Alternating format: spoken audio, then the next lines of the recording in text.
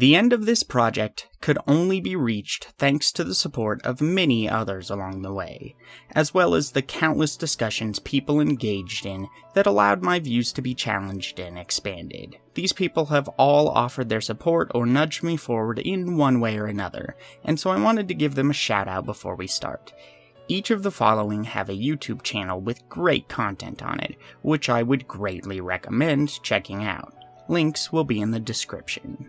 Also, spoilers for a whole ton of stuff, including most of the Final Fantasy games.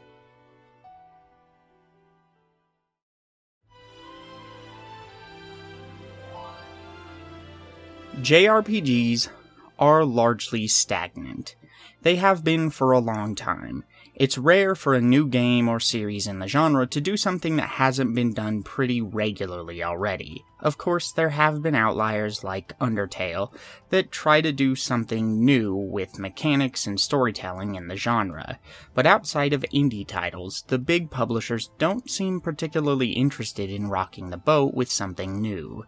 By and large, we've been recycling things for a long time in this genre, and it's not like recycling is bad. After all, genres themselves are simply collections of tropes used to classify a design language we use regularly.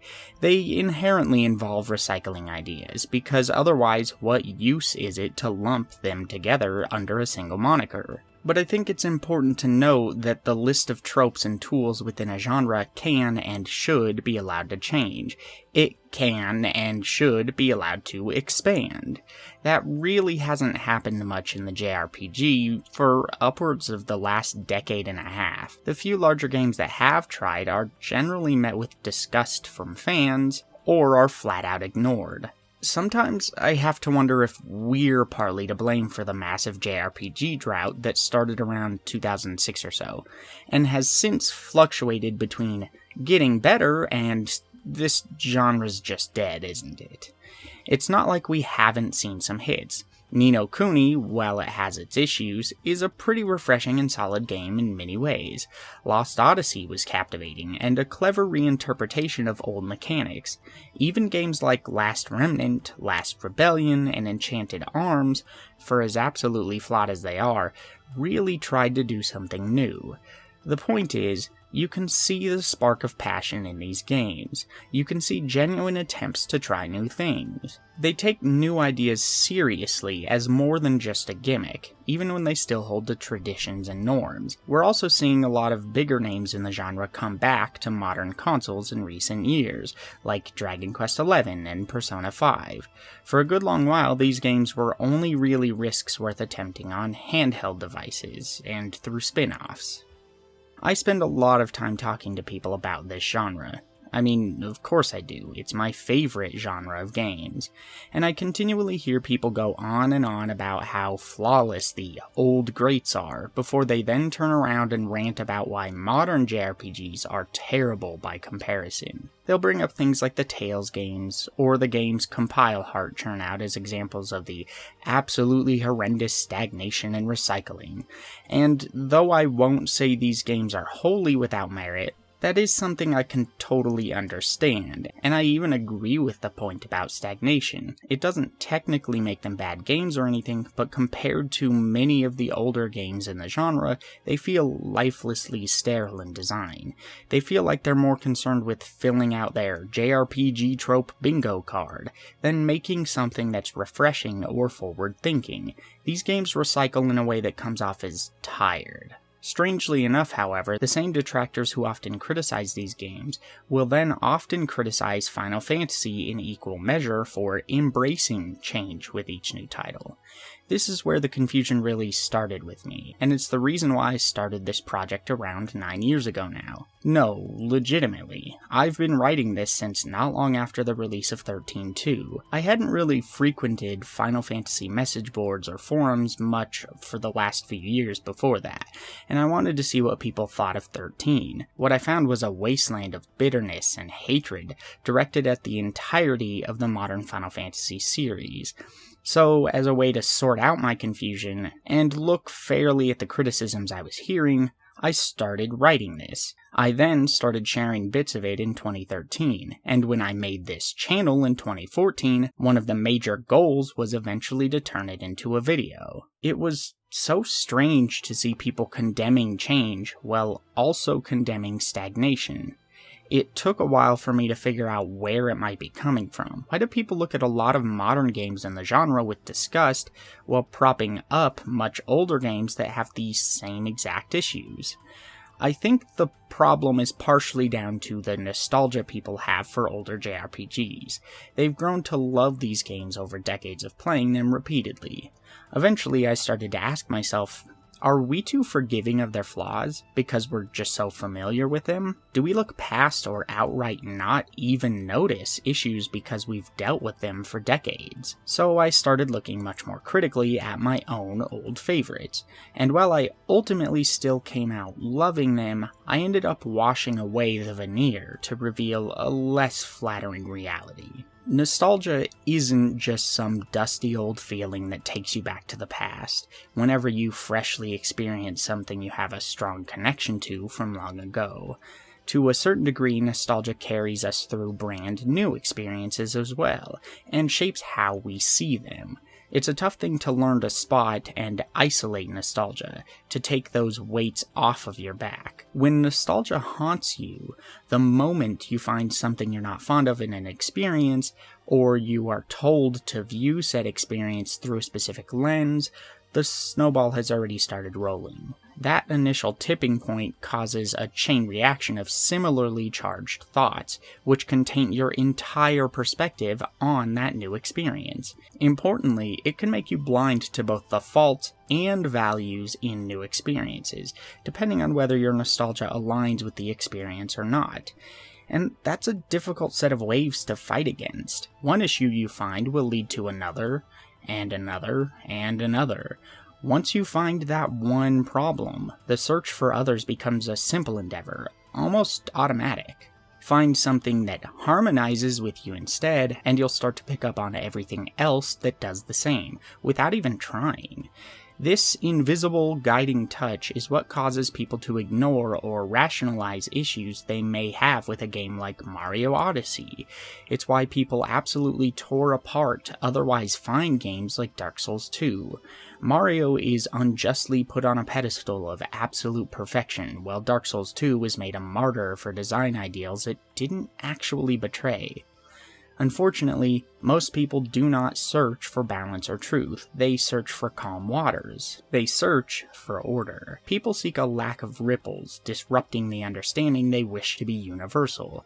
People want the world to be simple, black and white. Whatever stands in the way of that is often ignored or eradicated. Why face facts and come to terms with them when you can build your own reality, when others will support that false reality, propping it up with their own fragile creations to foster an echo chamber?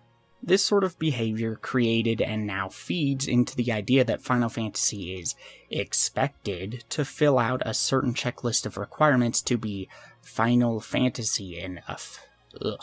These demands masquerading as innocent opinions are why series like Tales refuse to deviate from their expected role in the genre. Nostalgia has caught up with them, and change will likely be met with ire. It's this strange catch-22 situation where no changes means failure, but making changes also means failure.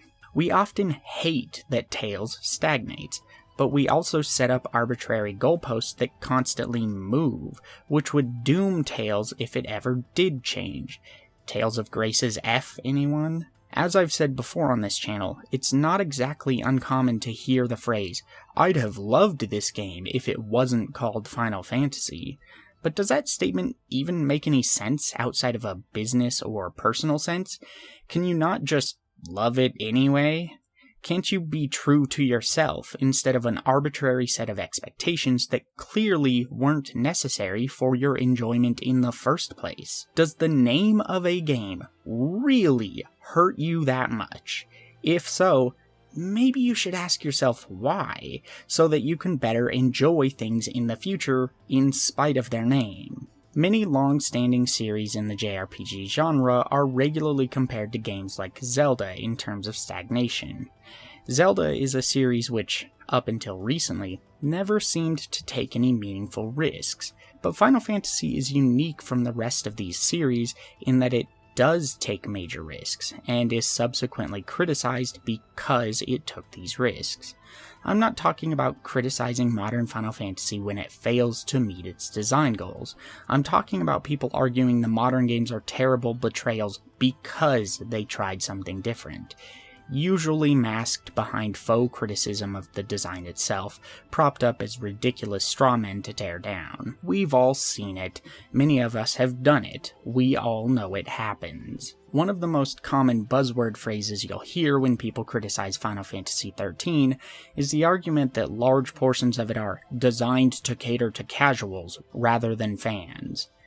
This can be a fair thing to point out, though as I'll touch on a bit later, streamlining design is not always done to dumb things down, nor always done for new players. The irony is that people who use this criticism often ignore cases where design made for mass market appeal is implemented in games they want to defend, particularly if they know it's necessary for the survival of the series. 13 is appealing to casuals because it uses a Leona Lewis song as the main theme in the West, but Final Fantasy VII isn't doing the same thing by tossing in a random "totally 90s bro" snowboarding section right after the largest, most iconically emotional moment of the story.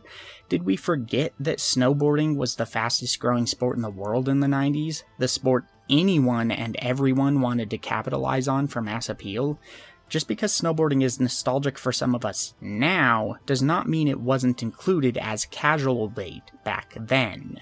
But even when arguments aren't centered around diluting the experience for casuals, you'll regularly find bad faith arguments peeking out from below the surface at various points in the series' life, purely because something is different in the most recent title. Steampunk and more modern elements in Final Fantasy VII? Some younger fans might be surprised to find that many people at release argued that made it a terrible game. People argued the same thing about 6. Some still argue that.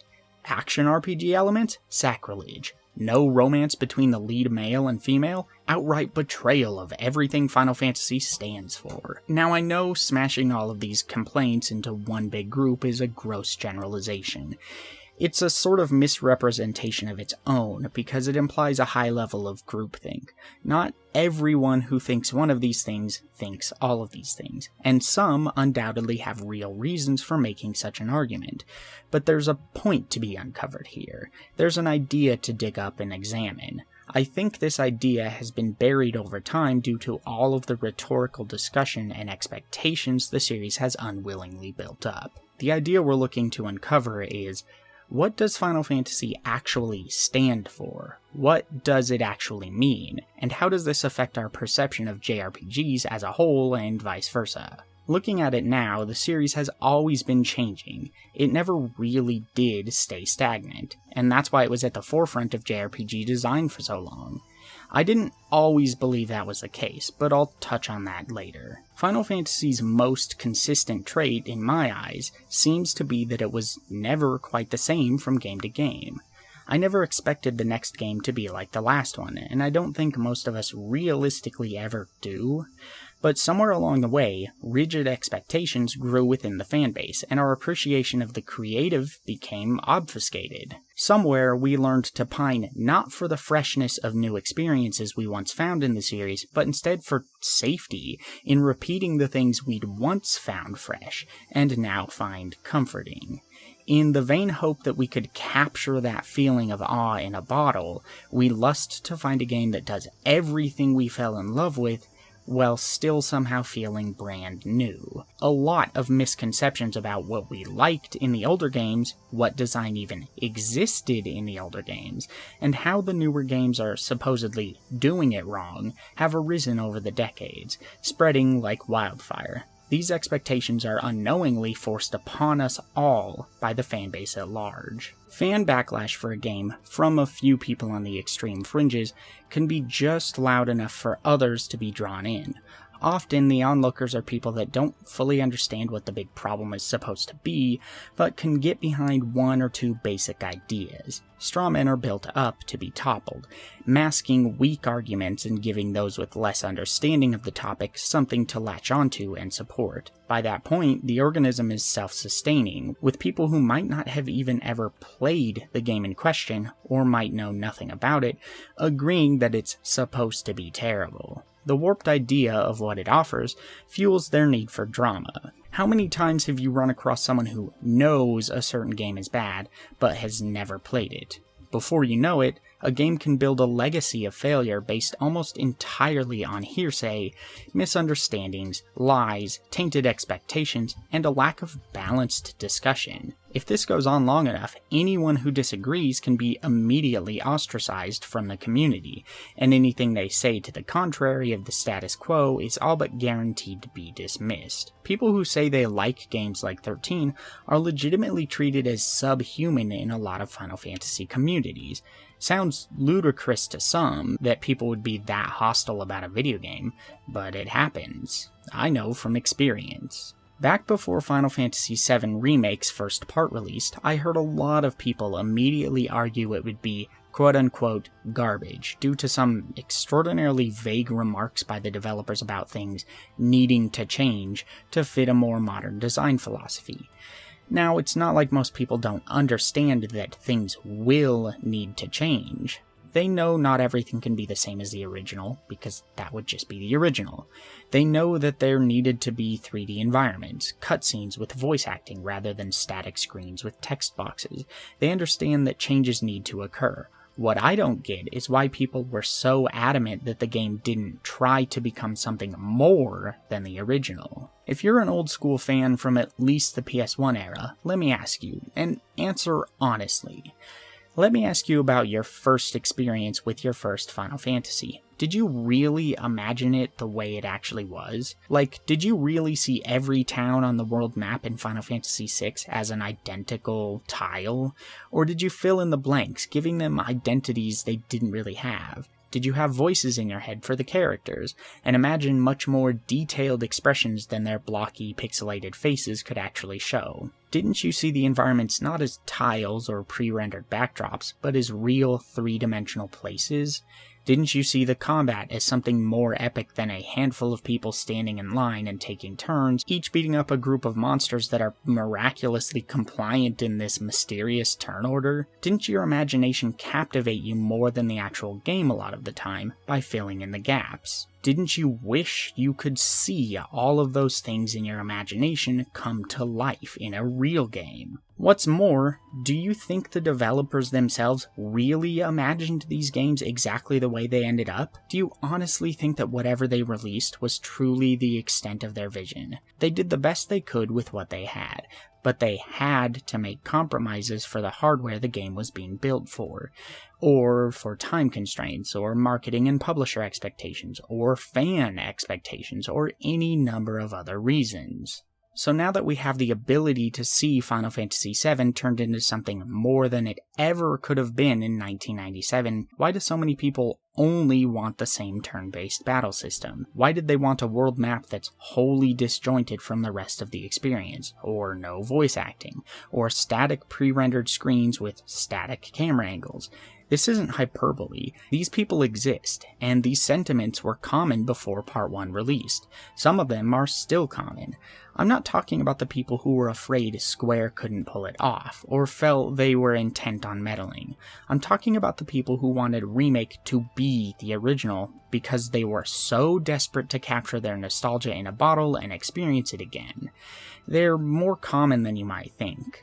The point is, what we played in the original Final Fantasy VII was not what we imagined we were playing.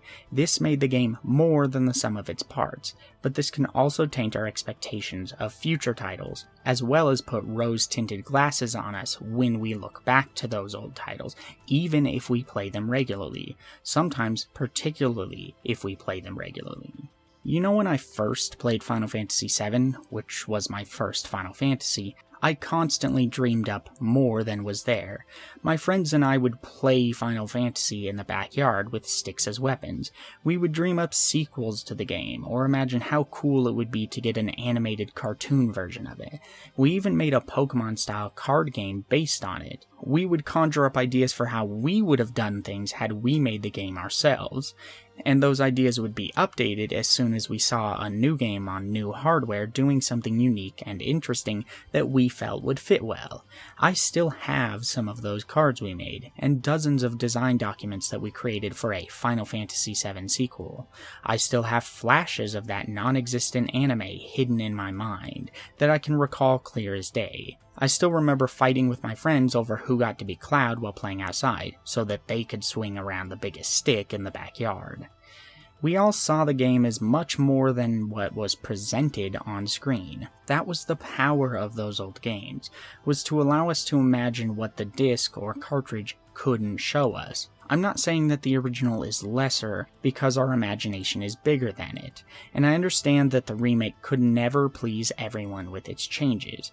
I'm not even saying that changes inherently make the remake better, or even good, but isn't it worth taking the risk anyway?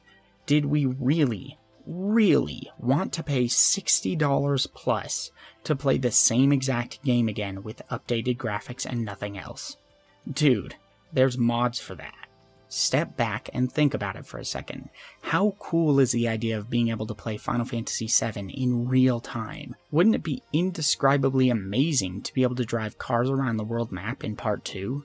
Wouldn't it be cool to simply walk out of the Chocobo Ranch stable and transition seamlessly into the outside world like you do when you walk outside your house? What about the leap back into Midgar at the end of Disc 2? How phenomenal would it be to genuinely fly the Highwind above Midgar, go grab a parachute off the wall, head out to the deck, and leap off the airship before pulling the parachute cord and choosing where you want to land, then making your own way to the Shinra building? What about having control over how combat actually happens and being able to fight in real time, in real space?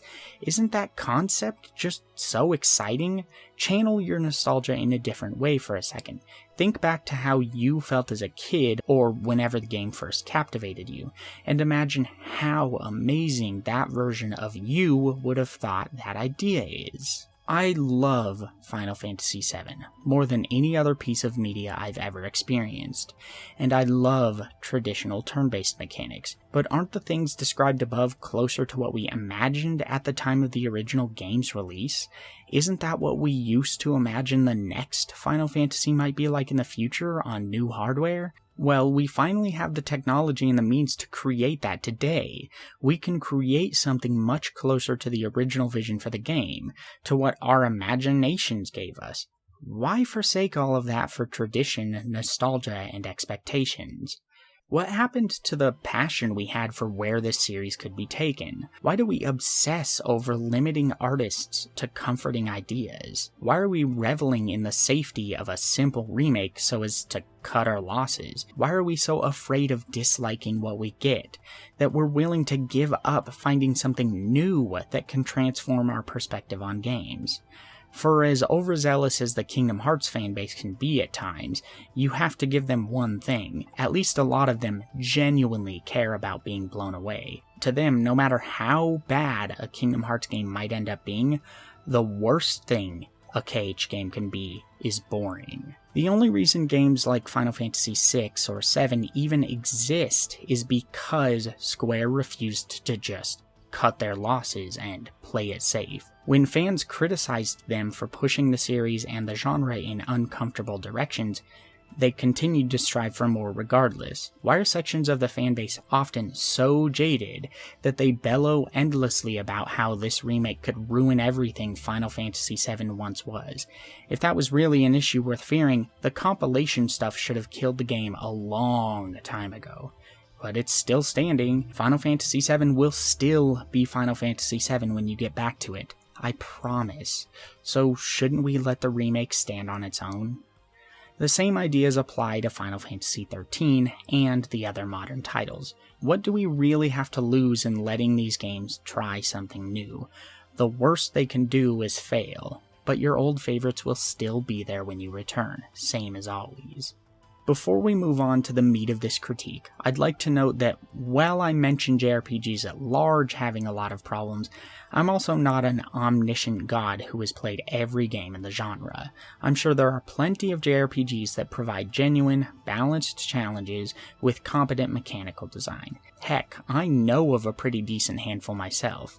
But the thing is, most often when people criticize 13, they're comparing it to the other more major releases, and in particular to other Final Fantasy titles.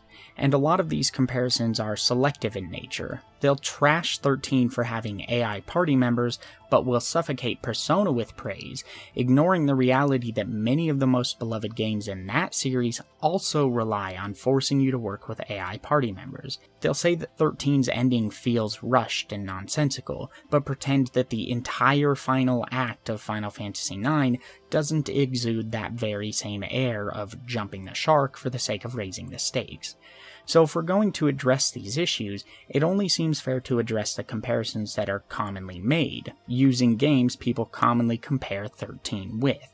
Of course, Breath of Fire 5 is excellent at keeping its design concise so as to not overwhelm the player with ideas, where by contrast, 13 can struggle a bit in these areas, but we don't see a wide swath of people comparing 13 to Breath of Fire 5, now do we? So instead, we're largely going to stick to games that are considered popular beacons of great JRPG design. It's also important to note that the goal here is not to paint Final Fantasy XIII as some sort of masterpiece.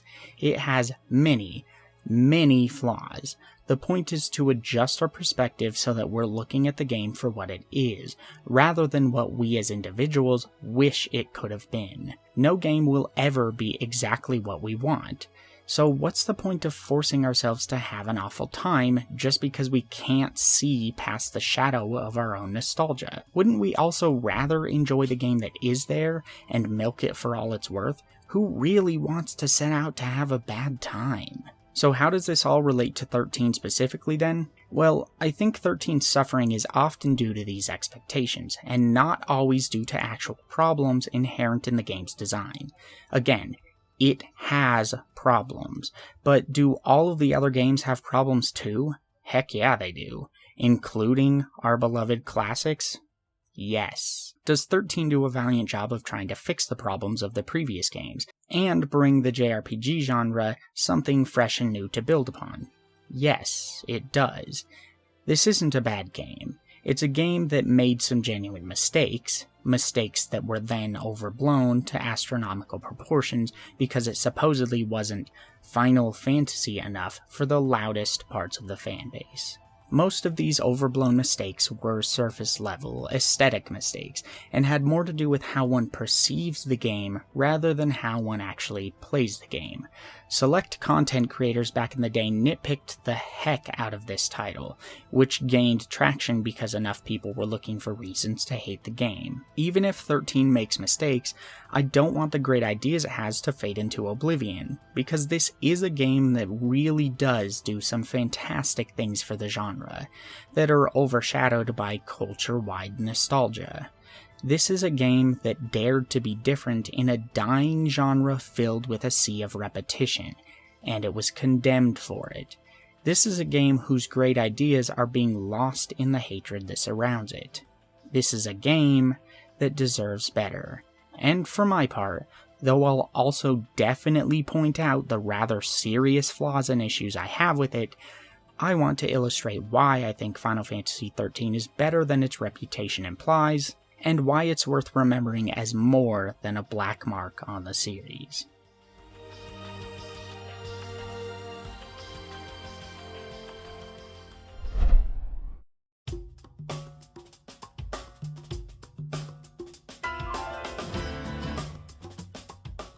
Back in 2013 or so, I got into a fairly heated argument with one of my old friends over the idea that games are becoming more and more casual. His choice of argument was that AAA titles are all geared toward making money at any cost, so they often dilute and simplify mechanics to allow for the much larger casual audience to enjoy it at the cost of the more hardcore fan. While this is the case sometimes. Often, mechanics are simplified or changed instead because they have become bloated over time, or even just to offer a different feel, or to reach a different design goal.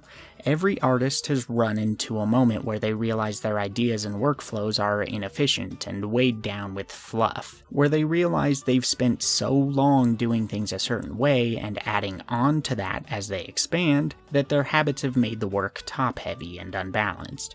Oftentimes, getting back to the basics and rebuilding your foundation is the best way to get a better product. Instead of being done to dumb things down, a lot of the time this simplification in games is done so that the mechanics carry more meaningful use for the player.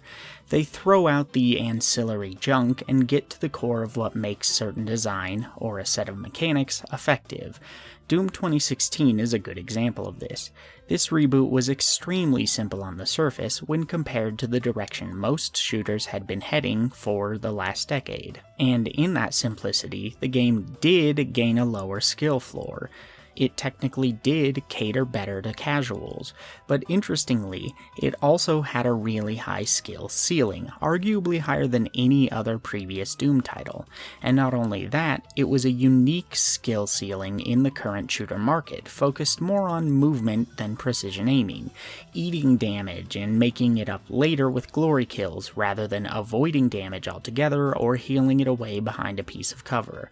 Though designed in a completely different way from the classics, it captured what was unique to Doom, and it likely wouldn't have accomplished this if they'd instead continued with the bloated ideas that they had for Doom 4.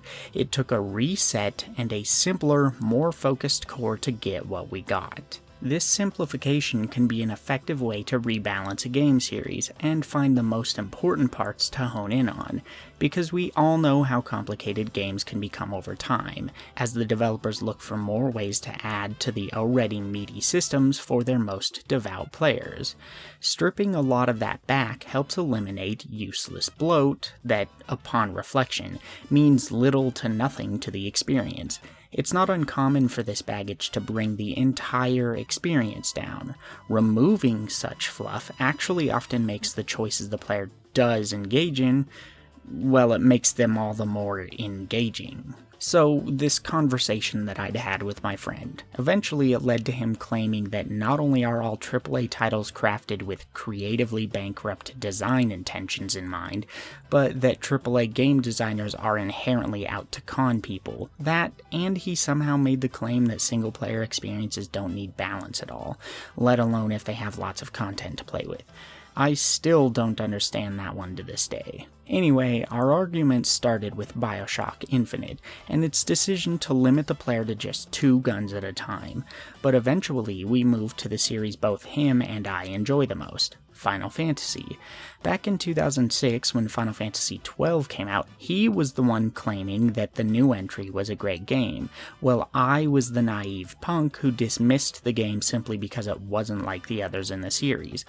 I thought it was a betrayal of what made the series great.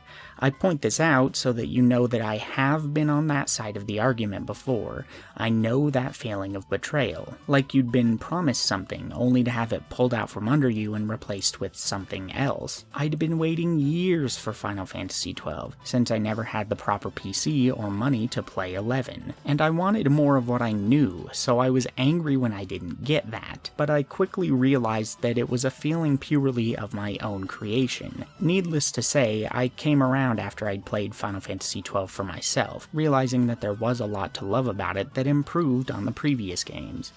But fast forward to 2013 and our roles were reversed, since my friend thought, like many, that Final Fantasy XIII was a dumbed down experience that betrayed what the series stood for. Having learned from FF12, I disagreed. Final Fantasy XIII is often considered a betrayal within the series, people citing its lack of strategy as the main mechanical problem.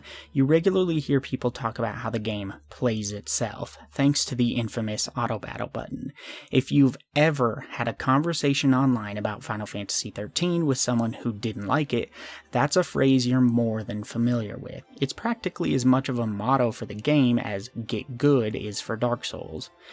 If anything though, this problem with a lack of strategic value and unbalanced mechanics is at least as prevalent in the older Final Fantasy titles, and most JRPGs if we're honest. Don't get me wrong, I still really enjoy them, but the mechanics and numbers under the hood in these games almost never support the combat choices you can make as the player.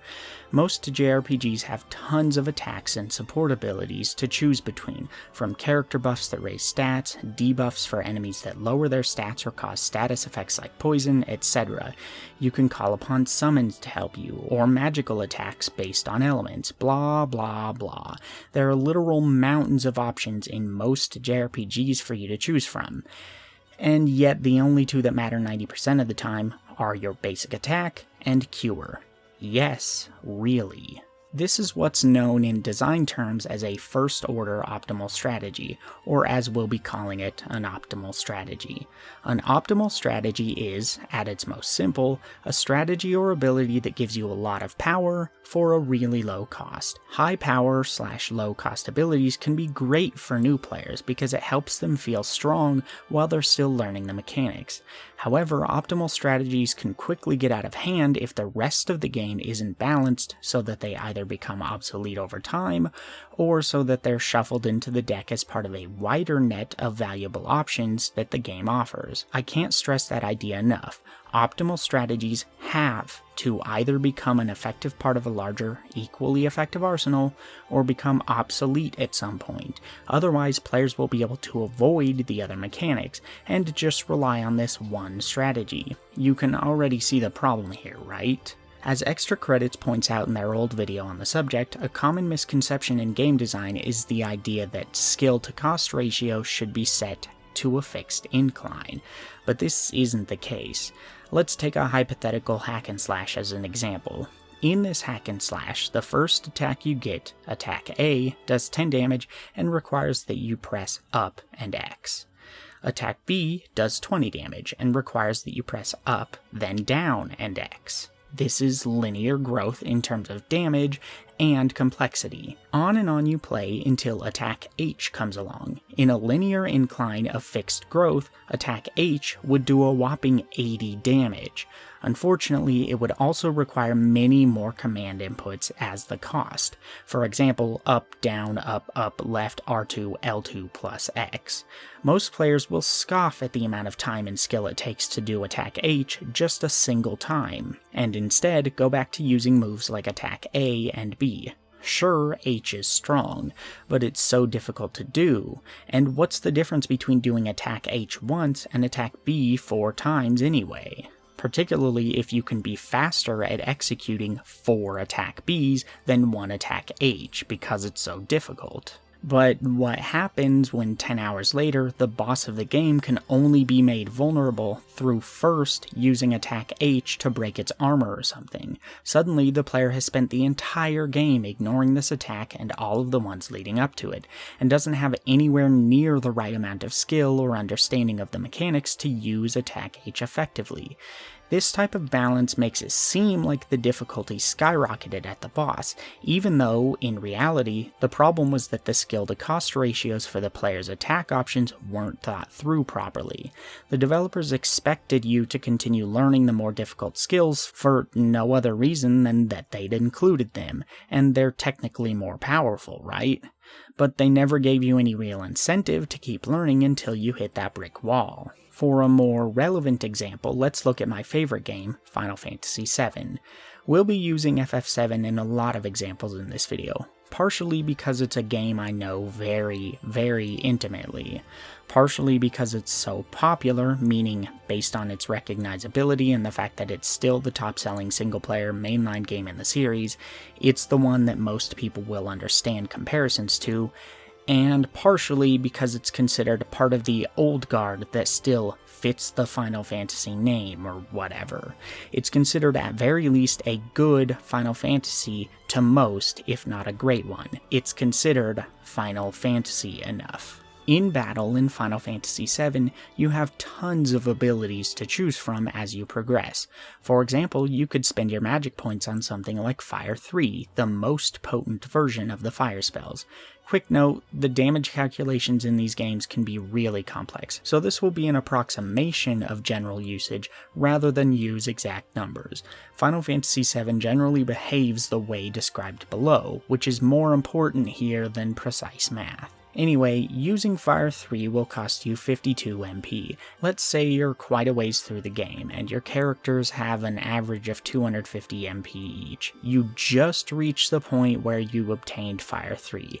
Against a normal enemy who isn't resistant to fire, Fire 3 will likely do about 2 times the amount of damage a normal attack command will. This is enough to kill most enemies in one shot. Nice, right? But this would also mean you would be nearly out of MP after just 4 uses of Fire 3. Even when against enemies that are weak to fire, Fire 3 will only do about 3 to 4 times the damage of the normal attack command. But again, since most enemies die from only 1 or 2 uses of the attack command, 4 times the damage would be pointless overkill. It would serve no purpose to do that much damage. Compound this with the fact that when trekking through a long dungeon, you'll likely want to save your MP for curative spells or even something like Big Guard instead, and one can't help but to ask why anyone in their right mind would ever use Fire 3. Well, the answer is that you wouldn't want to use it unless you absolutely knew you didn't need that MP for anything else, or you have some extremely easy way to get more MP without retreating to an inn, like using the W item glitch for infinite mega elixirs. The big revelation here is that nearly every ability you gain in Final Fantasy VII is just as useless as Fire 3.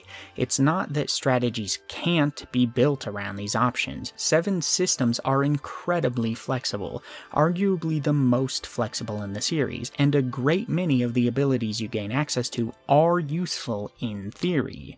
The problem is that you don't need to build strategies around these abilities because there's never really a challenge that gives them meaningful strategic use or requires them. They're almost all underpowered or absolute overkill, and most of the higher power options simply have much too high of a cost for the power they afford you. What's more, the fact that Fire 3 exists as an extension of the original Fire spell actually cuts your useful options down even further. By the time you're in the situation outlined above, Fire 1 will do too little damage to warrant using it.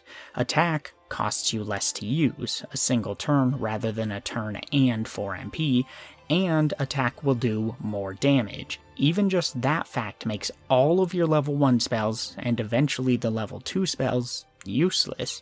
Your giant arsenal of offensive options suddenly just shrunk by about a third or more. The argument for these lower tier skills is that they provide character growth, but in reality they only provide an illusion of growth. If when you first obtain Fire 2, its power to cost ratio against current enemies is identical to Fire 1 when you first got that, which it is, there's no tangible growth. At that point, it's all aesthetic. If when you got Fire 1, you could use it around 8 times before running out of MP, and you could kill enemies in 1 or 2 uses, what's mechanically different if when you get Fire 2, you can use it around 8 times before running out of MP, and it can kill current level enemies in 1 to 2 uses?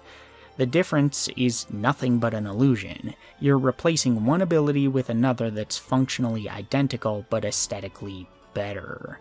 As we'll see later, I'm not saying this illusion isn't important. How a game feels as you play is really important, so these aesthetics shouldn't be ignored. However, it is incorrect to assume that these ideas are mutually exclusive.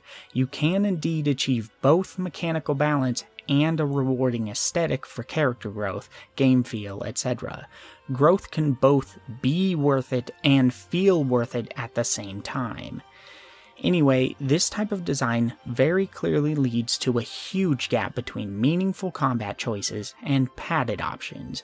Want to use a summon? The second best summon, Bahamut 0, costs 180 MP, and will deal around 5,000 to 8,000 damage to each enemy with your average late game party. Or you could use Knights of the Round for 250 MP. Where Bahamut Zero does 7.5 times your base magic damage, Knight's only does 5 times. However, Knight's attacks every enemy 13 times for about 3,000 to 6,000 damage each attack. So why use Bahamut Zero if Knights of the Round is so much more powerful but costs less than twice as much MP? Clearly, Zero isn't worth it. Now hold on, I can already hear the outcry about this example. Knights of the Round is a super ability that's extremely hard to find.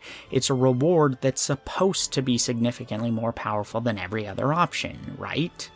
This is accurate. However, remember that talk about Fire 3 being overkill if you're against most enemies weak to fire?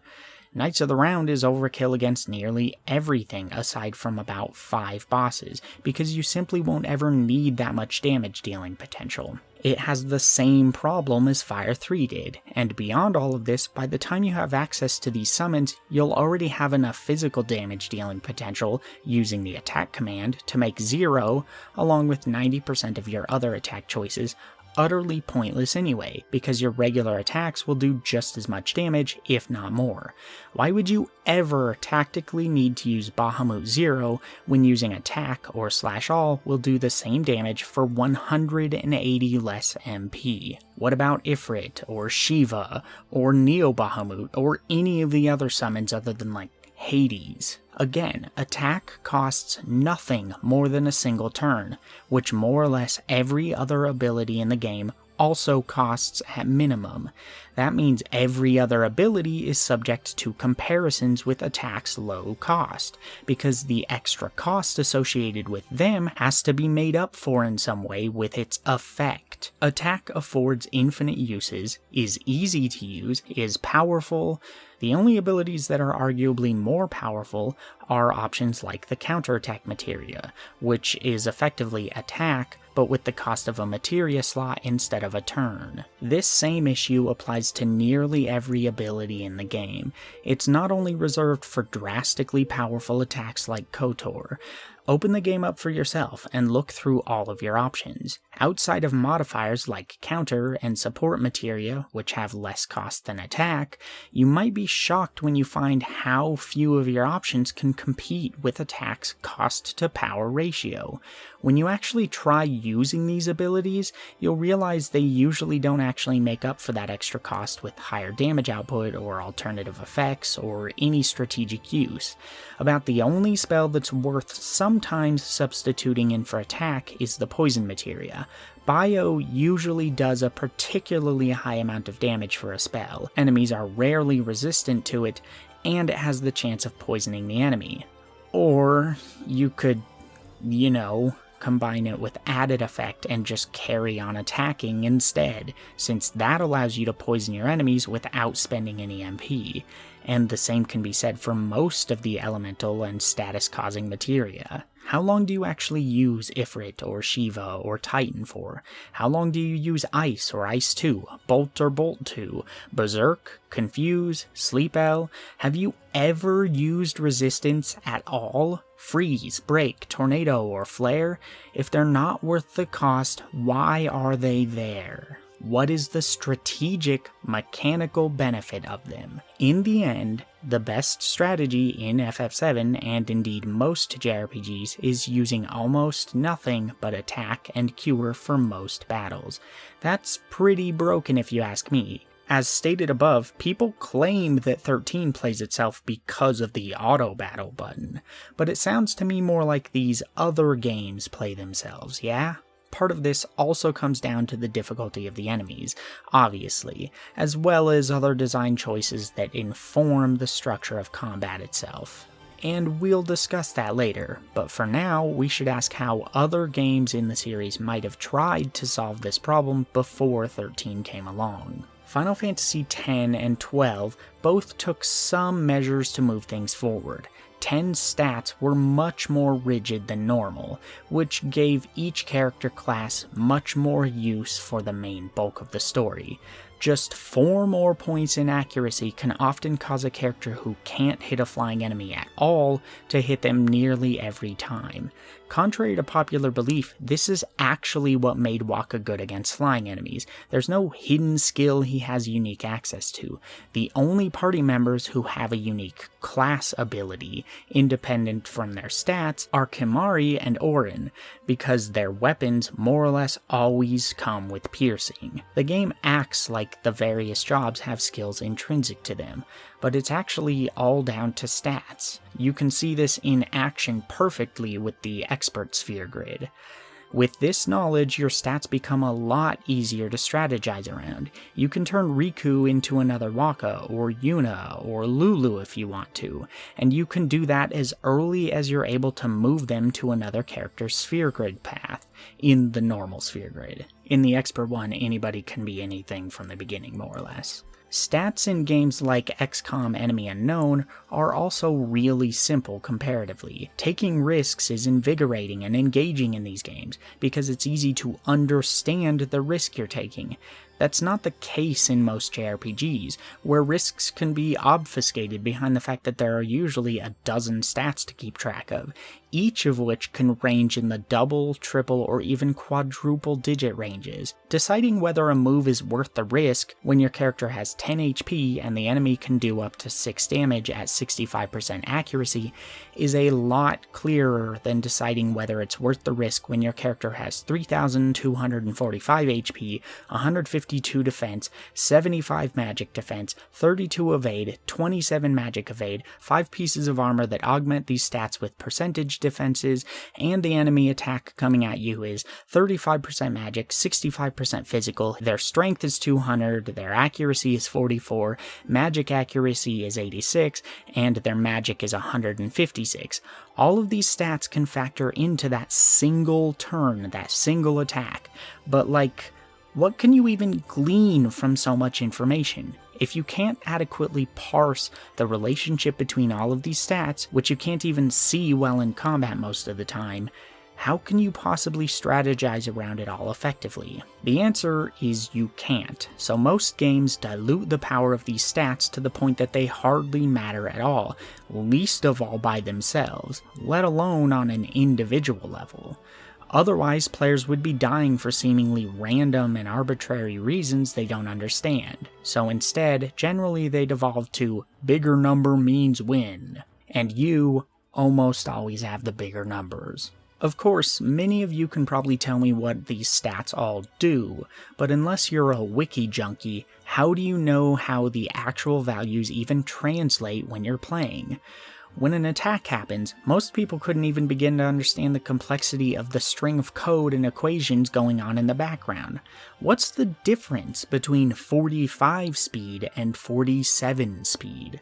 Final Fantasy X makes this a decent amount more clear than previous titles, because you can see the difference between Tidus missing flying enemies nearly every time he tries to hit one, and him hitting them nearly every time after activating just a single accuracy node.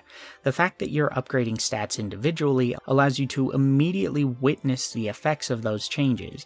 It's not like super complex stats can't work, but they usually make individual situations so complex that good strategy usually ignores 90% of that information. It's superfluous. And if we're ignoring it, how is its inclusion contributing to the depth of the game, as so many people love to claim it does? This change to Final Fantasy X was intentional, likely to supplement their changes to the equipment and armor systems. Equipment in Final Fantasy X doesn't augment your stats, instead it just offers passive abilities. On the surface, removing stat bonuses from equipment seems like it would dilute your choices, but in fact it makes said equipment more useful and varied. All armor really did in the vast majority of the previous games was raise stats in a linear progression. In some titles, it would also add certain resistances and whatnot, but stat upgrades were the core of equipment most of the time. Removing the stat growth from equipment, or at least making it less impactful, actually improves strategic choice in this context. It focuses the strategic depth on the resistances or boons you might need from your equipment, rather than just asking you to buy the new equipment in every town because it's objectively superior to what you have. So in FF10, the player not only has direct control over how their stats grow, which stats to prioritize, and has a clearer understanding of how these stats affect gameplay, but they also have free access to use any piece of equipment at any time it may be needed, because equipment focuses on augmenting your character's strategic focus rather than their stats. That means the equipment also stays useful as you progress. This simplification in design gives more weight to the options the player has because it presents real choices to you. Do I really need to use the hard edge in FF7 once I get something like the Rune Blade? No, it's objectively worse, but in FF10, a sword that can cause darkness might be just as useful to you at the end of the game as it is in the beginning. How annoying is it when a weapon that has an ability you like becomes unusable, simply because its stats are too low to compete with newer weapons? The Force Edge may be great for leveling materia, but is that really worth the trade-off when it's so weak compared to something like Organics and has so few materia slots? Unless you're grinding, probably not. What about the fan favorite Blood Sword, which absorbs HP from enemies? It's usually gained early enough that it struggles to maintain value for long. Doesn't it suck being forced to leave it behind? Equipment that is primarily designed to raise stats usually presents a false choice that doesn't mean anything. All it does is serve to force the player to spend more money in shops. You can buy the better armor, or be stupid and not buy the better armor. There's rarely a downside to buying it, no real upside to refusing to buy it, and therefore no real meaningful choice. It's once again just an aesthetic. The higher stats are basically always going to be superior, and it's rare for these games to give you such limited resources that you're forced to only buy some equipment without tons of grinding. By focusing equipment design on resistances and such instead, more of your equipment stays useful for longer, because something you got early on that has zombie ward might be more useful in a given moment than 30% ice resistance or whatever. These choices in 10 are the sorts of steps forward JRPGs were in desperate need of at the time. I'm not saying that they had to do exactly what 10 did, but something along this line of thought was needed, because even 10's design has its own weaknesses. Unless an enemy is pretty versatile, your equipment choices are often pretty obvious still. Not only do you not want 30% ice resistance if the enemy doesn't do ice attacks, you don't need it. And if the core of their threat is zombie, you would be stupid not to equip something that protects against zombie, but at least the player can continue to dust off this equipment as needed later on, particularly if an enemy does zombie and ice attacks. Final Fantasy XII also did some interesting things in this regard, continuing to play with the formula in different ways.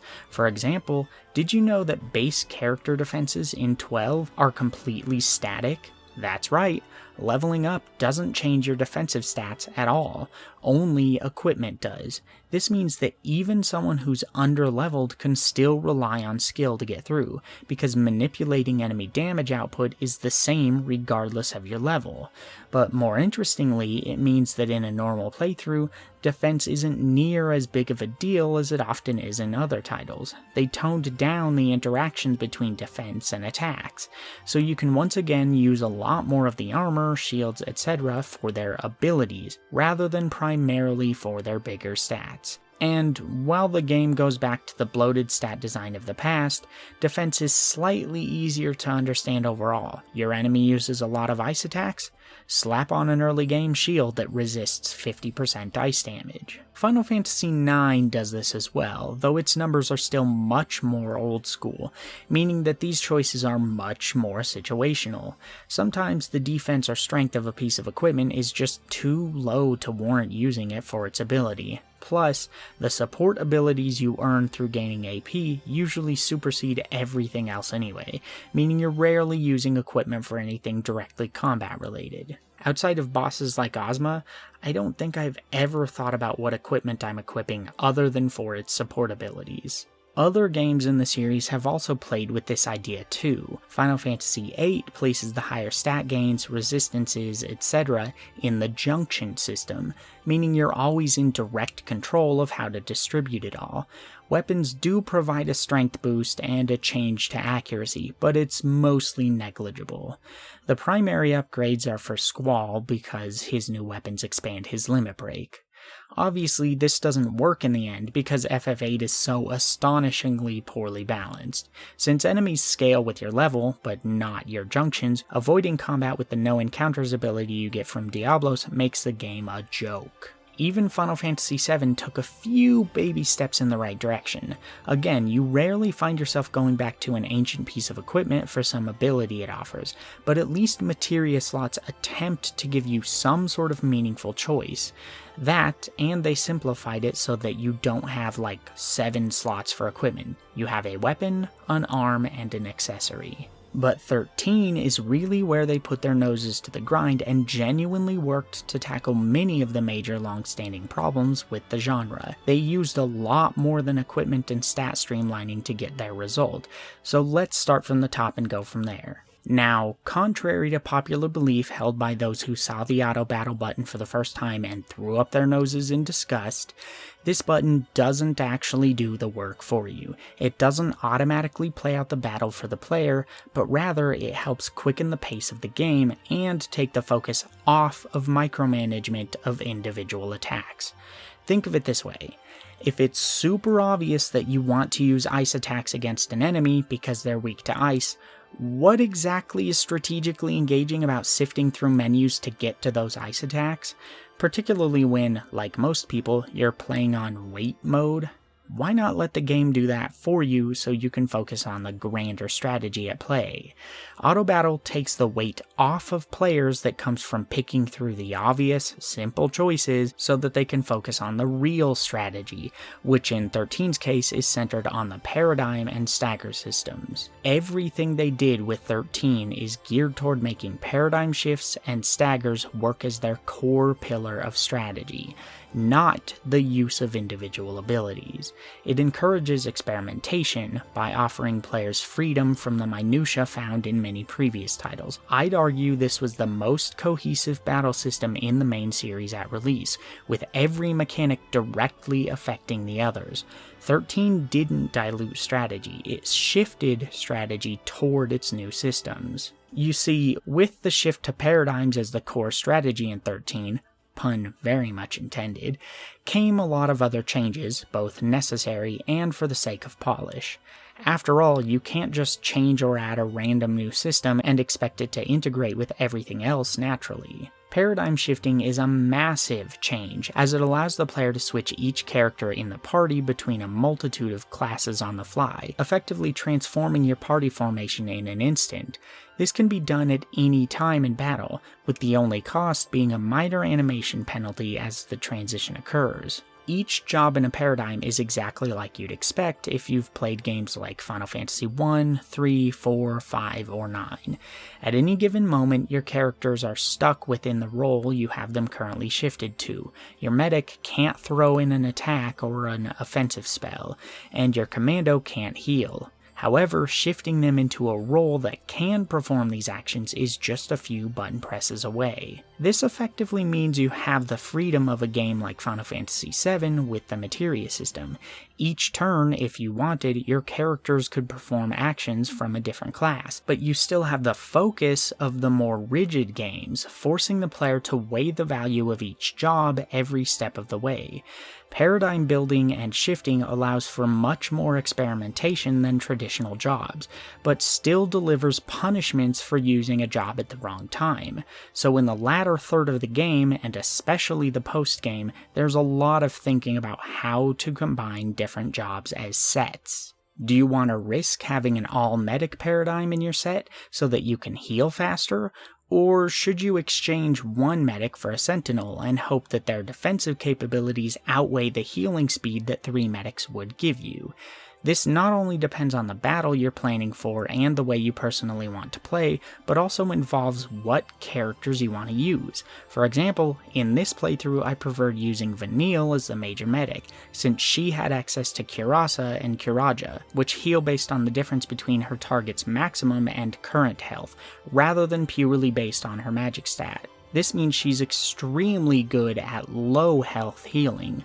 Meanwhile, I had Lightning set as the alternative healer. She was actually better at keeping characters topped off, since she only had the traditional cure spells that heal in more predictable and consistent amounts. In most battles, a multitude of paradigm setups are viable options that afford the player genuinely useful benefits. Maybe you could use a medic, a sentinel, and a synergist to get in a buff or two every time you need to heal, or maybe a medic, sentinel, and saboteur to get in debuffs instead. You can build and carry up to 6 separate job combinations to choose from on the fly during battle.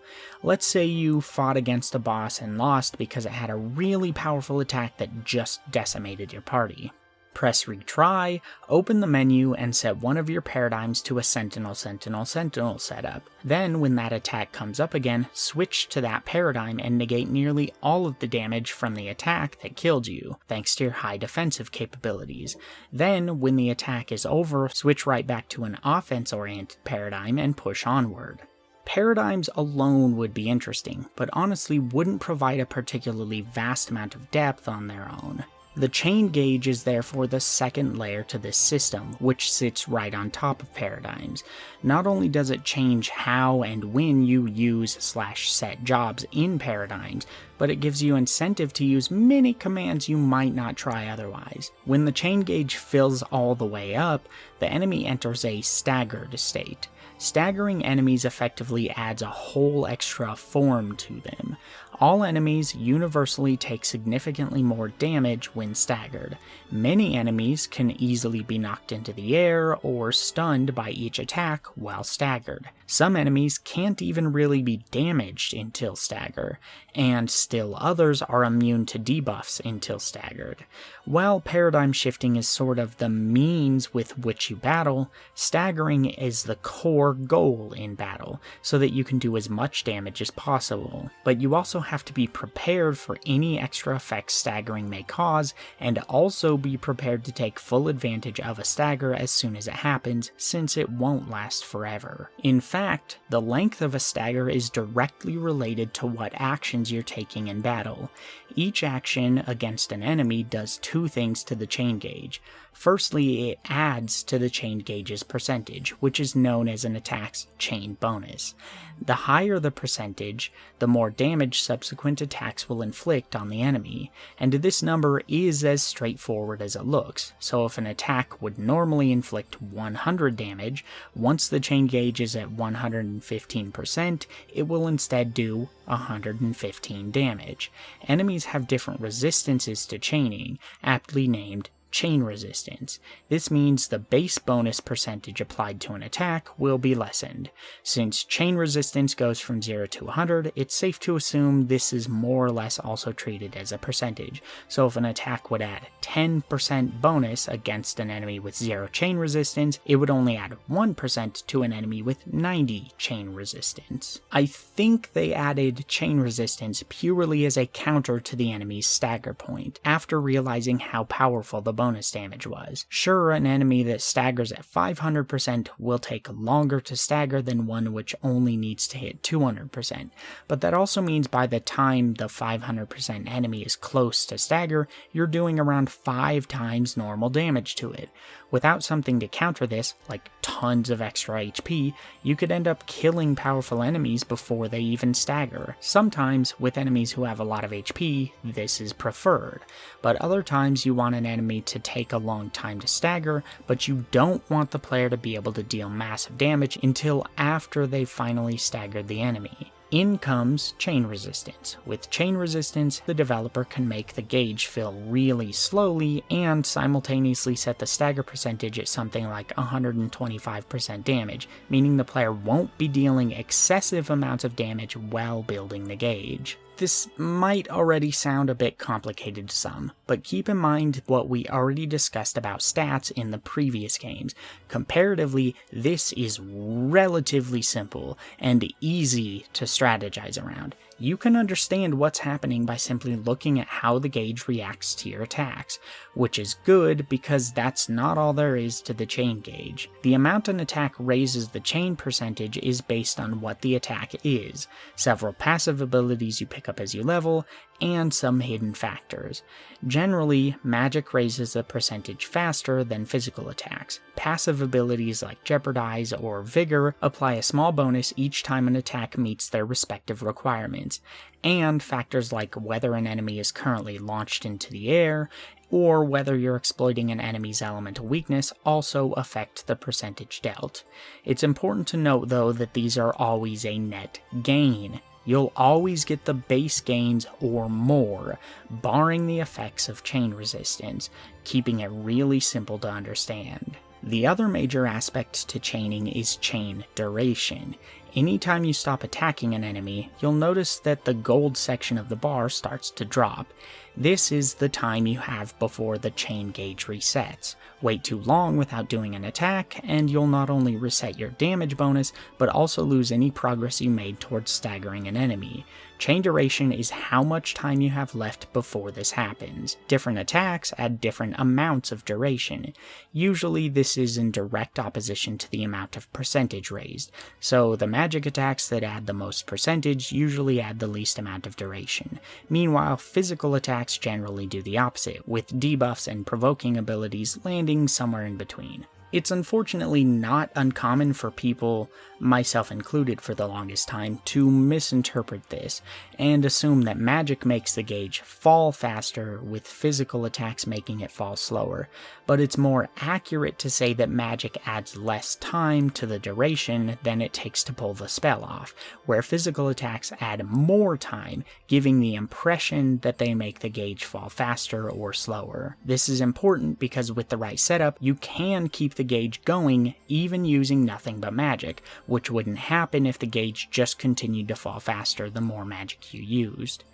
Any action that doesn't affect the enemy at all will obviously waste duration, so if you need to heal, either make sure you have a paradigm equipped that can keep adding duration, like a medic commando, or make sure to be as quick as you can, lest you take too long and end up with the chain gauge resetting at an inopportune time. Once an enemy is finally staggered, they instantly gain an extra 100% to their chain percentage, and the amount of chain duration left is doubled and converted into stagger time.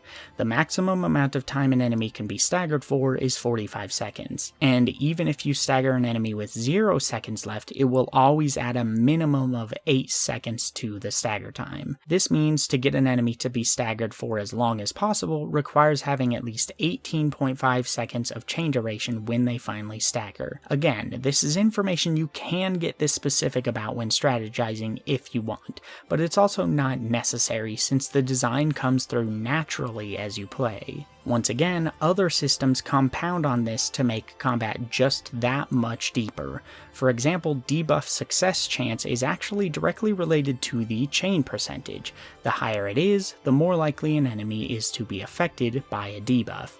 In fact, each job has extra effects built in that can affect the stagger gauge and even combat in general. Each role has a bonus that applies to the character in that role, and all of their allies. For example, every saboteur you have out makes debuffs more likely to land. The higher the role level that character has in the job, the higher the bonus. So a maxed out saboteur will have a 1.4 times success rate for debuffs and confer a 1.12 times bonus to allies.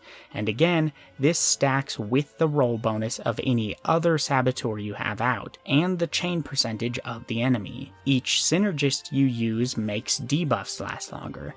Using a sentinel automatically raises the defense of the party even before you start blocking. Commandos boost damage output, Ravagers boost chain percentage growth, and medics raise the effectiveness of healing abilities. These initially seem like small boons, but it becomes a lot more valuable when you realize every maxed Ravager you have out will triple their own percentage growth and add an additional 0.10 times to their allies. So with 3 out, everyone has 330% more stagger power with each attack. There's so much you can do with these systems just on their own, including choosing not to stagger an enemy. Maybe staggering them not only leads to more aggression later, but is also difficult enough to do that you'd rather just keep the enemy at a high percentage the whole time. So, equip everyone with their weapons that offer the stagger lock ability so that they can't actually stagger enemies, and enjoy that sweet damage multiplier. 13's design also accommodates for status effects much more readily than usual. A lot more enemies than normal use status effects and debuffs on your party in 13, and status effects play a much bigger role in weakening enemies than in most of the other games. In fact, most battles where you have access to a saboteur will likely see the player using status effects regularly. Many more enemies have elemental resistances or immunities too. Some are even resistant or immune to types of damage altogether, like physical or magical, making them unique to deal with. In most of the other titles, this would kind of lead to a mess because of the limited resources you have for tackling battles. However, it works in 13 because you don't have MP or other limits that affect how many times you can use an ability. This means that the designers can make the enemies immune to or vulnerable to any combination of debuffs and damage types without worry, and that players are more free to explore their attack options at the same time.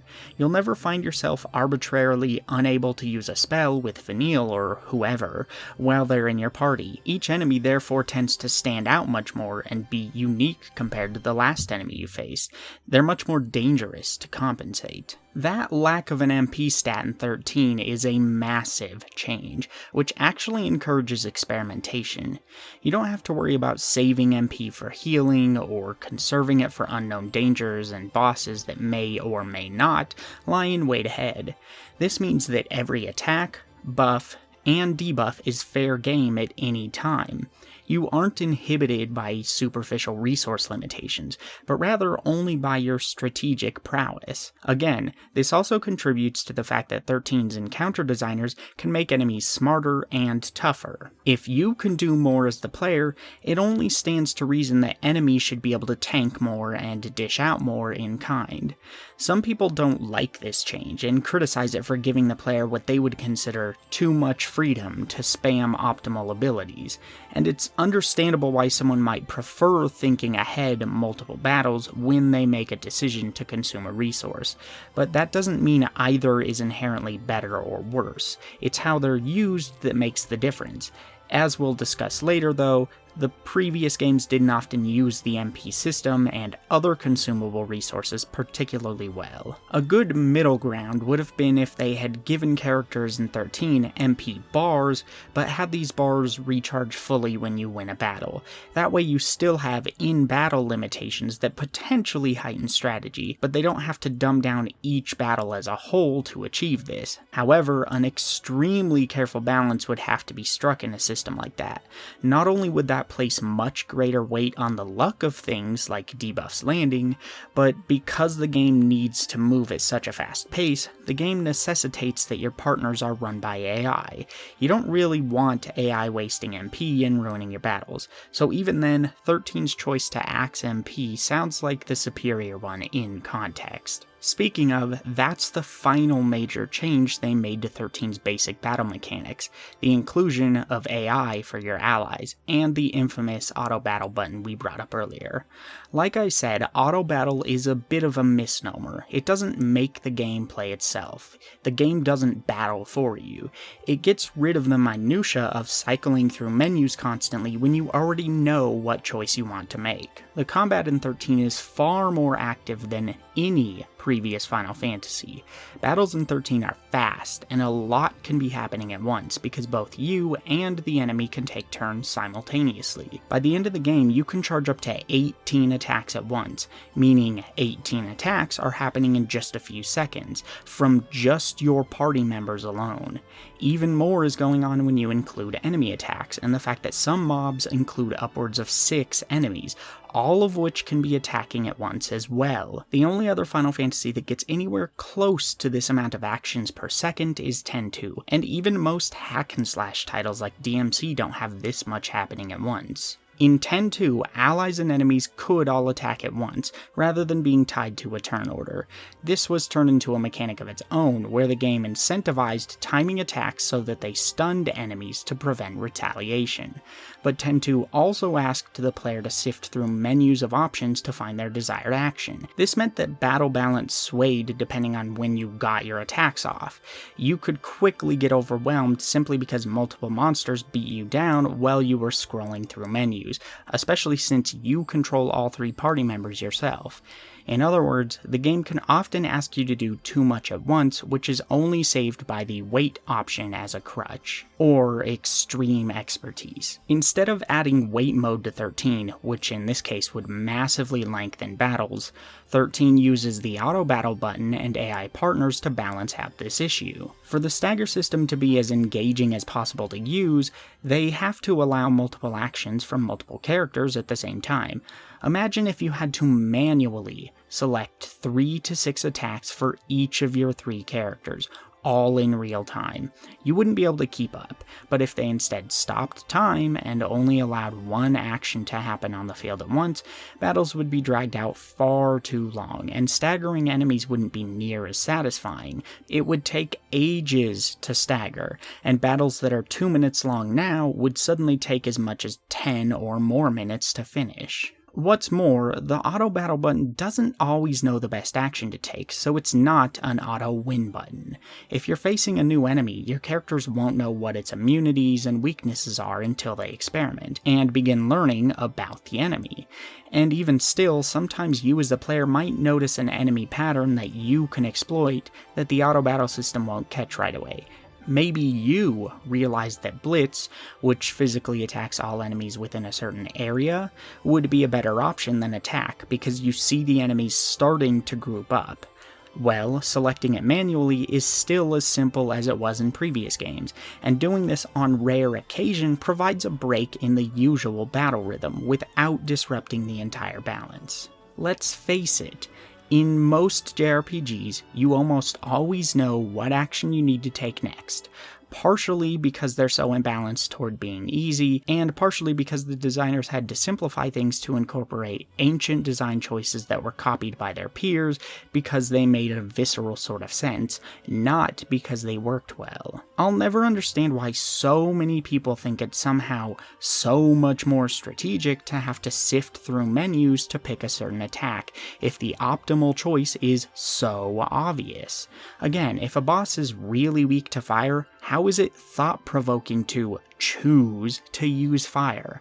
Are we monkeys pressing buttons to get food or something? The manual selection of abilities was never the strategic bit of the experience, and as such, the reality is, it's not usually very thought-provoking. So 13 does this obvious, tedious stuff for you with 1 button press. They then filled in the gap that caused with the freedom to experiment and emphasized the depth of timing allowed by the chain system and paradigm shift. Again, the strategy in 13 primarily comes from knowing when to shift to which paradigms, and what job combinations are best for your playstyle at any given moment, given all of the information above. It doesn't give you the perception of choice by giving you endless menus full to the brim with superfluous attack options. It focuses on what's needed and only what's needed, and then builds from there.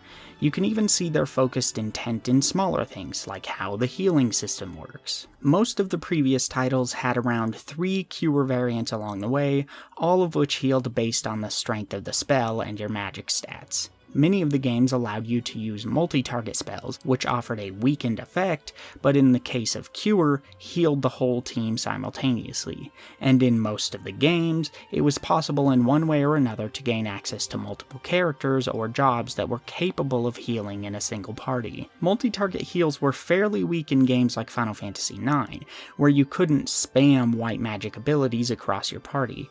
You had Eiko and Garnet, but that's really it unless you also wanted Freya's Raise Wind ability, or Queena's White Wind. But those both came with caveats and were beaten out by more powerful abilities like auto regen. In the plethora of games where everyone can have effective multi-target healing spells, having each party member do multi-target cures was extremely overpowered, because while it technically took 3 to 4 turns to cast Cure with everyone, those turns were usually condensed within the time frame of a single enemy turn, because you could queue them all up at once. Temporally, in terms of turns, having multiple healers with multi-target heals is absurdly powerful. Games like Final Fantasy VII massively fall victim to this, despite their attempts to balance the healing system better.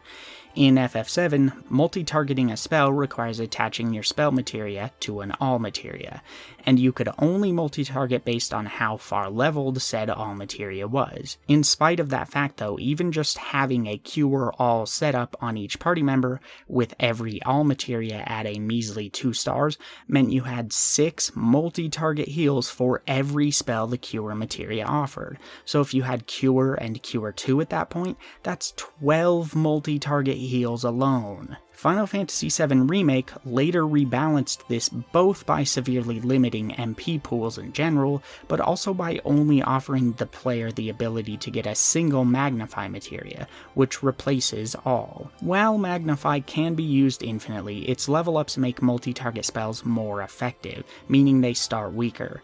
Final Fantasy VIII is one of the few games without multi-target heals in the Cure spell, though its other myriad problems mean that ultimately doesn't matter. If you're using Cure spells to heal in Final Fantasy VIII, you're doing it wrong. Final Fantasy X also doesn't allow for Cure to multi-target, meaning to Curaga everyone takes 3 turns, in a game where those turns won't come up that often. On top of this, your only white mage under normal circumstances is Yuna, though once Riku appears and you can get a few Al Bhed potions, she becomes the dominant healer anyway, and kind of breaks the game again. Part of this is because she's so naturally fast. I feel like eventually they realized that diluting the effectiveness of multi-target heals, often as low as 50%, just wasn't enough to make it balanced. But at the same time, if they diluted the spells any more, they would feel watered down, like a waste of turn, because that character would basically only serve to spam Cure on everyone every turn. In Final Fantasy XII, they therefore kind of embraced this by including recharging MP, doling spell types out slightly differently than normal, and having enemies dish out a lot more damage per attack, necessitating heals as a more regular occurrence. Instead of Cure, Cura, and Curaga in Final Fantasy XII, with the option to multi-target any of them, Cure and Curaga were single-target, with Cura and Curaja being multi-target. Meanwhile, MP costs for each spell increased more than the effectiveness of the spell did, so Cura, for example, is just over twice as powerful as Cure, but costs over 3 times the MP. This meant spamming high-level curative spells, while a viable integrated part of the strategy, it wasn't just a free turn. Particularly in longer hunts and such, it had a legitimate cost that you had to think about. Then 13 did something similar, but with a twist. Instead, Cure was a flat, single-target cure effect based on your magic stat. Cura was a flat, multi-target cure effect based on your magic stat. Curasa was a single-target cure effect that scaled based on the difference between the target's current and max HP, and Curaja was a multi-target cure effect that scales based on the difference between your target's current and max HP. So, as I mentioned earlier while discussing paradigms, there was different value to the different spells, because Curasa and Curaja were less effective the better off you already were in terms of HP, but Cure and Cura were less effective when you were really hurting.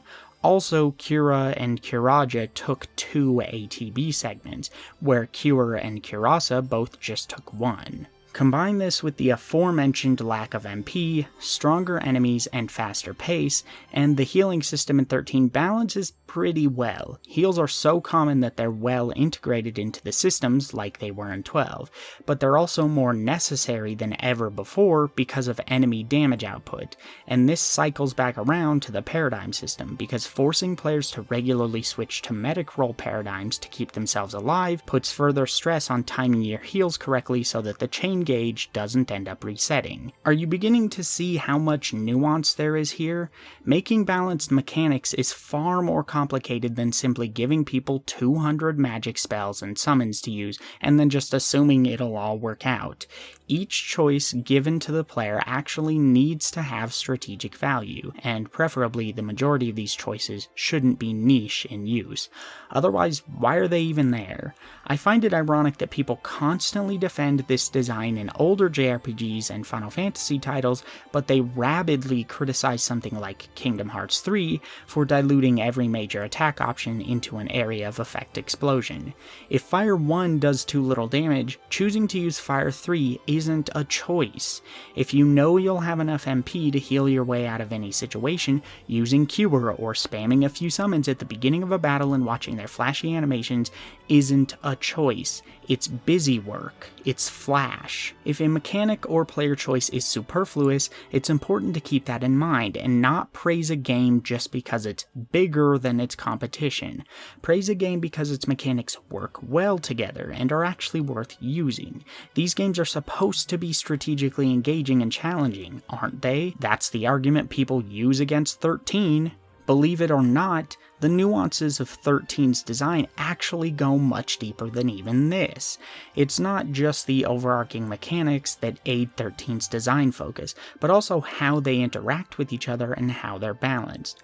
Remember when I referenced how weaker tiers of spells usually become useless as classic JRPGs carry on, because more powerful tiers of those same spells replace them entirely? 13 certainly doesn't address this issue, right? Well, actually it does. You see, 13 scales spells far better than most games in the genre do, meaning by the end of the game, spells like Fire are still doing a fair amount of damage for the cost.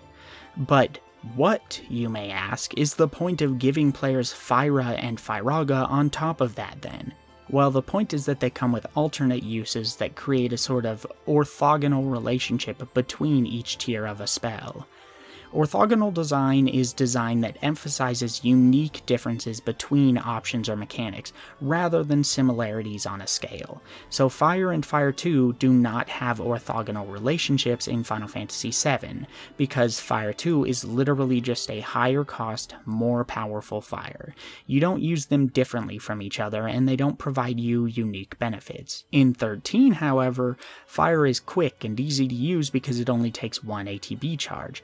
However, it only attacks one enemy at a time and has a small effect on chain bonus and chain duration growth. Fyra has a wider attack radius and does more damage, but takes 2 ATB charges, meaning you can cast fewer of them in a turn, and casting them individually takes longer. And Firaga offers a huge, powerful AoE explosion, and technically adds the most chain duration and bonus, but it also takes the most time to charge. Which one you use depends on the situation, rather than just on the inherent damage dealing potential of the spell versus the cost, because a lot of the time, raw damage is not what's most important in 13. What's more, they have a meaningful effect on staggering enemies due to their differences in chain duration and chain bonus. Obviously, more powerful spells offer more duration. However, you can potentially get much more chain bonus from spamming basic fire spells, meaning that might be preferred if you want to stagger the enemy quickly. Fire eventually goes from being your catch-all fire attack to being your quick stagger action-interrupting combo fire attack, with Fyra and Firaga filling different roles within the same element. As far as the bonus added, it gets rather interesting. Fire at base adds 10% to the chain percentage before an enemy is staggered. Fyra adds 15 but takes 2 bars of ATB. However, it raises the percentage by 25 after an enemy is already staggered, meaning knowing when to use which can be really valuable depending on the specific situation. This all combines with the lack of MP cost and timing related factors inherent in the combat system to give players many options for tackling specific obstacles. If you have a set of 3 Ravagers, using basic fire might actually be worth the lesser chain bonus and duration it offers, if you can keep on the offensive more often with the sheer amount of spells you're putting out. Or maybe the stagger threshold on an enemy is so high that just spamming high damage Fyraga spells is more valuable. Granted, this is a sort of minimalist version of orthogonal design. Phyra is the same thing as Blizzara, it just uses fire rather than ice as an elemental strength. More direct orthogonal design would focus on multiple differences in kind. Maybe fire spells would also cause burn damage over time, while ice spells slow enemies down, on top of their other unique characteristics. Differences in kind are also much more difficult to design/balance for, especially if these design elements aren't solely linear. Phyra and Firaga having longer cast times but having a wider area of effect is linear. Having fire burn enemies while Firaga melts away their weapons is non-linear in terms of mechanical design, which gets complicated to account for. There was actually an old PBS game show episode that talked about this in relation to Mario. Mario has few actions, or verbs that he can utilize, but those actions can result in a myriad of outcomes. Mario jumps on and defeats Goombas. Mario jumps and hits question blocks, which drop power-ups. Mario jumps on Koopa Troopas, whose shell is knocked away and defeats multiple other enemies, etc. All of these are just situations where Mario is jumping, but you can have a ton of different outcomes depending on the context. 13's ability design is similar in that each action provides a lot of meaningful outcomes based on the context. Lightning casts fire, which damages the enemy. Lightning casts fire against an enemy weak to fire, which deals extra damage.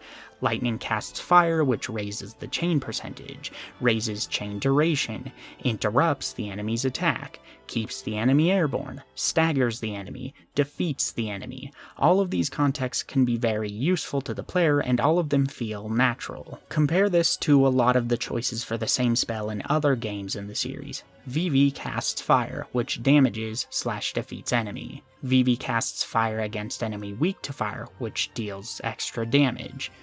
That's kind of it. Phyra and Firaga are the same.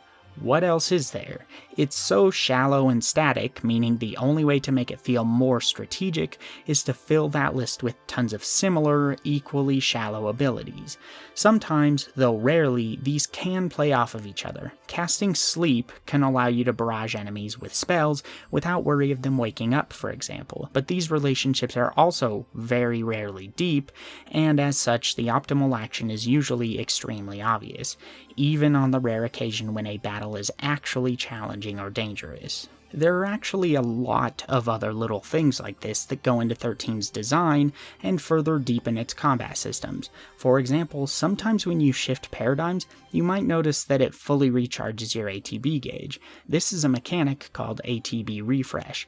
It always happens on the first shift in a battle and can be done every 12 seconds from there. This not only pushes players to keep swapping roles regularly, but also gives you even more options in paradigm setups. Maybe you'll find it's worth doubling up on identical paradigms in a battle, since that allows you to stay in the same exact roles while taking advantage of ATB refresh. And there are other little moment-to-moment things, like cutting ATB charge short with the Y or triangle button, so you can do things like heal faster in an emergency, or keep stagger going, or make an enemy flinch right before they attack, or keep them in the air, etc. Want more? What about the fact that buffs like Enfire or Enfrost don't only buff damage done with a correlating spell, they also affect physical attacks from commandos, sentinels, and even debuffs cast by a saboteur. That therefore also affects the chain bonus of these attacks slightly. There's even between shift strategy if you want to get that technical. The player can buffer roll bonuses onto other rolls, like allowing the first attack of a commando to raise the stagger percentage by 3 times its normal amount, by switching from the Ravager to a commando at the right time. With Saz, this is rather overpowered actually, because his version of Blitz can hit enemies up to 7 or so times. That means against big single targets you can add tons of chain duration while also raising the percentage by a ton using this technique. XIII is full of little ways to min-max your actions and really take advantage of the systems, partially because it's semi-real-time and so fast-paced, but primarily because its systems synergize so well. Every system affects the others directly instead of being isolated. It's a stack of books rather than a bunch of books laying out on the floor. A rather good example of the strategy that can be required in XIII is the boss of the Gapra Whitewood, Aster Protoflorian, which I often see people get stuck on because they underestimate the game, thanks to its reputation. The boss starts with a high chain resistance of 80, 130,000 HP, and has a decently high stagger point of 200%. This enemy can cycle through single elemental immunities, which makes it weak to the opposite element. Every other element does half damage. Remember, by the way, that this affects chain bonuses as well.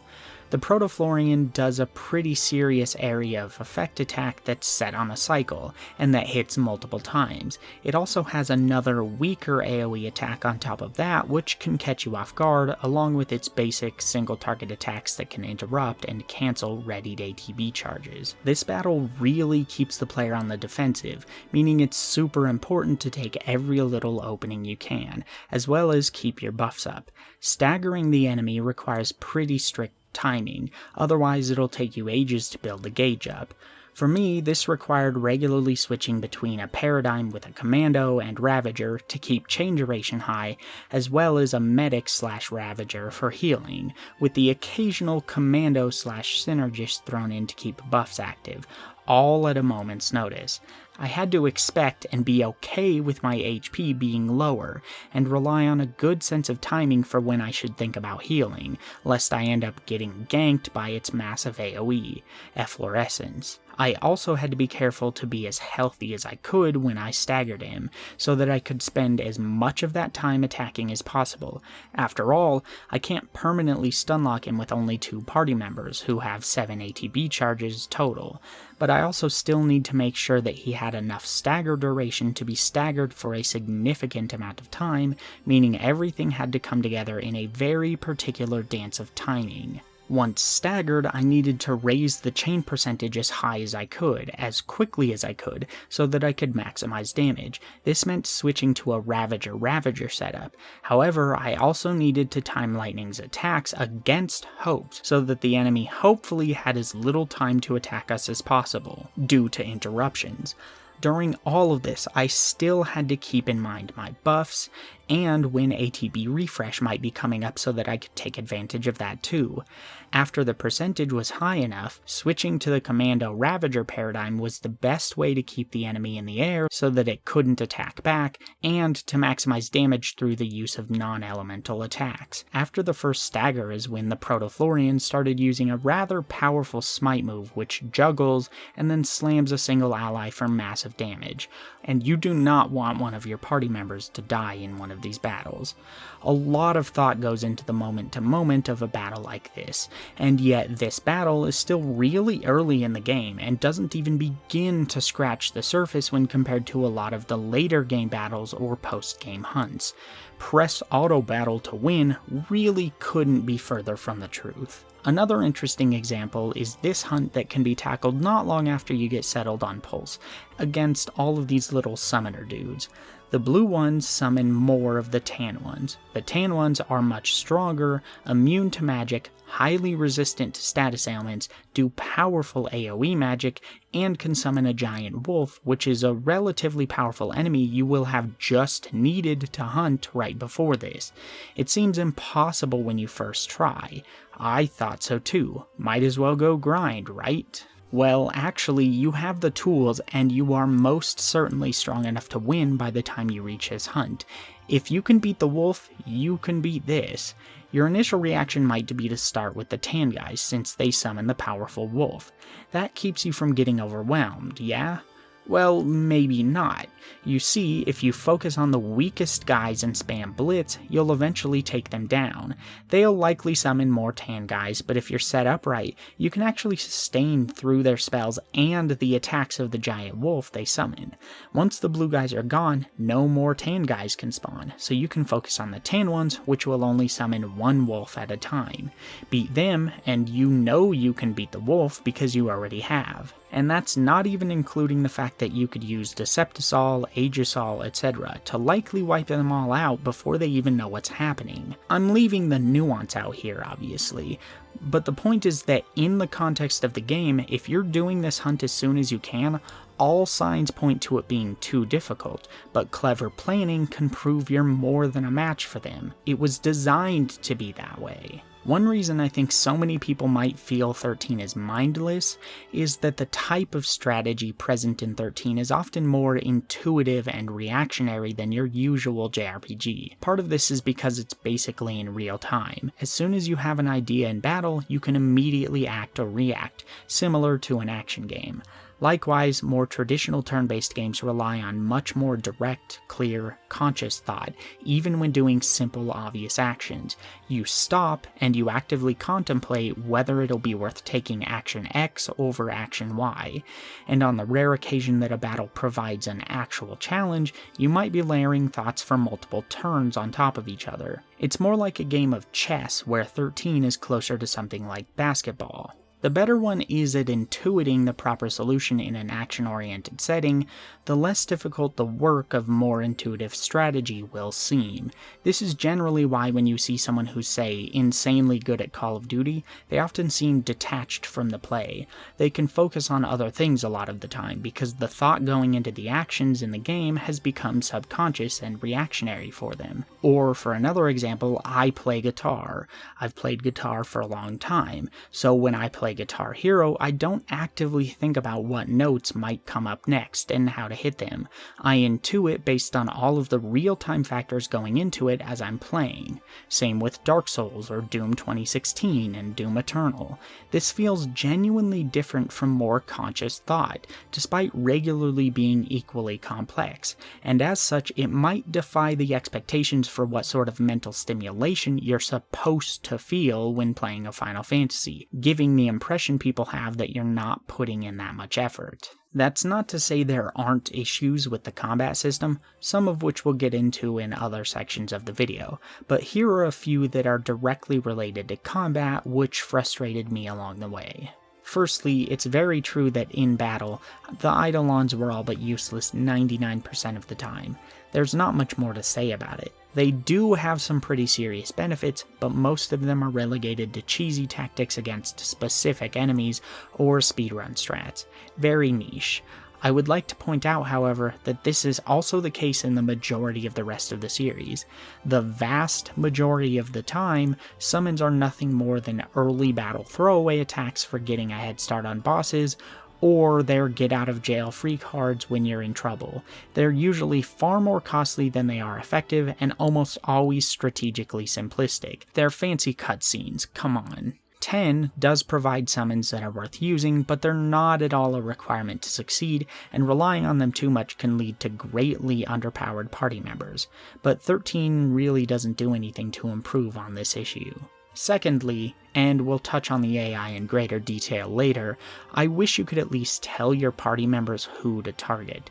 This is something 13.2 does, but it isn't present in the original. It's annoying enough when synergists or saboteurs start using less important buffs and debuffs before the more important ones, but getting saboteurs to then target the right enemy can be infuriating to deal with.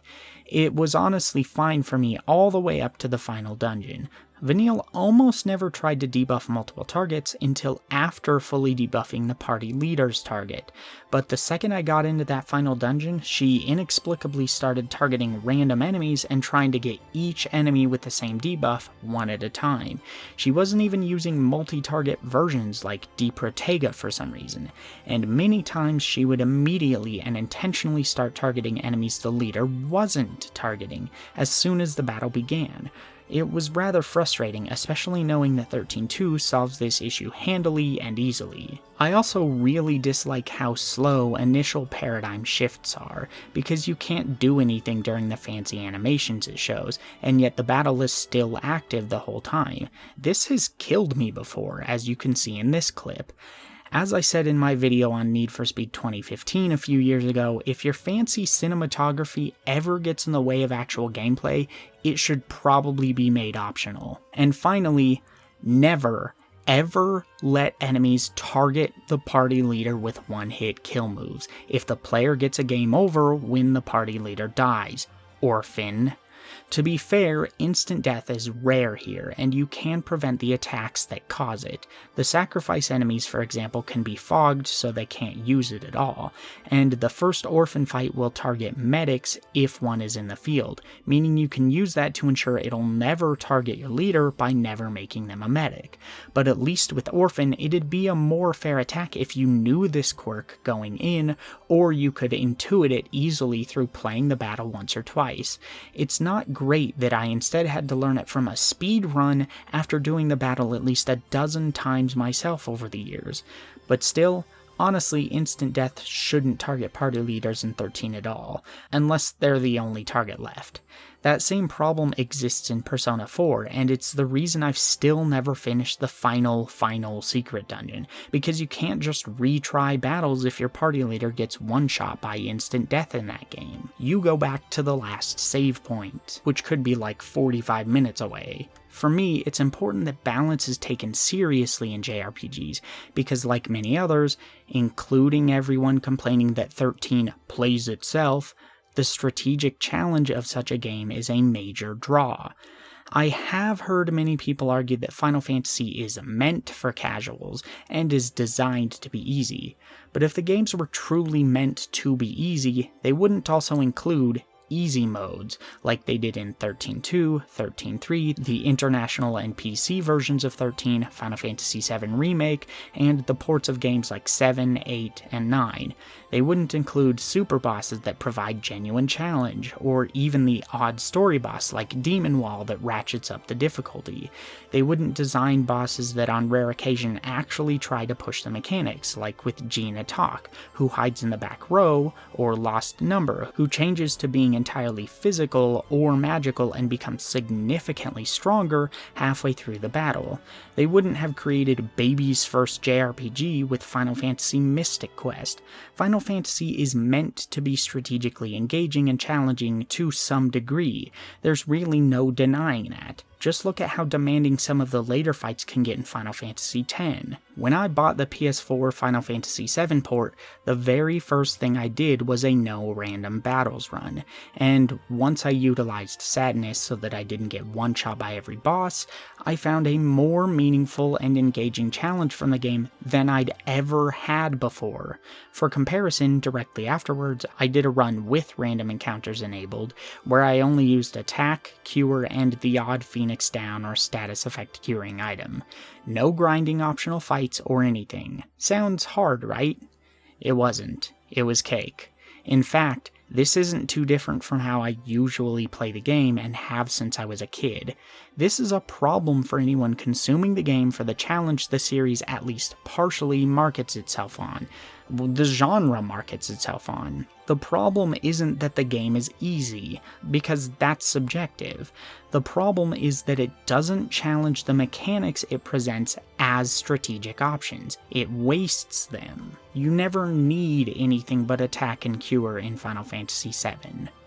While this isn't a huge factor in my thoughts on these games, I think it's telling that it takes mountains of speedrunning knowledge to do a run of 13 that pretty much only does mandatory fights. It takes tons of combat knowledge. You have to know the combat inside and out and be really precise in your actions. It's doable, but difficult.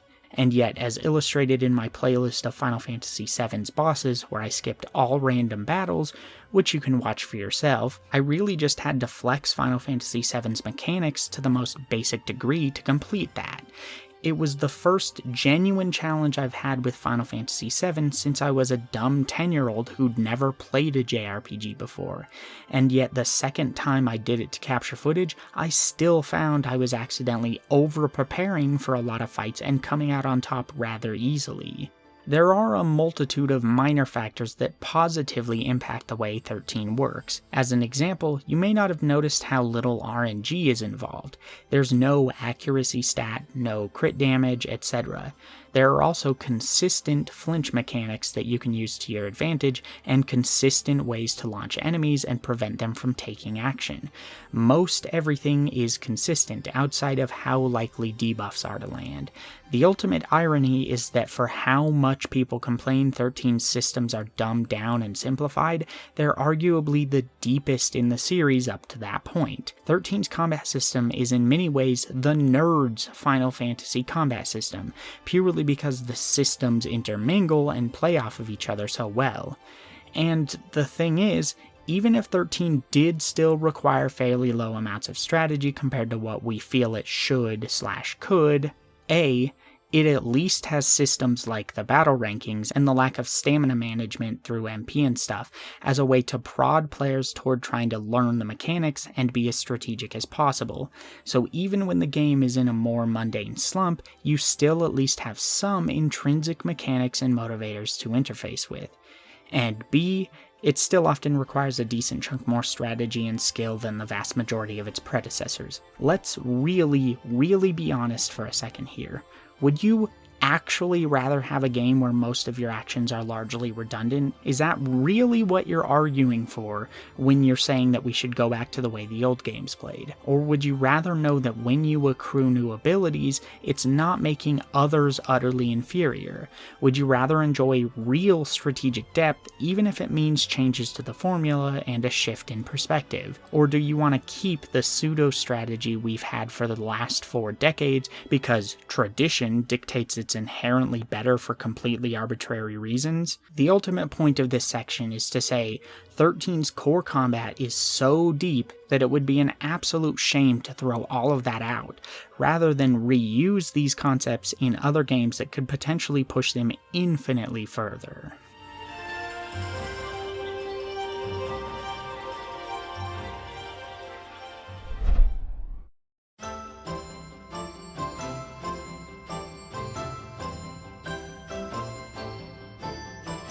Okay, so now that we understand the combat a bit more, it's worth breaking into all of the other design ideas that support the action, from leveling to failure states, weapon upgrading, etc. I feel that the biggest difference between what is commonly considered the golden age of Final Fantasy and the more recent titles from about FF10 and beyond is the amount of modern game design theory that goes into them. Obvious, I know, but many of the things most commonly cited as examples of 13 being dumbed down are actually choices geared toward not punishing the player in ways that feel unsatisfying, as established way back at the start of this discussion. The biggest weakness of a lot of the design elements is how they are presented, not the actual design itself. Much more of the design in the PS2 and PS3 era of Final Fantasy games is geared toward crafting a satisfying gameplay loop, rather than just making the game the industry has been comfortable with for ages, and tweaking it each time. They finally really started thinking more intricately about balance, strategy, and challenge alongside all of the features and abilities they were already adding. Most design teams in the industry have been going through a big transition in the last decade in particular, where they're suddenly spending much more time thinking about how everything affects the player experience, and how everything the player does affects the game in turn. The industry is bigger, teams are bigger, more specific roles are being filled rather than having teams full of jacks of all trades, and the lexicon of design language is being grown, cemented, and shared across the medium. To a lot of people, on the surface the changes this usually results in look as if they're simply catering to casuals, but again, that's not always the case. One of these controversial changes in 13, which has thankfully grown a bit less controversial since release, is the fact that your characters fully heal between each battle. Back when I was a teenager in the early 2000s, and I first heard that Halo gave the player infinite lives, gave you a recharging shield bar, and used a checkpoint system, I too had a very negative reaction. Having cut my teeth on games like Medal of Honor, Perfect Dark, GoldenEye, etc., I thought that these changes to the formula in Halo were a lame way to make the game easy for casual players. I was up in arms, yelling and ranting about how Halo was for noobs and losers, and that the presumed lack of challenge made the game boring.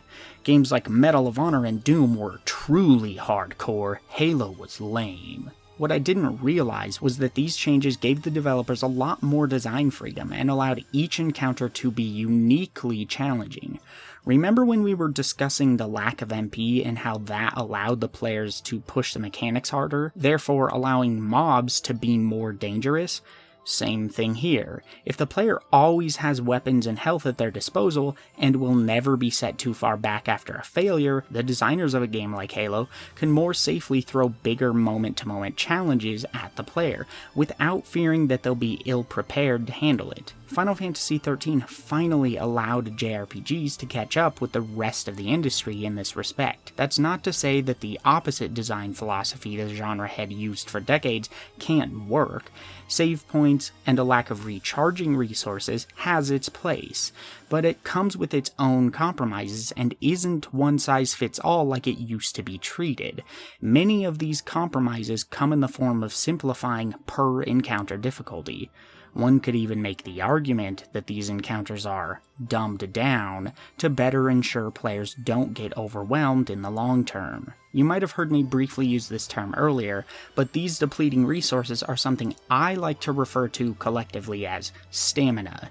Stamina more or less dictates how long a player can last in the field and in dungeons before they have to retreat to a town to heal, stock up on resources, and buy more powerful equipment. The balance is centered around the expected average level for a party in a given area, and the average amount of funds they'll have without grinding, the quality of items they can purchase, and the effectiveness of equipment and abilities they'll have access to at any given point in the game.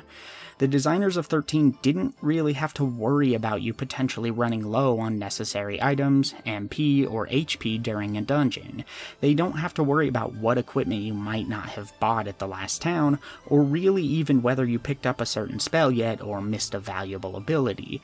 They therefore didn't have to average out the difficulty of each enemy mob due to stamina limitations that the player might be under. Removing this stamina requirement by healing players between battles and getting rid of MP is technically a tiny change, and yet this small change meant the developers could make every mob as strong as they pleased for each area. Every battle was a fresh start, and both the players and the developers could put everything they had into each encounter, because the player was guaranteed to always be prepared. Most JRPGs in the past have instead averaged the difficulty of each battle in a given area so that they're not really a threat as individual encounters. These games design for the lowest common denominator of preparation for your average player's party, because they don't want anyone to get stuck just because they were running from battles, or spent their money foolishly, or missed a valuable piece of equipment because they didn't explore thoroughly enough. They lower the difficulty of the whole section by making individual encounters relatively weak, so that players rarely get stuck due to running out of stamina. You don't fight hard battles, your party gets chipped away at over time. Instead of battles being a threat, the threat is running low on MP and items in the long run by being reckless, but this means the only real strategy outside of bosses or rare/more powerful encounters is usually felt in stamina management specifically, not in your average battle. Instead, the battles devolve into button mashing and grinding. Truly reflect for a moment on how many battles you play in older Final Fantasy titles and how much time you waste in battles that can be beaten by just mashing confirm on the attack command or with some other thoughtless action, like one of Sabin's blitz attacks. It's a lot, right? Have you ever stopped to think about just how many times you could heal in a game like Final Fantasy Fantasy VII if you sat in a random battle designed for your level and did nothing but tank damage and heal efficiently? Even just halfway through the first disc, most battles would likely see you being able to heal for over an hour before you'd run completely out of MP, and that's to say nothing about using ethers and healing items to gain yet more stamina. Though it's the intention, that's hardly what I'd call a threatening encounter, meaning it's more of a really bad war of attrition than anything else. Outside of certain examples like Hektais or Yin and Yang, which I'd argue are rare special mobs anyway, individual battles are not engaging because they're supposed to whittle you down over time, not be capable of defeating you themselves, but they're not really good at that either. Like I said, the strategy in these older games instead comes from managing your stamina, but most of the time, simply using consumables in a common sense manner means that stamina management isn't even really a problem either. Any player that isn't constantly running from battles usually has more than enough items, money, good enough equipment, and high enough stats to not face any real troubles until they reach a boss. So after a while, you start to ask what the engaging part of such a system is supposed to be, because the only tangible benefit to fighting seems to be in leveling the party up for the next boss, and lengthening the game. Once again, it's busy work. People regularly complain about random battles in older JRPGs, right? And not just when the encounter rate is insanely high. They often criticize the battles for distracting from the game at large and coming at the most inopportune time. But why are they inopportune? They're the core mechanics of the game. Is it because they're not difficult, maybe? Because they pull you away from something else you'd rather be doing so that you can do the busy work? But that's strange if you think about it, considering how much people vehemently defend old-school RPG combat when comparing it to its modern counterparts. In what other type of game do people so universally complain about having to interface with the core gameplay, barring examples where the gameplay is an unfinished mess, or, similar to extremely high encounter rates, is repeated too often? None, right? Because gameplay is usually the main reason you interface with a game mechanically in the first place. Given what I just described, I truly do think the reason for the hatred of random encounters is because people don't realize how boring these fights are, because said fights aren't pushing the mechanics in any way. They want to do battles. They enjoy the mechanical ideas. They'll even defend these battles. They'll defend the concept, the idea of them being strategic and challenging. But the battles themselves nearly always end up unsatisfying, because the stamina-based design gets in the way if not balanced perfectly. And how can you balance perfectly when so many players can play it in so many different ways? So the obvious answer a lot of people come to when facing this issue is to argue that battles shouldn't be random. After all, if you can choose to skip them when boredom becomes overwhelming, it's not a big deal, right? Unfortunately, without further changes, not having random battles can actually make the act of combat more frustrating in a lot of games designed this way. Why? Because suddenly you realize it's up to you to manually interface with the often mind-numbing combat. It's your responsibility, whereas your hand is forced when battles are random, so it's easier to stomach that way. After all, when you're already in a battle, random or not, 9 times out of 10 it'll take nearly as long to run away as it will to finish. But when you're forced to actively find battles, the reality that said battles are mundane is front and center. Final Fantasy XIII gets rid of random battles, but because of the way stats scale, the lack of a traditional stamina system, and the increased challenge of your average battle, it can be a lot more rewarding to choose to interface with encounters of your own accord. But yet again, 13 doesn't even stop there. The ability to retry battles right away in 13, rather than facing a game over screen, is another fantastic inclusion the game got lambasted for at release. While anecdotally this change was criticized for trivializing combat punishments, mechanically it prevented the pointless retreading of content you've already done. Games shouldn't punish you for failures by making things unengaging and forcing you to do chores. Without persistent elements being involved when you fail, fail, what is engaging about retreading the same exact ground, picking up all the same exact treasure chests, and skipping through all the same conversations again and again because you keep dying?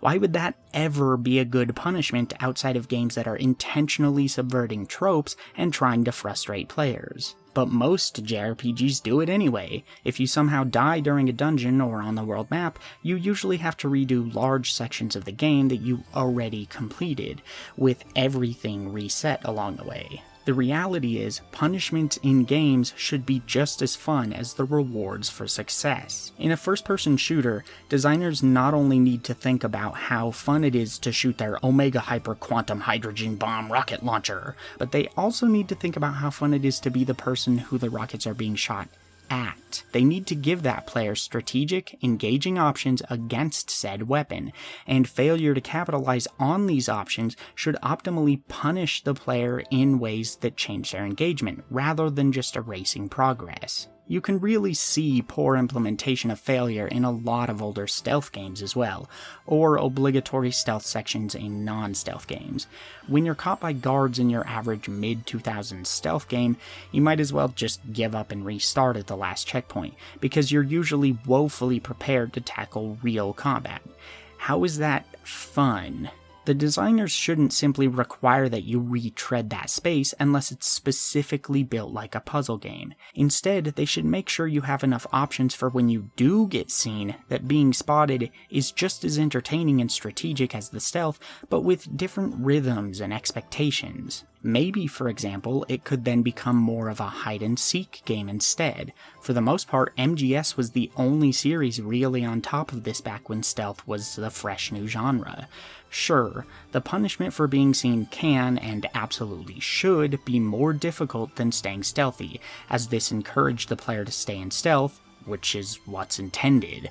But if your punishment relies on forcing the player to use your clunky third-person shooter combat in a losing battle, or if it makes them feel like the best option is just giving up and letting the enemies kill them, and then they have to retread space identical to what they just did, that's a problem. This is a game after all, so in most instances, you don't want to punish your players like they're a child. If you're going to make them retry, it should be as smooth of an experience as it can be. Let them get back to the valuable parts of the action, and don't force them into tedious repetition of things they may have already mastered. Unfortunately, the vast majority of JRPGs did this terribly for a long time. Some of it early on was certainly due to technical limitations, but especially into the mid and late 90s, this feels more like it was done because it was tradition. It was the easy, understood punishment, the go-to solution. There's a way to make this engaging, and a few games experimented. Pokemon, for example, just sent you back to the previous Poké Center and took some money, meaning many of your actions persisted beyond failure. All of the trainers were still beaten, and the only progress you lost was in terms of actual distance traveled. And you still lost something for failing. It's not a perfect solution or anything, but it was one that at least tried to address the tedium by letting you skip battles you'd already finished, keep items you'd found, and Pokemon you'd caught. This is similar to what Dragon Quest has always done by sending you back to the last church you'd visited. FF13 deals with this by giving you the chance to retry the very battle you just lost, right then and there. Losing a few minutes of progress from one specific battle is fine. No longer do you have to redo 40 minutes of a difficult dungeon and watch 20 minutes of cutscenes while losing all of the items and levels you'd amassed along the way, just because you died once. This not only does a great job of keeping momentum and morale up in the player, but it also further encourages experimentation. It's an easy way of asking the player to rethink their strategy, and most players are going to be more willing to do so because it doesn't come with the risk of losing yet more progress or resources if you fail again. I'm sure most people would agree that when a boss in Persona 4 can take you an hour and a half to beat, it's not enjoyable to lose. It's frustrating. It doesn't make you want to experiment, right? It just makes you want to look up the optimal solution online or grind until you know you're strong enough to waste the boss so that you don't have to risk losing that progress again. What's the fun part there? Now, some people might try to call me out for being hypocritical here, since I have previously established on multiple occasions that I think it's a good thing that the Souls games ask you to be able to do an entire area without dying, and you're sent all the way back to the start of said area when you fail. I also enjoy roguelikes for the same reason, but there are differences present that make it okay in these sorts of games. When speaking on roguelikes, their entire design is usually structured around being reset on death. They're usually extremely short compared to other games, and also rely strongly on randomized elements that keep repeat attempts fresh. You're never going through the same levels with the same equipment against the same enemies or obstacles, and as such, it's not near as repetitive to retry. And even then, some roguelikes, like Fatal Labyrinth, checkpoint you at each environmental change, meaning even if you lose, you're not always losing all of your progress. Same with games like Prey 2017's Mooncrash DLC, which allows you to slowly build your character up as you play, more or less ensuring progress through persistence. As for Dark Souls itself, the main reason it feels different comes down to the persistence of the world, which isn't present in the usual JRPG game over system. Firstly, similar to Pokemon or Dragon Quest, a game like Dark Souls allows the player to keep the items they collected along the way. Certain enemies stay defeated, and traps or roadblocks often stay disabled, which can help players progress further and make the trek easier the next time around. Shortcuts and alternate paths also stay open, meaning you don't always have to take on the whole area again. But even on a more visceral, less systemic level, the souls you lose upon death serve as a motivator to play better next time, and push you through the area to recollect them. This motivator was very much intended as a way to make multiple attempts as rewarding as possible. No such thing exists in most JRPGs.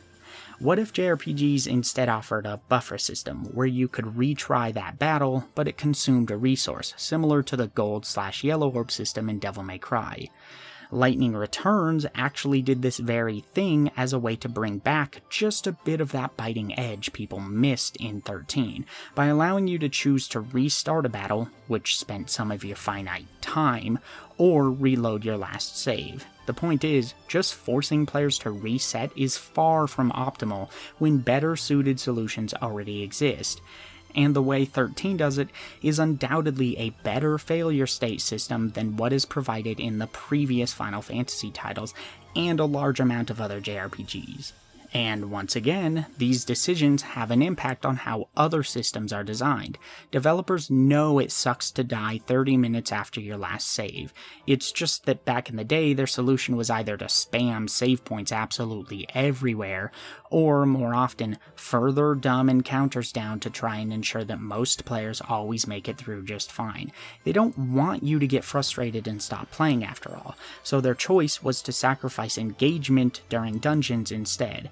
They sacrificed encounter difficulty to once again mitigate the problems with their poorly implemented save systems and failure states. As I've said, many of these mechanical changes contribute to 13 being able to offer greater moment-to-moment challenge. They streamlined the game so that you could focus on the combat itself, and so that the developers could make meaningful challenges each step of the way, rather than dumbing down combat so that they could ensure you had the stamina to make it through the dungeon. As we previously discussed, other systems were changed quite a bit as well, including how armor, weapons, and equipment in general were handled.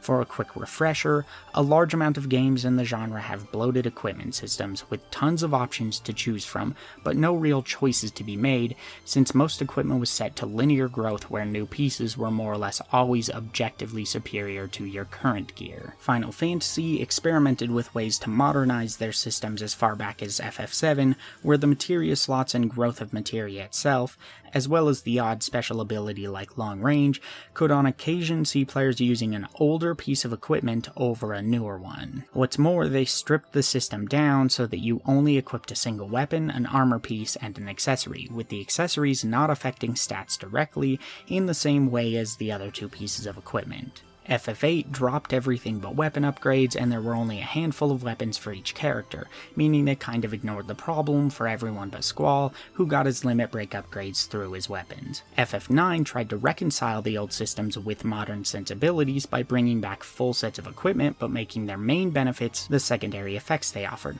like boosts to resistance and the abilities characters could learn from them. Again though, equipment often became obsolete because of the stats involved, particularly when you'd already learned all of the abilities from a given piece of gear. This means players more or less just swapped equipment between every viable character for the abilities they could learn and then tossed the majority of it aside. 10 threw stat-focused equipment away entirely and instead had a weapon and accessory slot. That's it. Then each piece of equipment offered passive abilities, and potentially empty slots to craft your own abilities into.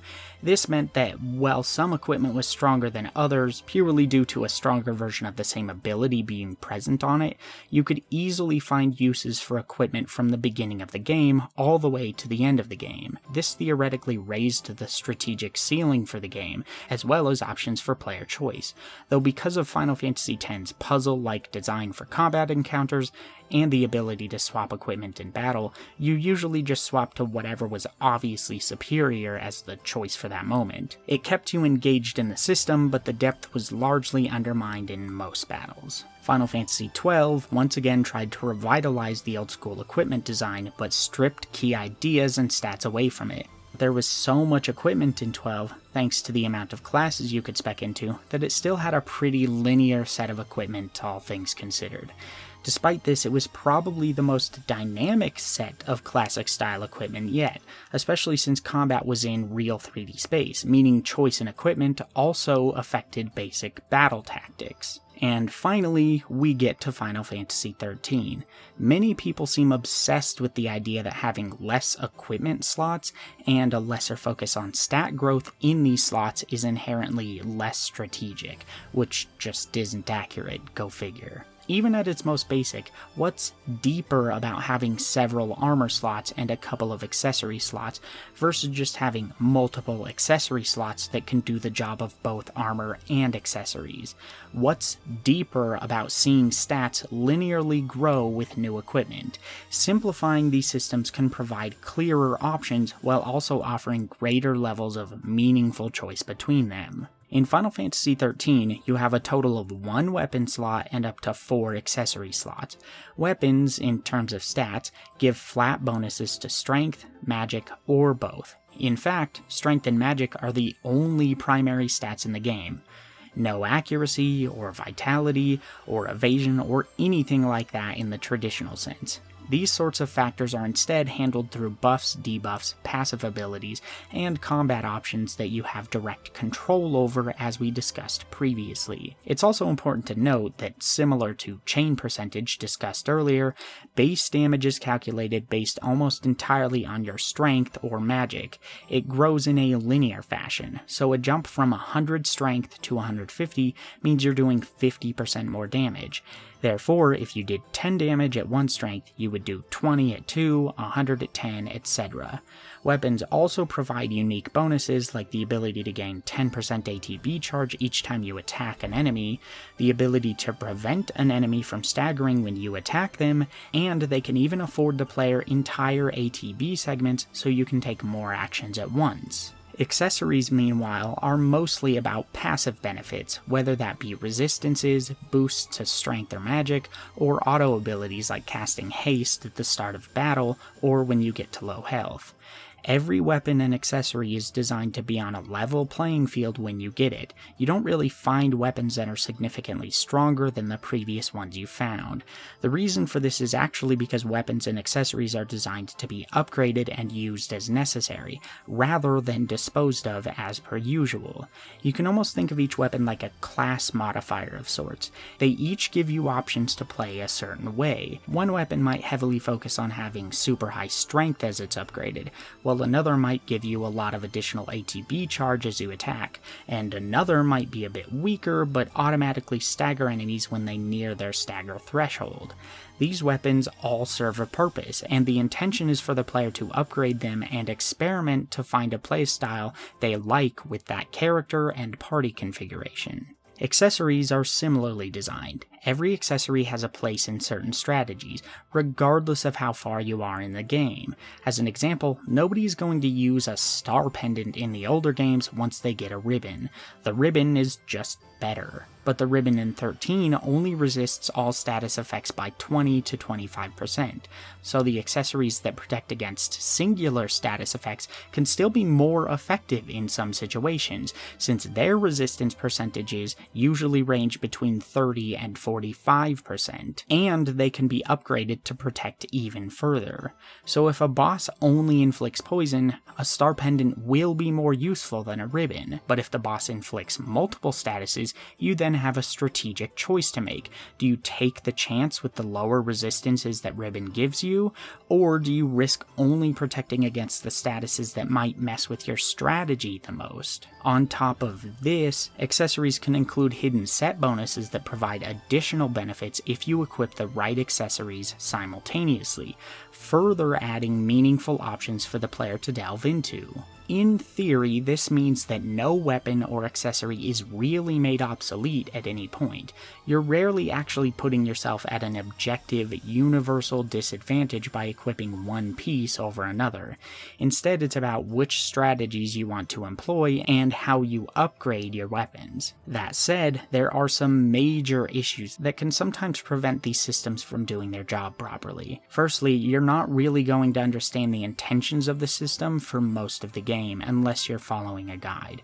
Nowhere does Final Fantasy XIII really tell you that it's designed to afford lateral choice instead of linear choice as per usual, and it isn't helped by the fact that the first few weapons you get do generally offer higher base stats than your starting weapons, because they're the weapons that are intended to focus on raw damage instead of abilities. Though all of these weapons are useful, it does give the wrong impression early on. Not to mention, weapons are still physically earned across the game in a linear fashion, meaning if you like the Lionheart the most, you have to wait until after you return to Cocoon from Pulse to use it, near the end of the game, so the system is kind of meaningless until the game lets you loose. Because of this, you're also likely to waste precious upgrade materials and even money on weapons that you might not want to use later. In my experience, this is a very common mistake a lot of people make, and it's not really their fault. Upgrading weapons can also be confusing because the system is poorly explained and it's rather complex. Plus, it requires a large amount of materials, which in turn requires large amounts of grinding or money to take full advantage of if you're wasteful.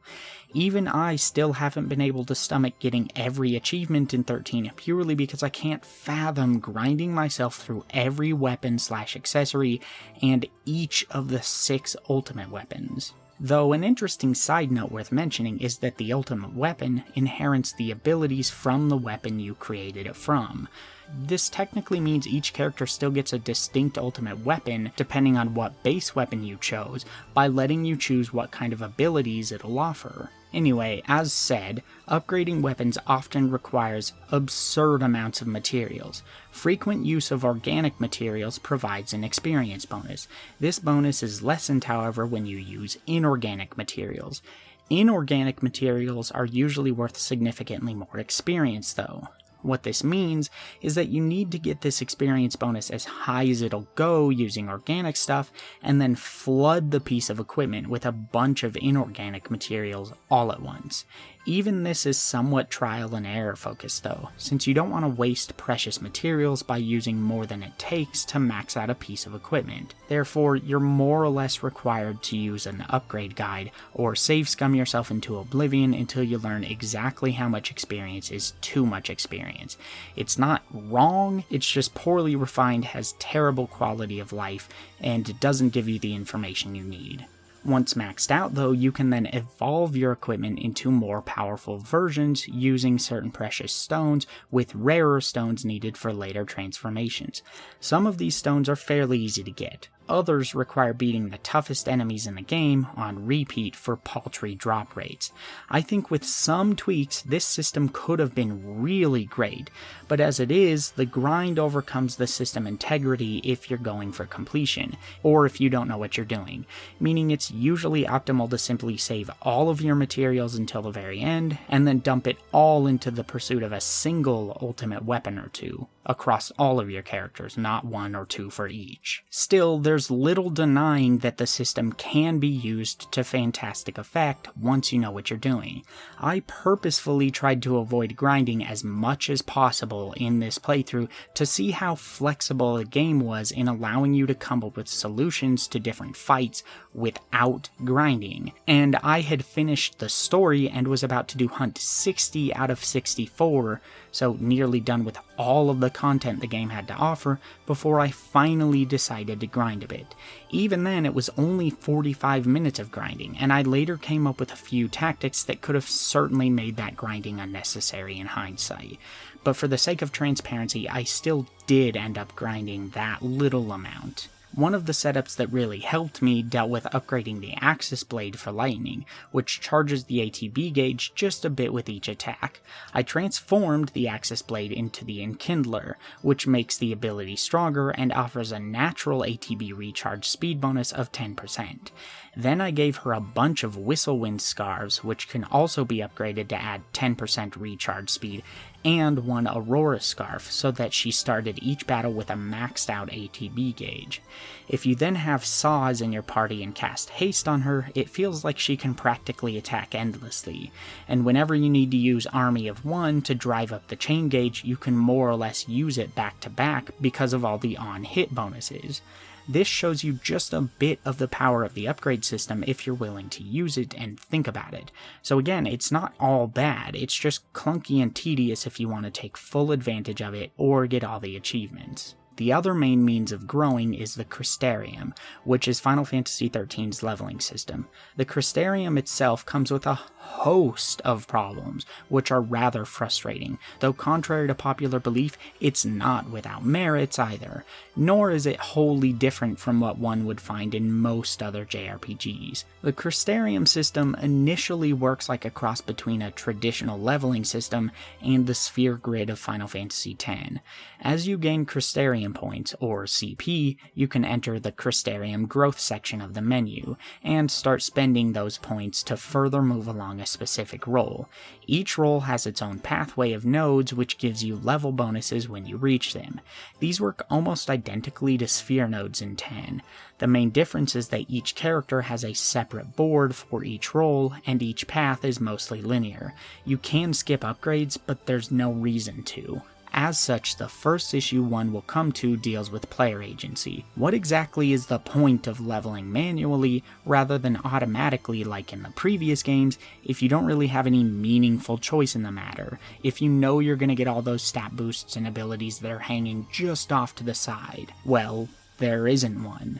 It effectively translates to wasted time every time you enter the menu to level. One potential argument in favor of this is that you still get to choose which role to level up, and this is true, but I would argue that doesn't much matter considering you could get nearly the same effect by just having the game automatically put CP into whatever roles you use the most in each battle, similar to Final Fantasy II or an Elder Scrolls. Yes, the way it works now, you have the ability to level other roles you aren't currently using, but even then, the UI is just too clunky to justify that fact. Another better option would simply be to allow the player to pick which roles they want to level through a quick menu outside of battle.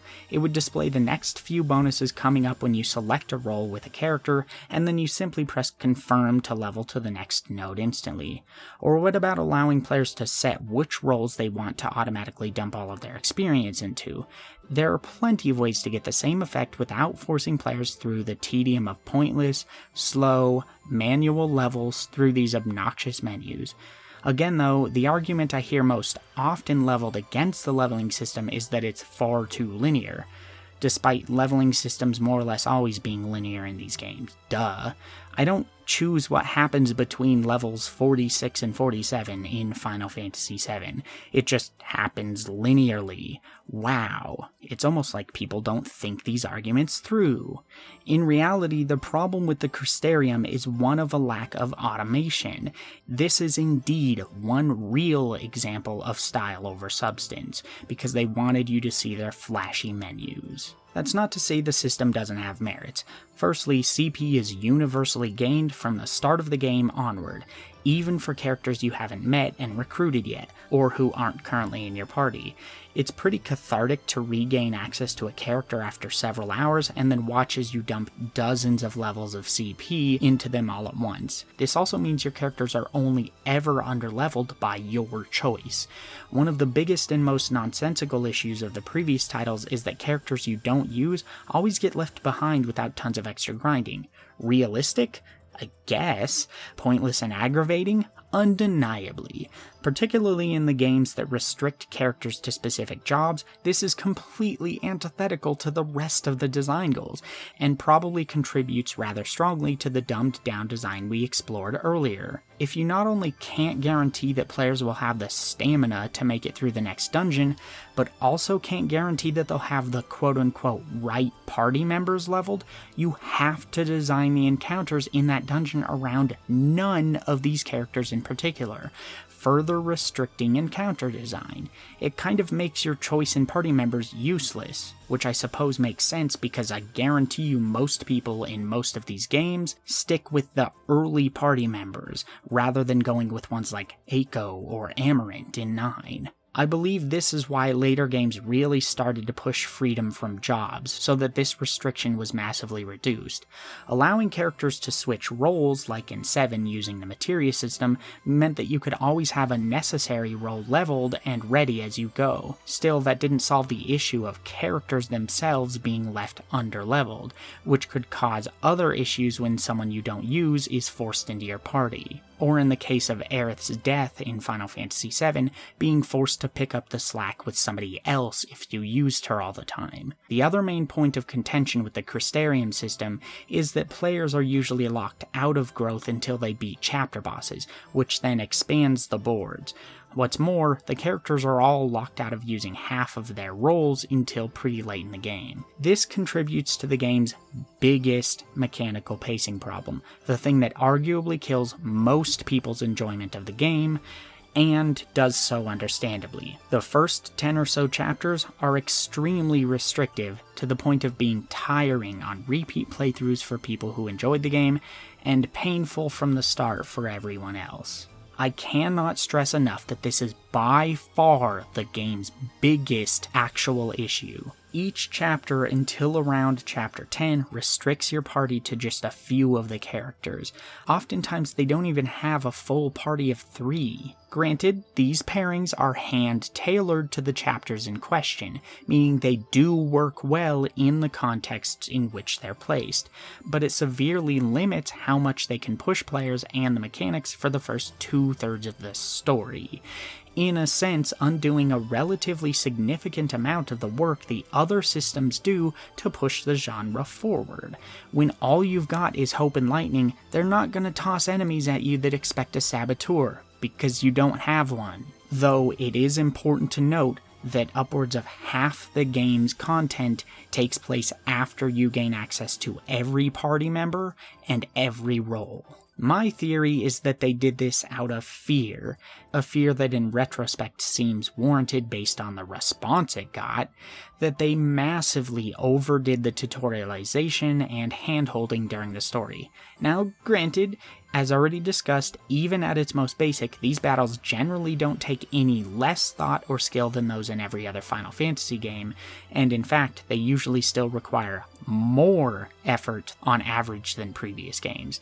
And the bosses, as well as frequent optional mobs, really do push specific mechanical ideas pretty hard throughout each of these early chapters. You can find many challenges along the way, but again, there's only so much one can do when you've got 2 characters who between them only have 4 to 6 roles. I think the smarter option would have been to unlock every role for every character before chapter 5 or so, and just let the players deal with things on their own.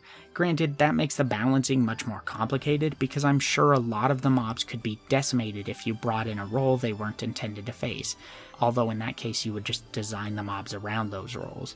But regardless, maybe that could be a toggle offered as a sort of hard mode variable or a new game plus thing. Unfortunately, this also hurts one of the other rather clever design decisions they made in their search for balance, another choice that is also contentious. As mentioned a while back, the developers chose to lock Crystarium growth at each section, meaning you're never able to get any stronger than the game wants you to in a given chapter. While this does mean freedom of growth is stifled outright at certain points, it also means that you always know how strong you should expect to need to be to fight a chapter boss, and for most chapters, just fighting each mob along the way once will ensure that you more or less reach max growth right before the boss in each chapter. This is an issue of choice versus transparency.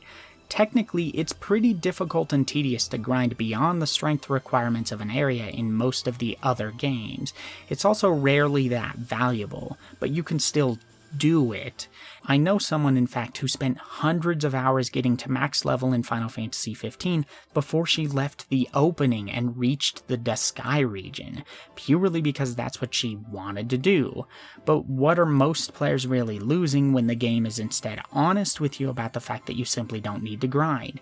What are most players really losing if it just tells you no? Especially considering such grinding is usually massively inefficient, since the experience you could get for an hour of grinding in Chapter 3 or whatever could likely be gathered in one battle by Chapter 10. And to be fair, you can grind for CP in 13 still, even when your characters are maxed out. You just can't actually level beyond each progression gate until you pass the gate itself.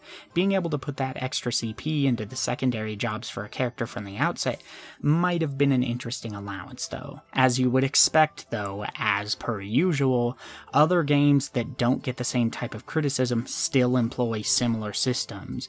People often praise games like Chrono Cross for how it handles leveling, and that game straight up doesn't even allow you to level outside of scripted fights, meaning you're more or less always exactly where the game wants you to be. And games like Trails of Cold Steel lower the experience you gain from enemies based on the difference in level between you and them, to the point that grinding more or less becomes impossible really quickly. In fact, most JRPGs scale experience so sharply that this is more or less the reality in the genre at large. You're locked out of really growing until you progress unless there's a glitch or some sort of exploit. You can see just how powerful this sort of scripted leveling is in my run of Final Fantasy VII, where I didn't do random encounters. I still ended up around level 45 by the end of the game, and I think by doing random encounters normally, you'll end up 55-ish, so you're not really even gaining that much experience through all of the random battles you do across the entire game. Ironically, it's games like Final Fantasy VIII that employ a freer system that really allows for efficient grinding, and yet VIII is regularly criticized because enemies scale with you to make this happen. Again, I don't think the Crystarium system is really necessary in terms of how it's designed. It's a slog, but locking players off from grinding beyond a certain point is hardly a massive departure from the design of many other games. It's just more transparent, really. Let's talk a bit more in depth on difficulty for a second. As established in the combat section earlier, I really don't think it's fair to say that Final Fantasy XIII's systems disengage players and lead to lower minimum efforts than the earlier games. But what about the actual encounters, and how the game as a whole interacts with said systems? After all, half of what makes a battle challenging in the first place is what your enemies can do. Well, as established, plenty of people argue that 13 is too easy. They argue it plays itself, etc. Other Final Fantasy games, meanwhile, are usually considered more difficult and strategic by comparison. However, that's not always the argument you hear. Some people instead argue that the earlier games are intended to be easy, intended to be a sort of casuals JRPG, and therefore shouldn't test players too much. This argument seems valid on the surface. Part of the design of the earliest Final Fantasy titles was focused on streamlining bloated systems from its progenitors. This continued with changes like the addition of ATB, rather than raw turns based on a speed stat. Final Fantasy has always streamlined the genre compared to many of its peers, so it isn't a far-fetched hypothesis to argue maybe you're not supposed to try terribly hard, as we've established before. One of the points commonly made is that if you're into strategy and you're playing a Final Fantasy game, you're supposed to be focused on optimizing your playstyle, specifically so that you can obliterate your enemies. The depth would come from pushing the limits of the systems, not to being presented with a challenge to overcome. But if we take Final Fantasy VII as an example again, that game is simply too long for optimization to be a particularly fun choice. Most of the early and mid-game in Final Fantasy VII offers very little in terms of optimization choices. As such, the vast majority of the truly meta optimizations won't occur to players on their first playthrough. And there are no extrinsic factors pushing you toward total optimization anyway. You don't gain more experience for utterly destroying enemies like the overkill system in Final Fantasy X. You don't even get scored based on your battle efficiency like in XIII. You cannot build up a chain combo for playing in a specific way to get bonus rewards like in Final Fantasy XII. The game doesn't test nor reward skill and strategy. You just fight and then you're done. Even overkills in Final Fantasy X aren't a particularly deep system, since they don't benefit you for fighting better or faster. They only give you extra experience if your very last attack does more than a certain amount of damage when stacked up against an enemy's maximum HP. Therefore, if someone like Auron always does over a certain amount of damage to an enemy, he will always overkill them if he attacks last. No skill or thought needed. But the major nail in the coffin for this point is that optimization doesn't really do much to speed things up or make them more efficient in a game like Final Fantasy VII anyway. You may technically be able to win battles in less turns if you spam summons or magic or whatever, but usually it's a negligible amount of turns, and most of the time, it'll likely end up taking even more time than just spamming attack and cure. Why? Well, because even just the startup animation for a spell is nearly twice as long as a basic attack animation, let alone the spell animation itself. And summons, most of them are the length of half a dozen attacks. If placed back to back, you could probably do some random battles 2 or 3 times in a row using just attack in the time it takes to do some of the medium length or longer summons. What is particularly efficient about that? Even if all of this wasn't true, the fact of the matter is most bosses last between 3 to 5 minutes on average when using just attack and cure. Try as you might, you can only shave off so much time with optimization. The only real examples to the contrary are trick bosses like Gina Talk, who can be one-shot with an X potion.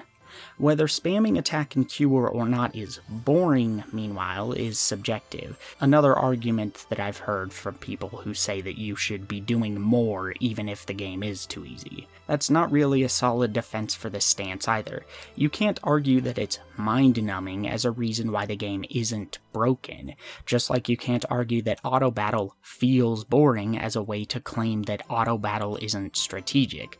Those two have nothing to do with each other. If the majority of battles in 7 became so slow when spamming attack and cure that it lengthened each boss by several times or something, there'd be a very solid argument for this being the game's intended way of telling the player, hey, maybe you should try another tactic. But since it doesn't, that idea doesn't hold up to scrutiny. To reiterate, I've uploaded examples of a playthrough where I did as little as possible beyond spamming attack and cure and did no grinding. Most of the bosses were extremely short and didn't punish me in any way for playing this way. Ultimately, this comes down to people trying to argue their preferences as the objective truth of a game's design. But it's not the player's fault that the game allows them to ignore what are supposed to be fundamental mechanics. So, if we're to learn anything from the design, we have to look at the tangible choices and mechanics that can be explored, and ascertain what intentions they lead to. Final Fantasy VII doesn't include any tangible systems that benefit players who optimize, so we can't definitively say it's designed to be an easy game that you're supposed to beat faster or beat repeatedly, or whatever. It's an old example I haven't used in a while, but just because Sonic 06 makes a strong educational tool for learning about bad game design doesn't mean that it was the intention of the game when it was designed. While it can be enlightening to realize and point out such things, I can't say it's a well-designed game because it's good at doing something that's the opposite of what it intended to do. Once we allow that to be a valid argument, we can conversely argue a game is bad because it doesn't do something it has no intention of doing. It'd be unfair to criticize Final Fantasy VII because it isn't a first-person shooter. You can hate it because it isn't one, but you can't argue that makes it poorly made. Without real design to back up the idea that it's supposed to be easy, it's not something that holds much water. I've had people argue there's no way I could have beaten Final Fantasy VII without fighting any random encounters, because the game is far too difficult for that. This is equally ridiculous, considering that A, there's proof of this feat, and B, there are extremely difficult mods on PC that make no random encounters runs look like a joke. The mechanics of Final Fantasy VII are extremely versatile when pushed, but the base game more or less never pushes them. Try it for yourself. You might be surprised how little effort you have to put in to get through that game, or most of the others. Here's the smoking gun of it all though. You can't simultaneously argue games like 7 are supposed to be easy as a way to justify how poorly they push players to be strategic, while also arguing the casualization of Final Fantasy XIII makes it a betrayal of the series' strategic roots. These arguments are incongruous. Either it's okay that 13 is too easy because they're all too easy, or it's not okay, in which case all of these previous games need to be reassessed for their quality in terms of balance and strategic value. Ni no Kuni is considered an instant classic, regardless of the fact that the player hardly ever gets to think for his or herself for the first 15 hours or so, because Drippy and Oliver are constantly announcing what you should do next, practically slapping the player across the face with hand-holding. Same thing with the first 20 or so hours of Dragon Quest XI, which is considered a modern masterpiece. It's funny that people complain that Final Fantasy XIII's gameplay takes 20 hours to get good, which as we've discussed has some roots in valid arguments, but in the case of these other games, why isn't it also a problem? Why do they not get the same scathing, hate-filled criticism? I'm not saying that the older FF games or any of these other games are by any means bad, but we can't arbitrarily choose where to point our criticisms based on personal bias, not if we want the genre to improve.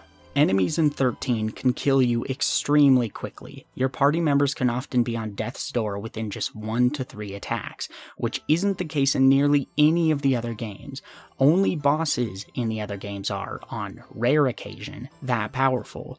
Sure, you have more ways to effectively deal with strong enemies than ever in 13, but it's still important to note that 13 is a game where it's significantly easier to die. And as I've hopefully established previously, it's a game that has a much higher strategy ceiling that is used generally more often. The argument that the game is tiring because of the difficulty is also one I've heard though, and this is actually pretty valid. It can be exhausting when every battle is actually a life or death threat, and there's really no defense for this because 13 doesn't provide the variety to avoid this issue, as we'll talk about more later. Ultimately, it will be up to the individual as to whether they value the challenge more than the ease of play, but there's absolutely no denying that 13 can feel slow and tedious compared to other entries for some, in no small part due to how much more your average battle can expect from the player. The challenge one finds in a game generally comes down to the synergy between 3 sections of the design. When these 3 pieces overlap correctly, the game is in working order. Depending on the context, when one of them is off, you can still usually find a game that can feel balanced and properly challenging. But get too much further off track than that, and things start to get rocky. These 3 sections of design are player options, enemy design, and tutorialization. We've already discussed how well thought out the player options are in 13, but you also need enemies to challenge these options for them to be worth exploring, and you also need good training to allow you to understand how these options can be pushed. We previously illustrated a few examples of fights that can really push the mechanics.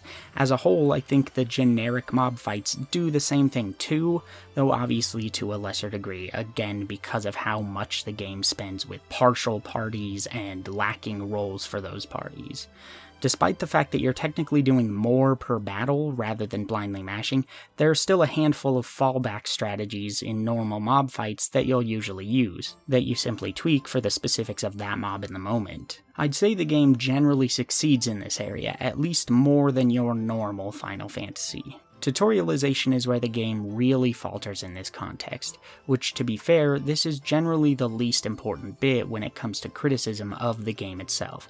If your systems are firing on all cylinders, people can still be taught how these systems work through outside sources. It's not an excuse for the tutorialization being weak, but the game can still function as a game, as Dark Souls proves. This is also the problem with Kingdom Hearts 2, with 2D Sonic, and yet people still learn to love these games once they first learn what the game wants from them, because the games themselves work. 13 does do a good job of informing players on the basics of combat, and the abilities offer adequate descriptions of their functions, but 13 doesn't properly inform players of the major differences from previous games in the series and the genre as a whole. It doesn't do an adequate job of priming people for these changes. It doesn't say anything about AoE versus targeted damage and why you might care. It doesn't really help you understand how staggering works beyond the basic bits you can see with your own eyes while playing. It doesn't talk about flinch or why that might be important, or why you might really want to emphasize switching paradigms as the core of your strategy. It doesn't reveal that the game relies very little on RNG compared to its peers. It just sort of tells you how the systems work and then let you go, really slowly. If the restrictive nature of the first 10 chapters is the biggest failing of 13 in relation to balance, the biggest failing of the game in terms of strategic depth is that it doesn't do near enough to illustrate its impressive depth to you, and it spends a long time pushing you to explore the systems without proper guidance, which definitely contributes to the feeling of tedium so many express. Even when Final Fantasy XIII is at its least strategic though, it's worth noting that you're still being pushed by secondary systems to complete battles efficiently thanks to the ranking system. The ranking system in 13 is an interesting choice, since it effectively ranks you purely on how quickly you get a battle finished. The time you need to hit is based on how strong your characters are compared to the enemies. These par times are calculated based on enemy level, enemy max HP, the highest stat between magic and strength for each of your party members, how many ATB bars they each have, and 1 or 2 other factors. In theory, that means that grinding won't inherently allow you to get a better rating. In fact, it may even make it harder, considering the game could expect you to finish a battle far faster than your current understanding of the mechanics may allow, if you choose to ignore strategy in favor of grinding. The higher the ranking you get, the better the drop chance for items are, and the bigger of a technique point refill you receive. While this system is arguably pretty forgettable for the vast majority of the game, it can serve as a nice way to push players toward playing the game strategically, even in the mob fights that don't offer much strategic depth or challenge. Unless you're overpowered, it can be surprisingly difficult to get 5 stars on some battles by playing passively, especially battles and hunts on poles. While this wouldn't absolve any issues dealing with combat imbalance, it at least still tries to keep players headed in the right direction, if they choose to interface with this system and how it rewards them for smarter play. That being said, I've heard a few people argue that death is an overpowered combat option in 13 which can break the game and therefore break the ranking system, particularly because it doesn't have the heavy MP cost it usually does in the other games. So one of the things I did was experiment with it. While exploring for hunts I hadn't completed on Pulse, I ran across the Neo-Chu fight. I instantly remembered trying to use death on it at some point in a previous playthrough, though I couldn't remember if it was something that worked or not. So I decided to experiment with it to see, assuming it was indeed susceptible to death, how long it would take to win through that method. Was it really cheating? This was a particularly perfect test since I first tried it without death and got utterly stomped. I couldn't even survive a single use of Screech unless everyone was using Sentinel, so death was an easy shortcut in theory. After confirming it wasn't immune to death, as I suspected based on my memories, I experimented a bit and found a party that could consistently survive up to the first use of Screech, so that I could spam death until then. First try, very first cast, it worked. For a split second I was like, shoot, okay, maybe death can break a few bosses. Not like that would be a huge deal, mind you. Nearly every game in the series has a boss or two that can more or less be insta-killed, as a sort of joke backdoor of sorts. Again, Gina Talk is an example, as are Evere Altana in 10 and Death Gaze in 12. Before moving on though, I wanted to retry the battle and see if it was just a fluke or not. Well, if the Neo-Chu is truly that weak to death, I should be able to retry, equip some offensive paradigms, and have it done again within 5 minutes, I figured. 50 minutes, and hundreds of casts of death later, including about 20 minutes where I decided to use a Fortisol/Aegisol each time so that I could cast about twice as many instances of death before Screech killed me, I finally got it again. Just like all Saboteur abilities, the chance of success with death increases as the chain percentage increases, though by how much would depend on how low the initial chance is. If Neo-Chu has a chance of 0.3%, or about 1 in 333 casts, even at the max 999 chain percentage, death's success rate would only be a 3% chance, or 1 in 33 casts. Thing is though, if you're strong enough to get Neo-Chu all the way to 999 chain percentage, you'd be strong enough to easily kill it without death, and in a significantly quicker time to boot.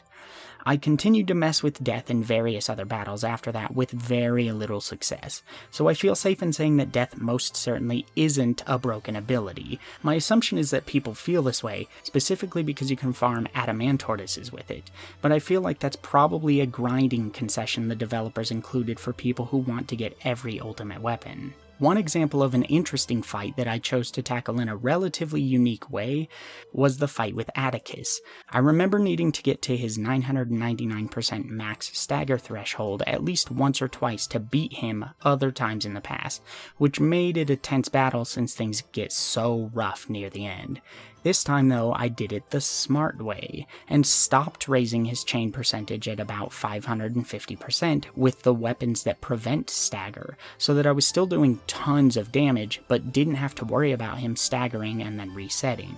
Another example was Gigantuar, whose standard expectation for defeat is the use of a triple sentinel paradigm to avoid dying to his most powerful hits. This time I didn't use that at all against Gigantuar. Instead, I played it fast and loose, choosing to use Random Chain and Army of One to get him to stagger really quickly, with Snow as a sentinel to draw fire and hope to heal. This meant that Lightning was doing tons of attacks in succession, each with the chance to randomly fill Gigantuar's chain gauge.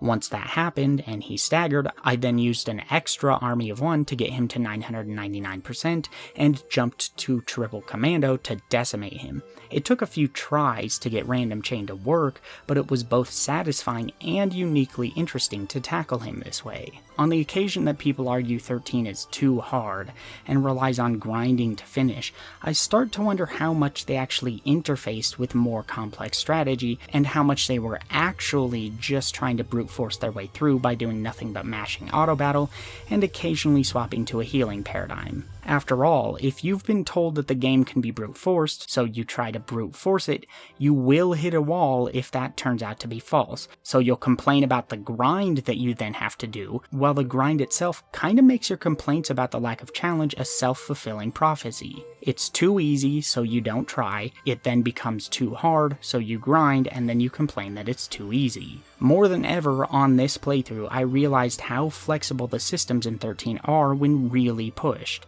and that, again, doesn't even include the super meta stuff that can be done for speedruns and the like, strategies that require insane understanding of the mechanics and an even more insane level of execution. With all this in mind, there is one factor that can have a huge impact on how the game plays, and I have a sneaking suspicion actually leads to the complaints about the game requiring grinding: the AI. I believe part of the issue comes down to people assuming that their actions don't have much of a hand in directing the AI.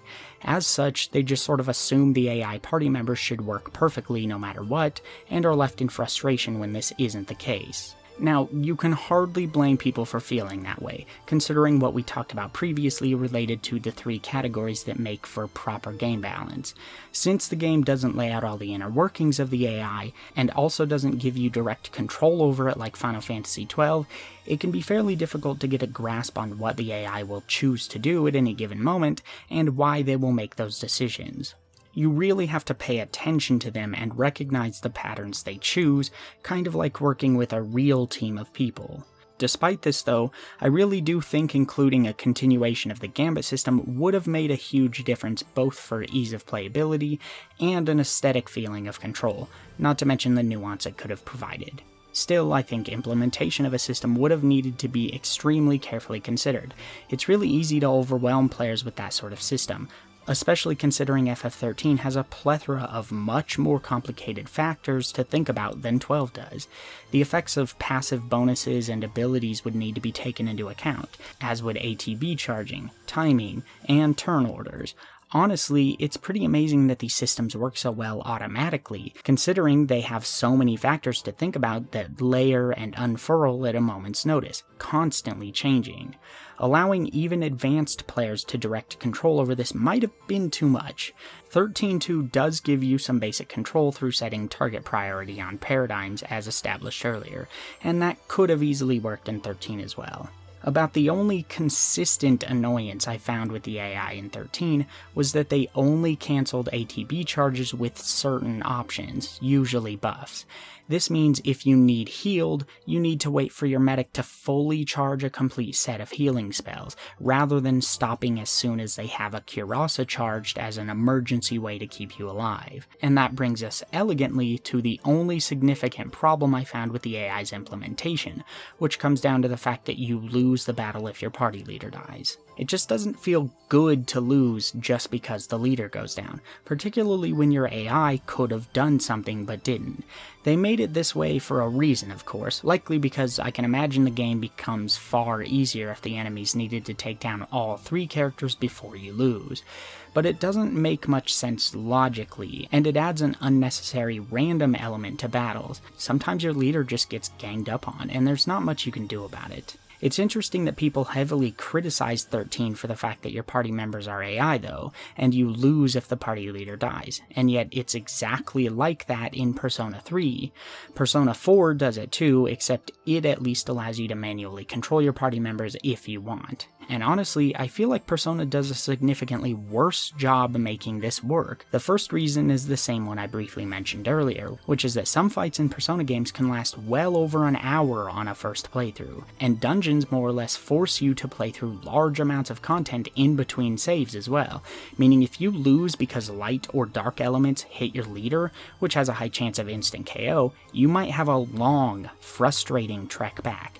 Any persona you gained will be lost. Any experience, any items, all gone, as we've established before. Have fun redoing everything. And yeah, you heard that right. Light and dark elements often instantly kill the target in Persona 4 if they hit. So if they target your party leader repeatedly, and said leader is not currently immune to it, you lose. At least in 13, there are ways to avoid having your leader be targeted by death, beyond just the fact that they're rarely targeted by it anyway, and it usually has a really low success rate.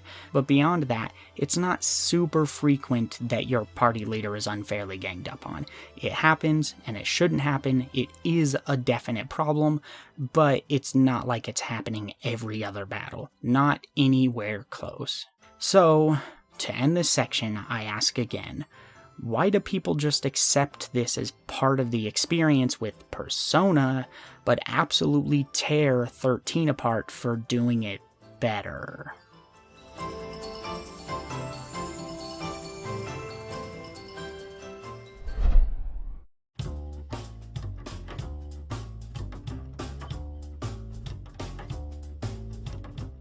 With combat and the surrounding mechanics related to it more or less covered in full, I think now is the time we should move on to the actual structure of the experience, in particular the linearity of the game. The linear nature of Final Fantasy XIII has always been another one of the major points of contention. It's an aspect of the design that a large portion of the fanbase feels is worth heavily criticizing. Let's get the qualifier out of the way first, since this is a core understanding that needs met if we're to actually judge the design of these games fairly and honestly. Linearity itself is just a structural guide. It is not inherently good or bad. What matters is how it's used.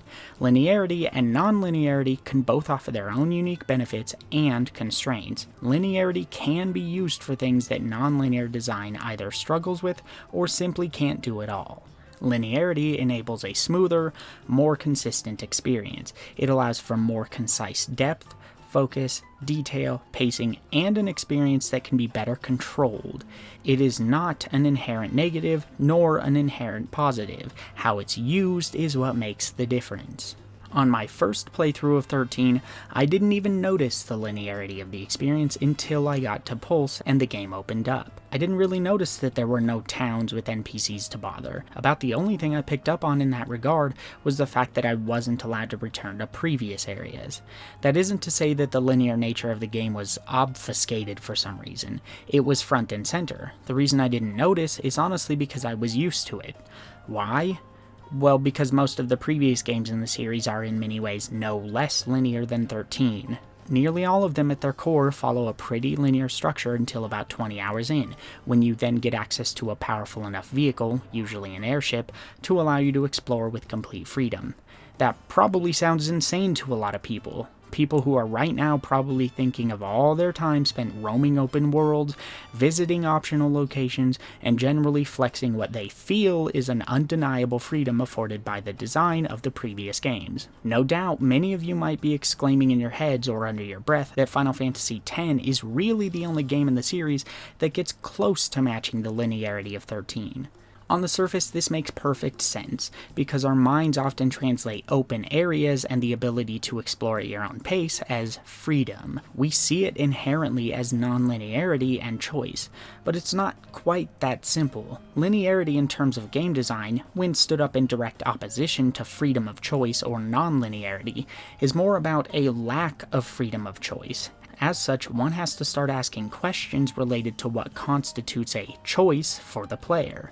When does a choice become mechanically meaningful, and when are we instead actually just being offered false freedoms to mask otherwise linear design? I would posit that most of the time in Final Fantasy titles, we are not offered meaningful choices in relation to the pacing of exploration and events. Rather, we are offered breaks in pacing by way of different forms of linearity. What Final Fantasy XIII did was strip away the variety of linearity, which in turn stripped away the illusion of freedom we had grown accustomed to all this time. Most of the preceding games offered very little meaningful freedom until we entered the last act of the game, where everything opens up. Ironically, this is when, as people who hold disdain for Final Fantasy XIII's linearity will often say, 13 finally gets good and opens up. I'll delve into this a bit more in just a moment, complete with examples, but first we have to raise two questions that I feel are important to answer with said examples.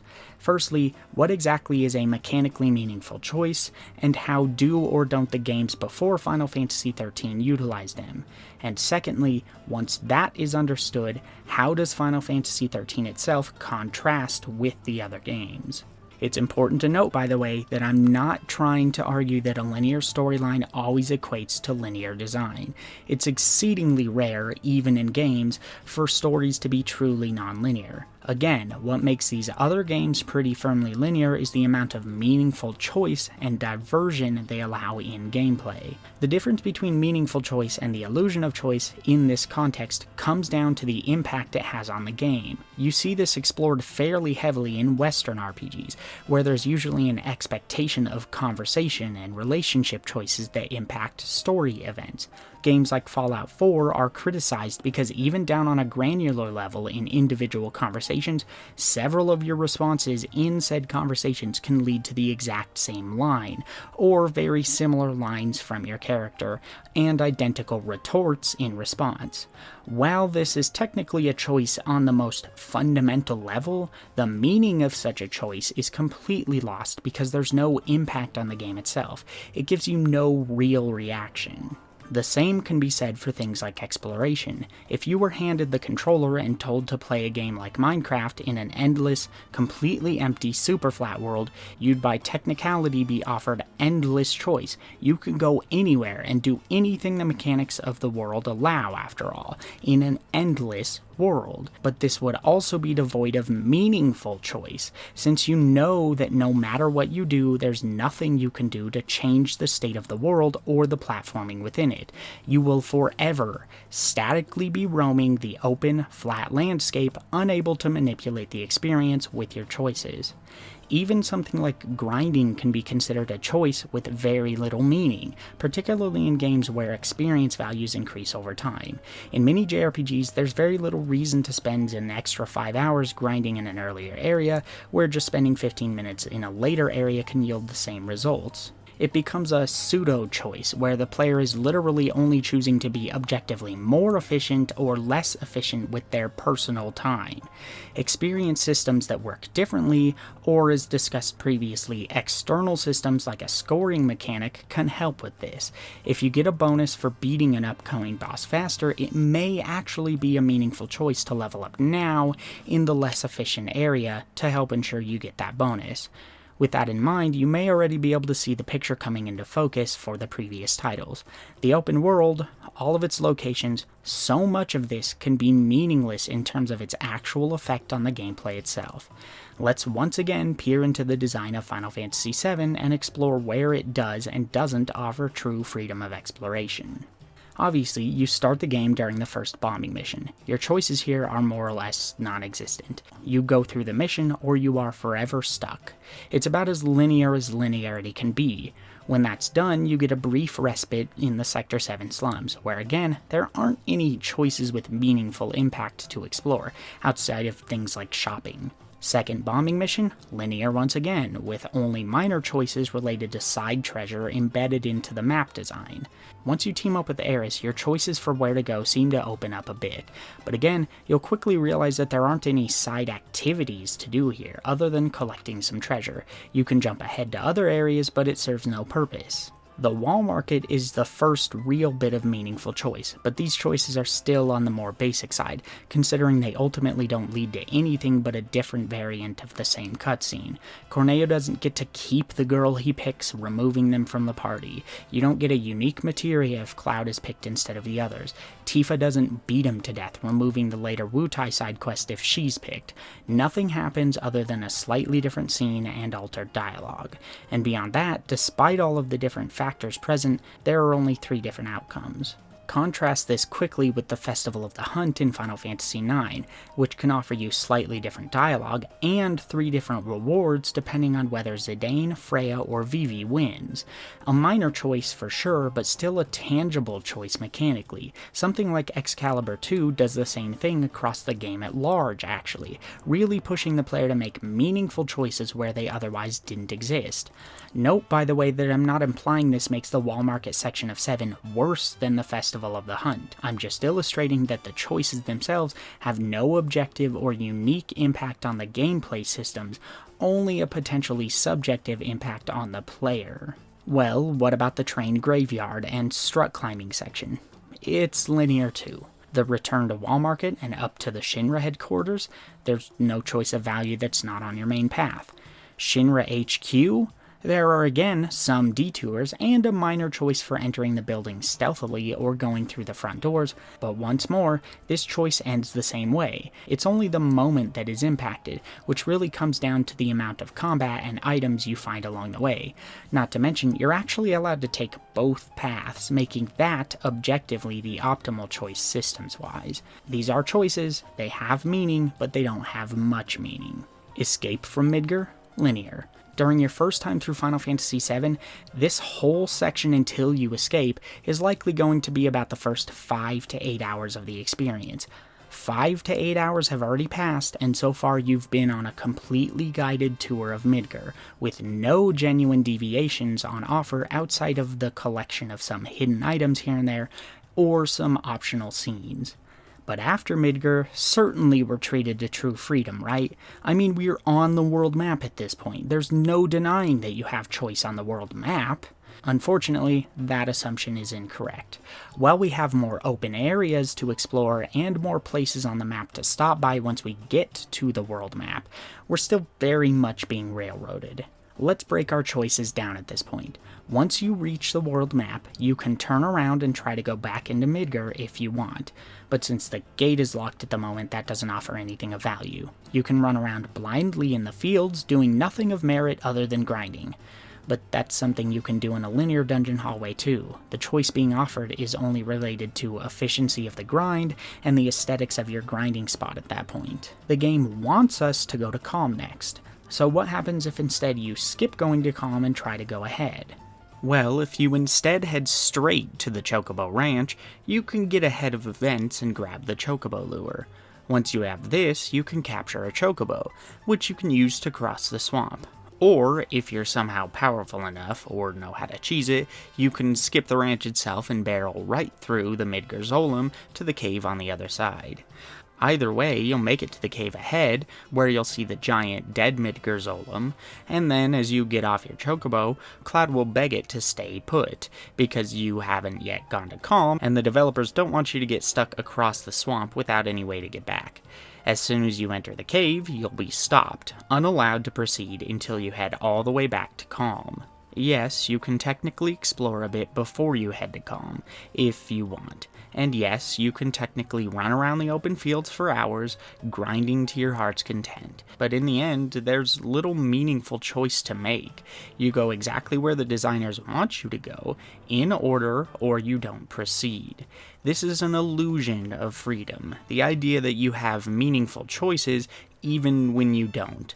It's the same as what Fallout 4's conversations offer, as mentioned earlier. If instead the game gave players the choice to skip Calm, changing the reactions of the party members later on, since they will have never heard Cloud's story of his first mission with Sephiroth, that would be a quantifiable change to the experience. Being able to skip Calm and go through the Mithril Mine early so that you can get stopped and turned around is not. Nothing changes, nothing happens, all you're doing is expending time. If someone can enjoy that arguably wasted time, that's good for them, but it adds no more tangible quality to the game than being able to stand around and shoot patterns into walls adds to Call of Duty, or running up and down an area with no goal in Final Fantasy XIII does. Other games feign freedom all the time. Ever played through a game with a lot of branching story choices and loved it, only to find out on your second playthrough that regardless of what choice you make, you end up in the same place? That's the illusion of freedom. Back when 13 was still the hottest of JRPG topics, Bravely Default was all the rage. People felt like it was going to be the ultimate revitalization of what Square had supposedly lost with Final Fantasy. The irony is palpable, considering that Bravely Default straight up turns players away from areas they aren't supposed to visit yet. The game that was christened by many to be the best unofficial Final Fantasy in a decade railroads players to destinations they want you to explore. The reality is, the design of Final Fantasy VII, Bravely Default, The Walking Dead, and similar titles still holds value even when their choices are fake. Without doing multiple playthroughs, someone will only know that their choices didn't matter if they're told they didn't matter. If you play through it once, you will not realize that many of your choices lead only to minor changes. As such, these systems work entirely as intended. The gameplay is often about immersion in a narrative or a mechanic through the illusion of choice. The feelings the game makes you feel are no less valid because, under the veil, the choices are manufactured. Faking meaningful choice is a perfectly valid design decision that functions as it was designed to. Often, your choices instead gain meaning through the character's reaction to them. Final Fantasy VII is a great example of this, in the date scene while in the Gold Saucer. It doesn't matter mechanically whether you end up going on the date with Aeris, Tifa, Barret, etc. What matters is how the player responds to this, and what it means to them. Hence, this choice is still worth something, even though it has no gameplay impact. Generally, less linear gameplay and narrative design, or rather, narratives that allow players to make meaningful choices elsewhere and then come back later, are simpler narratives to accommodate for this design. This is why the stories in games like Elder Scrolls are so easy to follow. They're intentionally written that way, so that you can stop the main quest, go do side content for 40 hours, and still come back to the main quest without feeling lost. Imagine doing that on your first playthrough of Final Fantasy VII. It would be a mess. A linear story allows for less deviation and therefore is easier for players to understand and remember more detailed and complex narratives in. Something like Metal Gear Solid 2's narrative wouldn't work if you could side quest for eternity and then come back. Gameplay-wise, linearity focuses the player's attention and allows for tighter balance. There are a lot of upsides to linearity, which is why the Final Fantasy series has been exploiting this for decades, usually with just a sprinkle of false freedom added in for good measure, a bit of actual freedom on occasion, and a greater emphasis on non-linear stat growth design to give players a greater sense of real freedom. Final Fantasy XII is really the only game in the main series that's fairly non-linear all the way throughout. Freedom can often backfire if the rest of the systems aren't designed around it. It can be really difficult to balance a game when the player is encouraged to go off the beaten path for hours at a time, collecting tons of great treasure and raising their stats to unprecedented levels. It can also overwhelm players or get them lost. It's worth noting that games like Trails of Cold Steel are widely adored, in spite of forcing specific parties on the player for most of the game and never allowing you to return to areas from previous chapters, similar to Final Fantasy XIII. So clearly these factors are only fuel for the fire, not the be-all end-all condemnation of 13's linearity. Don't get me wrong, I still personally really prefer having a world map, having towns to explore, and I always prefer the more complex dungeon designs. I would still argue it was, to some degree and on a personal level, a mistake to strip these things from 13. It wasn't a great choice to not allow players to return to 75% of the environments they trek through, but it isn't actually making any of the design meaningfully more linear. Instead, it primarily changes the pacing and our perception of the adventure. As several others have pointed out before me, including Mike from Resonant Dark, the biggest difference between 13 and the other games is the pacing of the world design. You can see this most clearly when compared to Final Fantasy X. Final Fantasy X is very similarly linear when you break it down. It's mostly just straightforward pathways that lead from the previous area to the next. By and large, the game is pretty restrictive. But Final Fantasy X also includes a plethora of pacing breaks that give players different ways to interact with the game. There are sometimes mini-games to take part in along the way. Occasionally you'll have to double back a bit because the area you were in before had multiple exits. The Cloister of Trials sections are all about changing the gameplay so that it doesn't feel like you're continually just running through dungeons and fighting. Final Fantasy XIII doesn't really do any of this for the first 10 or so chapters. You run, you fight, you watch cutscenes. This makes the game feel more linear, because you start to notice just how little the experience is changing. But that same feeling can be present in completely non-linear games as well, as long as the gameplay loop is stifling and constant enough in design. Going back to Final Fantasy VII, you can see this really well in the wall market. Despite your choices there meaning little mechanically, they do wonders for the pacing. There really are no areas in 13 where you retread the same few screens trying to solve a puzzle or move the plot along like that. There's no place where you really stop and breathe. Now, 13 does try to justify its decision through the narrative in order to keep things consistent. You're on the run. Why would you be allowed to go back to these places where your characters are wanted criminals? Why would NPCs want to talk to you or let you stay at their inn? This isn't some silver bullet against people who think the linearity is an objective problem, mind you. Just because you justify your choices through the narrative does not mean you don't have more room to find other ways to keep players engaged that don't contradict your narrative. Finding those alternative ways to keep players engaged would have greatly improved the pacing for sure. This is particularly true when you consider that not everything follows this logic anyway. For example, shops don't make much sense, and feel incredibly disjointed and out of context. You're on the run, but you're using digital shops that can just will any items into your hands. Why can you buy weapons and monster parts in a place like Cocoon? Why aren't they logging your location to track you down and refusing to sell to you? Why are these shops strewn throughout Pulse as well? Shops could have been represented as a holographic black market shop owner or something, and it would have immediately been more personable and made more sense. The big revelation that happens when you realize the game has very repetitive pacing thanks to its lack of false freedoms or diversions is that you realize every area more or less serves as a dungeon. You are effectively just jumping from dungeon to dungeon to dungeon. Now, some people like to compare the maps from the more linear of these areas to world maps from previous games as some sort of meme. Look how much more linear this is, they'll complain. But obviously, a more apt comparison would be between dungeons, which are actually often really similarly designed in the older games. Linear paths that bring you to semi-open pockets and side paths that offer goodies. When I was playing back through 13 and 13.2 before the release of Lightning Returns, there was a decent chunk of the first 10 or so chapters that was kind of tedious on replay. Your first time through, you're still getting used to the mechanics, so I personally didn't notice how lacking your options in combat and world design are early on.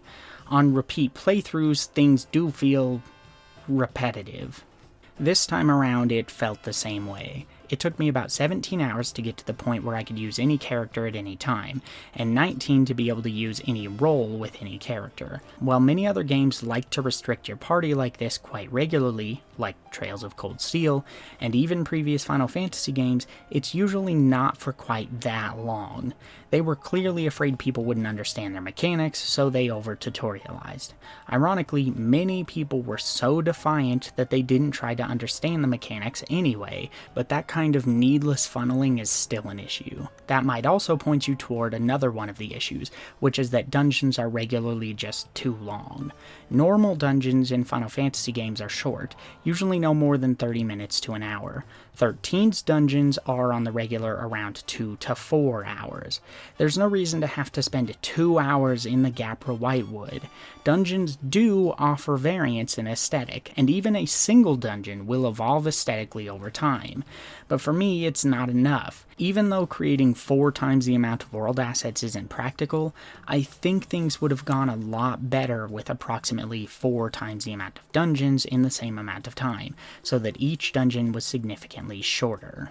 Or, obviously, as implied before, create pacing break areas where you can settle down and just be for a little bit.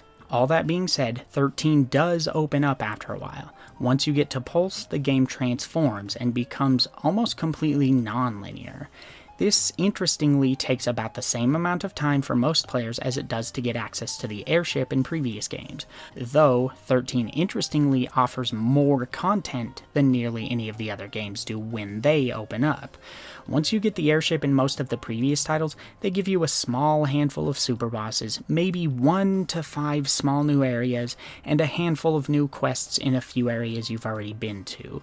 13 gives you 64 hunts to do, upwards of a dozen large and completely new areas, and another 10 or so hours of story. Granted, once again, 12 still has it beat, but that's impressive nonetheless, considering airship travel is mostly just an ease of use, quality of life offering in the other games. It does little to expand them, so much as just make it easier to start backtracking. Pulse, comparatively, is like an entirely new game of all new content, and most of it is some of the best content in the game. What's more, it really drives home the freedom by making the world feel ruthless and harsh, but not trying to stop you from experiencing it. Cocoon, as the name implies, is confined, cold, and limited. This follows through in the design of the game while you're there. It's by far the most linear section. Pulse is alive and open, both mechanically and aesthetically. One of my favorite memories in any Final Fantasy was the first time I saw one of the smaller, but still massive, Adamantoise-type enemies in 13.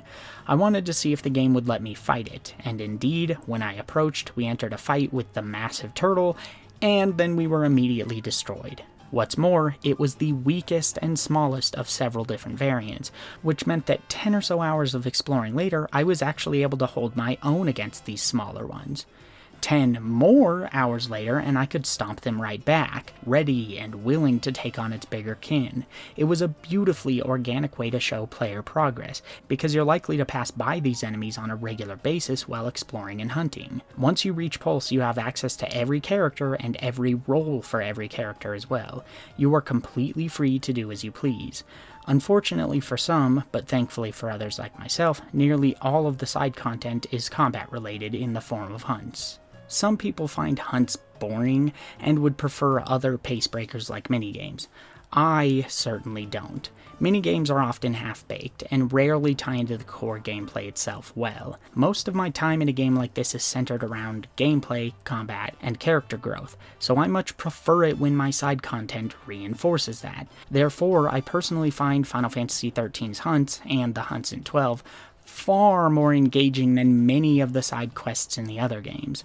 Hunts in 13 give you vignettes of backstory on Pulse, its way of life, and the truth about Pulse and Cocoon. But more importantly, they all support the main mechanics. You spend like 50% of your time in combat in these games. Does anyone actually like spending 20 minutes in a cheesy, broken arcade game about feeding a Moogle so that he can find a mate, instead of fighting another unique monster or super boss? Wouldn't you rather fight Sapphire Weapon or something? Or do you simply like the variety, so you put up with the minigames often being pretty poorly designed pacing breaks? I'm not saying side quests that introduce new, isolated mechanics are a bad thing, but more often than not, they're poorly thought out and poorly designed. They rarely control particularly well, or aren't balanced well, because they just don't get that much development time. Why would you invest tons of money and time and resources into something optional that requires entirely new systems and may only last a few minutes for the players that even try it? Meanwhile, combat encounters as side quests support the entire design of the game. Is fighting the data versions of Organization 13 in KH2FM more fun? Or is completing the journal by redoing all the Winnie the Pooh minigames more fun? Which makes you feel like you're accomplishing something, and which leaves you wanting to get back to the main game? Doesn't everyone constantly dunk on Atlantica and 100 Acre Wood despite both being optional? There are some outliers, of course, like the card games in 8 and 9, or Chocobo-related side content in most of the games. But most of the other minigames and such are more of a one-time novelty than they are something that's actually engaging or deep. Nobody has ever said, man, I wish they'd make a whole game out of the holographic rock, paper, scissors fighting game in the Gold Saucer. but people do regularly wish they had more weapons to fight in Final Fantasy VII, or more secret dungeons to explore. My stance here is subjective, of course, but I don't think it's fair to argue 13's side content is bad just because you aren't into its focused lack of variety. That being said, it can be a bit annoying that you're only allowed to activate one hunt at a time, though I think the reasoning for this was to avoid allowing players to accidentally pick up hunts for enemies that are way too strong for them, and then soft-locking the game because said hunt is stationed along a route you have to traverse to cancel the hunt. Final Fantasy X International has this problem with the Dark Aeons, which suddenly and arbitrarily lock content that was previously accessible in the original release behind insanely difficult super bosses you can't avoid.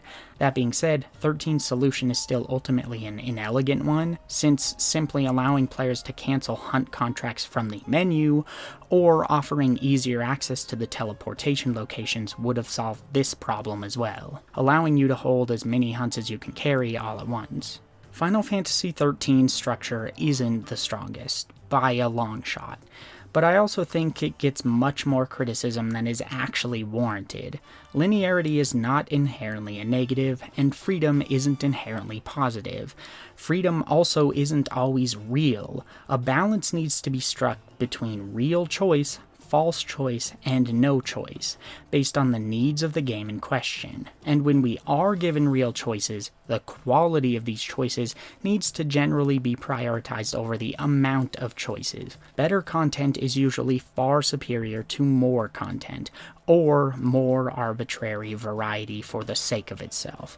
It's a difficult balancing act, and not one I think 13 navigates flawlessly by any stretch of the imagination. But then again, neither do most of the previous games, so that's kind of just par for the course then, isn't it?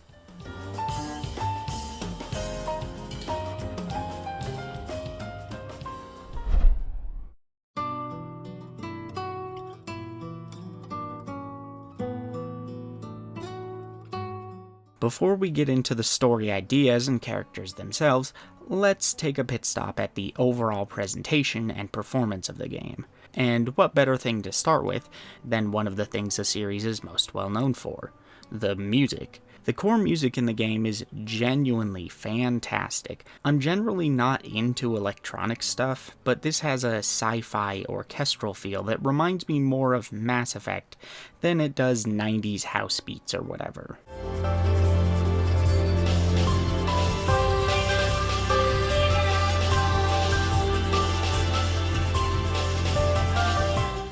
The stuff that's more traditionally Final Fantasy in composition is extremely well written too, and generally, though not always, fits the scenes well.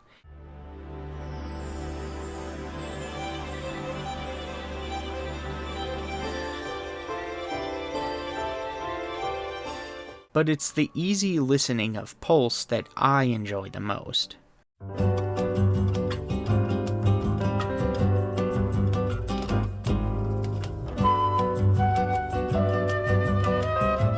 I'm a huge fan of that sort of smooth, bright, jazzy feel, and I love easy listening. So it was great to see some in Final Fantasy, particularly since it fits the bright, free, organic nature of Pulse so well.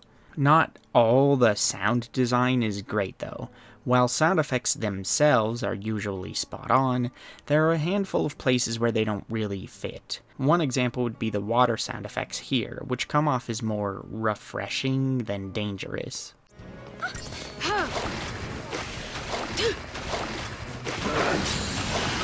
Unfortunately, not everything is perfect with the aesthetics and performance either. When Digital Foundry did its video on the Xbox One backwards compatibility, they noted that the 360 runs the game at a paltry 1024 by 576, or 576p, whereas the PS3 runs it at a native 720. Neither resolution holds up terribly well today in the context of this specific game, particularly considering space limitations of DVDs on the 360 meant that the pre-rendered scenes are pretty horribly compressed on that platform.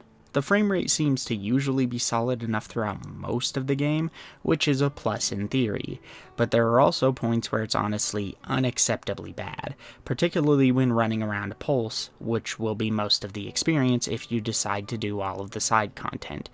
On Pulse, it chugs along really inconsistently, which for me personally led to quite a few literal headaches when I played through it for this video. To bring regional differences up really quickly, since it always seems to get brought up in conversations by one person or another, so obviously it's important to some people, I personally like the names of the paradigm roles in the Western version. Some people who don't understand that localization is about more than just straight translations complain about the changes, but realistically, does Attacker really sound more interesting than Commando?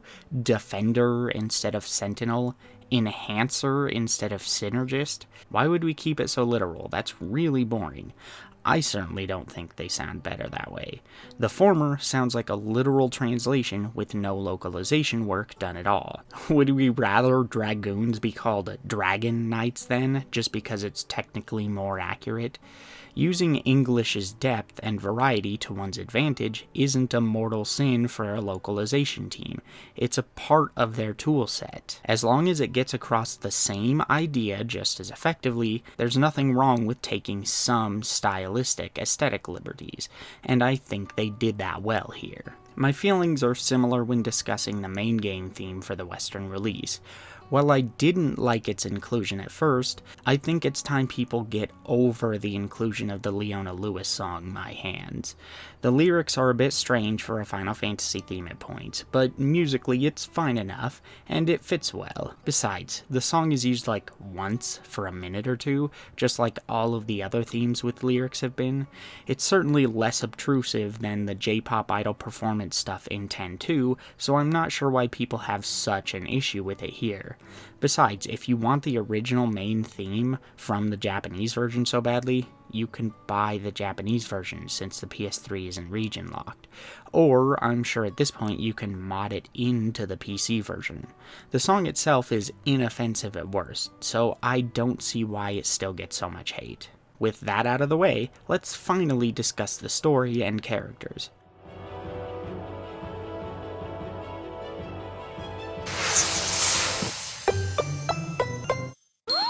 The only Final Fantasy game I really got into before was IX. About 6 or 7 years old, my dad brought home a PS1 and 2 different games. Marvel vs. Capcom 2 and Final Fantasy IX. Which one did I like more? What the hell do you think?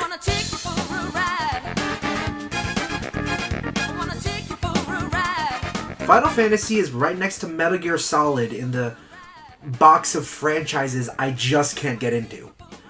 While Metal Gear Solid is mostly stealth, Final Fantasy's more very, very, very JRPG. And unless you're Pokemon or you're Paper Mario, I can't. I just can't. RPGs are probably my second least favorite genre, second only to horror, so imagine my peers' surprise when I told some of them I'm playing Final Fantasy XIII. Listen up.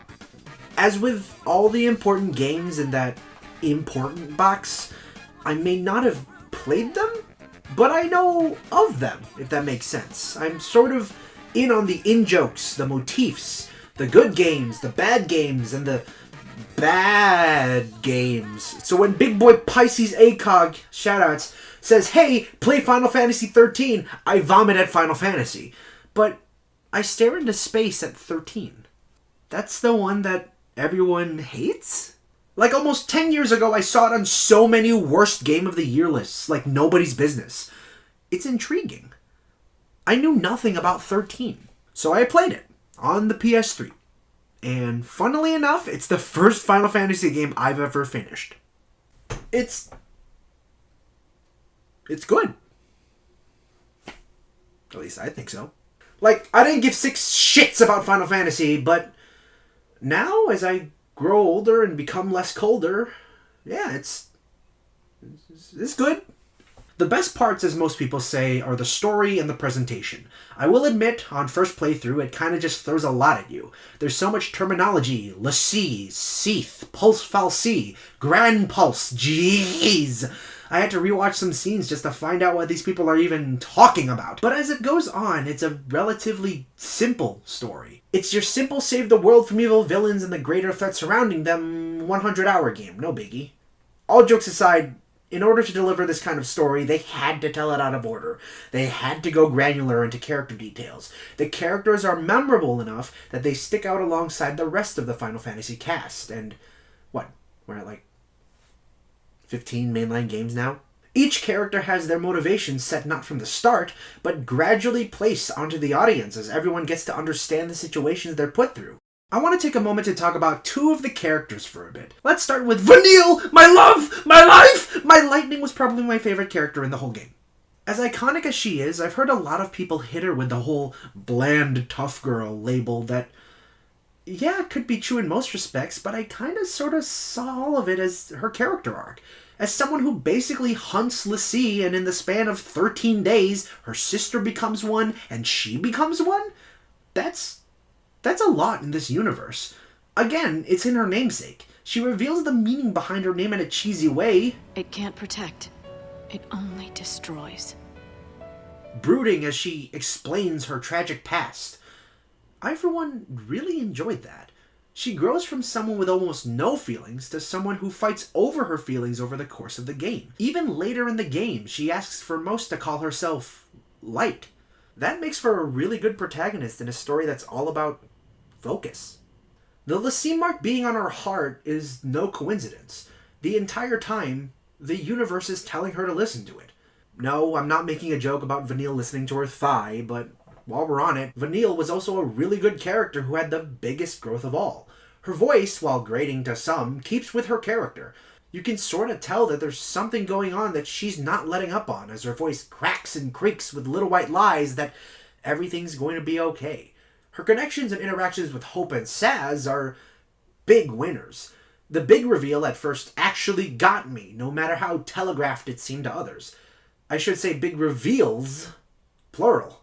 Her and Fang's past are a big reason why this is all happening anyways. These revelations are only really plagued by turn-based battles to me.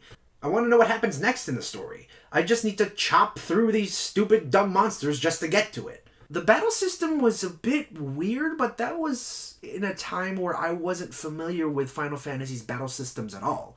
I thought it was just, I attack, and then you attack, and then I use a potion, and you use a potion, materia, I don't know, whatever.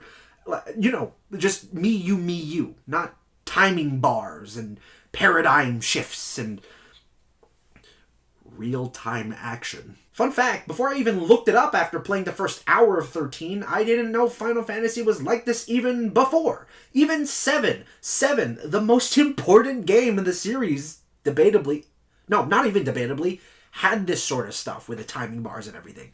Changing it up by adding a real-time management system with the limits and whatever have you. But after the initial shock, I thought it was okay. It was still a turn-based RPG by any other name. The Crystarium is your leveling, the Eidolons are your summons, and the battle menu is your battle menu. I just had to wait a little longer through my rapid taps of the X button. Now, here's the thing. I also really like the linear structure of the game. But only because I don't really like exploring in RPGs, I'm sorry. A lot of other people love exploring and finding the answers and finding A to go to B and C or maybe D, but I just... nope. You can have a stable, satisfying combat experience, easy to follow story, and have passable presentation in a game that I will praise if need be. You stretch 60 hours of experience to 60, lengthening the experience but not strengthening it? I tune out. Speaking of the presentation, this is a beautiful game. Like, 2010? Really? Damn. Damn. The graphics still hold up really well, especially if you buy the new Xbox consoles. After 3 bajillion years of Libra working on this video and possibly recording 4 yottabytes worth of footage at this time, I've had my thoughts on 13 marinating for a while. Nowadays, I always try to open my viewpoints every chance I get, And this whole experience was a really nice way to do that with a genre I've probably slept on all my life. In the time between my first playthrough of Final Fantasy XIII, I've played the Kingdom Hearts games, some of 15, some of 9, and I've made it a goal to finish 7 before I dive into 7 Remake Intergrade Esquire, whatever the hell it is. I still hate RPGs in general, or at least I hate playing through most of them, but I'm not blind to the fact that I'm happy that Final Fantasy XIII was my first Final Fantasy game. I don't love the game, don't get me wrong, but I feel that in most of the discourse is a bear of unfair, repeated fights. Like, to put it in a better way, I heard 13 bad, 13 sucks. But, like, besides 7, 9, 10-2, 13, and a little bit of 15, I know nothing else about Final Fantasy. No, this is not an invitation to tell me whatever the fuck a Zodiac Age is. I always saw Final Fantasy as the RPG series with its own motifs in order to be part of a big, bright universe. From Moogles and summons to turn-based battles and symphonic stories. 13 was different, sure, but it sticks out to me. I don't think it's boring, even if it gets tedious at times. I don't think the story's too complicated, even if it tries to be bigger than it is. I don't think this is a bad game at all. I'm very glad I played it. In very irrelevant news, I'm also never going to play a Final Fantasy game ever again.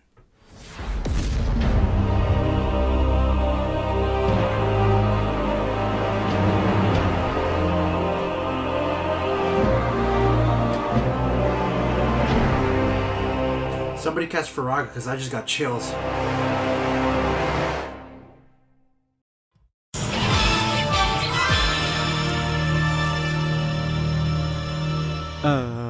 What just happened? Okay, whatever. Back when Final Fantasy XIII first released, I was really into Mass Effect. Mass Effect 1 was the first console RPG I'd played that had completely comprehensive logs of information about absolutely everything you could imagine in the world of the game. Characters, vehicles, enemies, technology, politics, everything. This encyclopedia was known as the Codex. It scratched a similar itch to the collection in the Katamari Damacy games for me. I would play through the game, often more than once, trying to collect as much stuff as I could for the collection, or Codex. Then, once I was satisfied, I would spend several hours just binging said collection of information.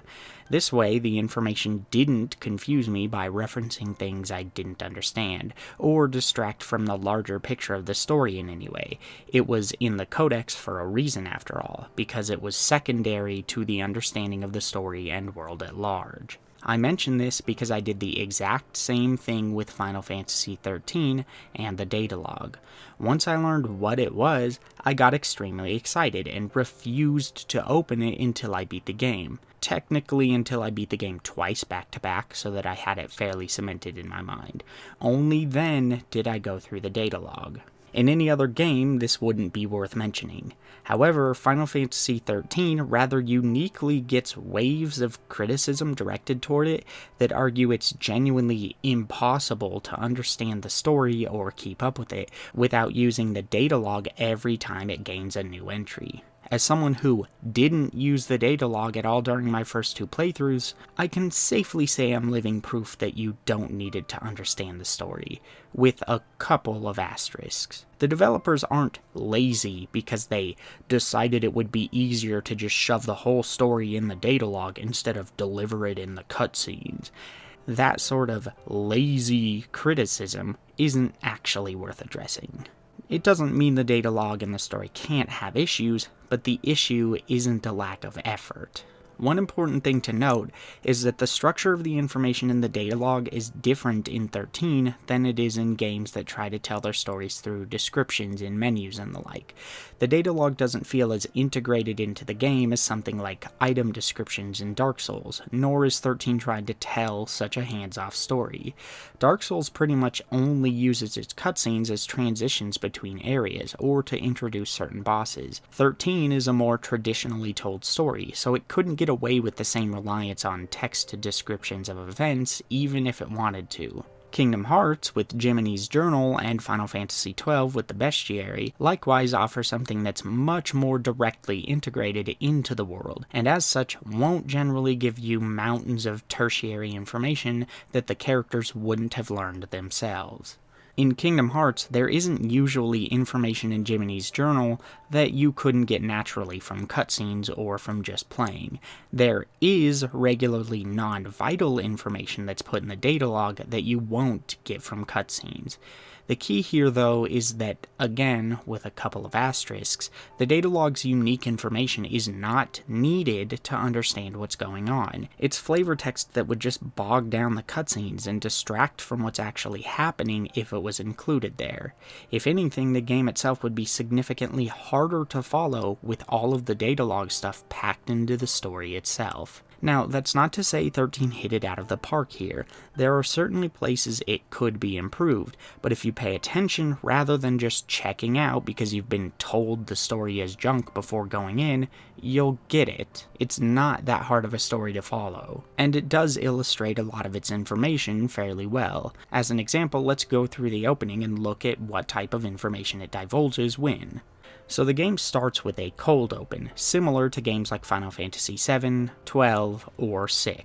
This effectively means that the game starts when events are already underway to get players invested as soon as possible. There's no, I'm playing as an orphan in a tiny village and I have to spend 2 hours doing chores before the Empire finally burns my village down, setting the story in motion. The game begins, and you're already neck deep, which allows instant gratification and potentially multiple layers of questions and intrigue to keep people invested in the short term while everything is set up. It won't work for everyone, but it's decently solidly executed. The challenge of a cold open, however, is that you have to try to relay information smoothly to catch players up along the way, without just dumping exposition everywhere. This can often make it feel like you've been thrown headfirst into a new culture and are expected to pick up the necessities quickly, because you effectively have been, rather than making us occupy a Link, Tidus, Vaughn character that knows little of the world, who then asks a bunch of questions to get us, the players, the answers we need. The game trusts that if you're paying attention, you'll catch on naturally. And you most certainly can catch on naturally if you're paying attention. 13 reiterates a lot of its required information regularly in different contexts to give you bits and pieces you can get accustomed to and put it all together yourself. So again, the game starts in a cold open by introducing Pulse as a place you don't want to end up in, that certain people are being deported to for some yet to be explained reason. It then introduces a Pulse fal'Cie as something people consider bad or dangerous, but also reveals that it's something Lightning is trying to make her way to, though we don't yet know why.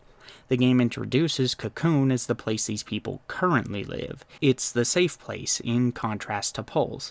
It then shows us SciComm, which it makes clear is Cocoon's military, and are the ones deporting people. It also references the Sanctum as the one who controls SciComm. The game establishes that Lightning was part of Guardian Corps, which is not the same as SciComm.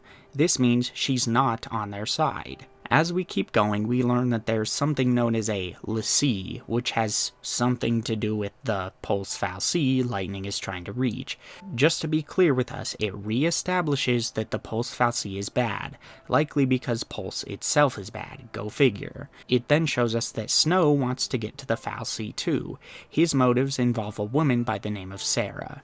Now that we've got an understanding that Pulse and the Pulse fal'Cie are bad, it's safe to show players that the Sanctum has fal'Cie too, but they're considered good. Once again, likely because the Sanctum and Cocoon are considered good.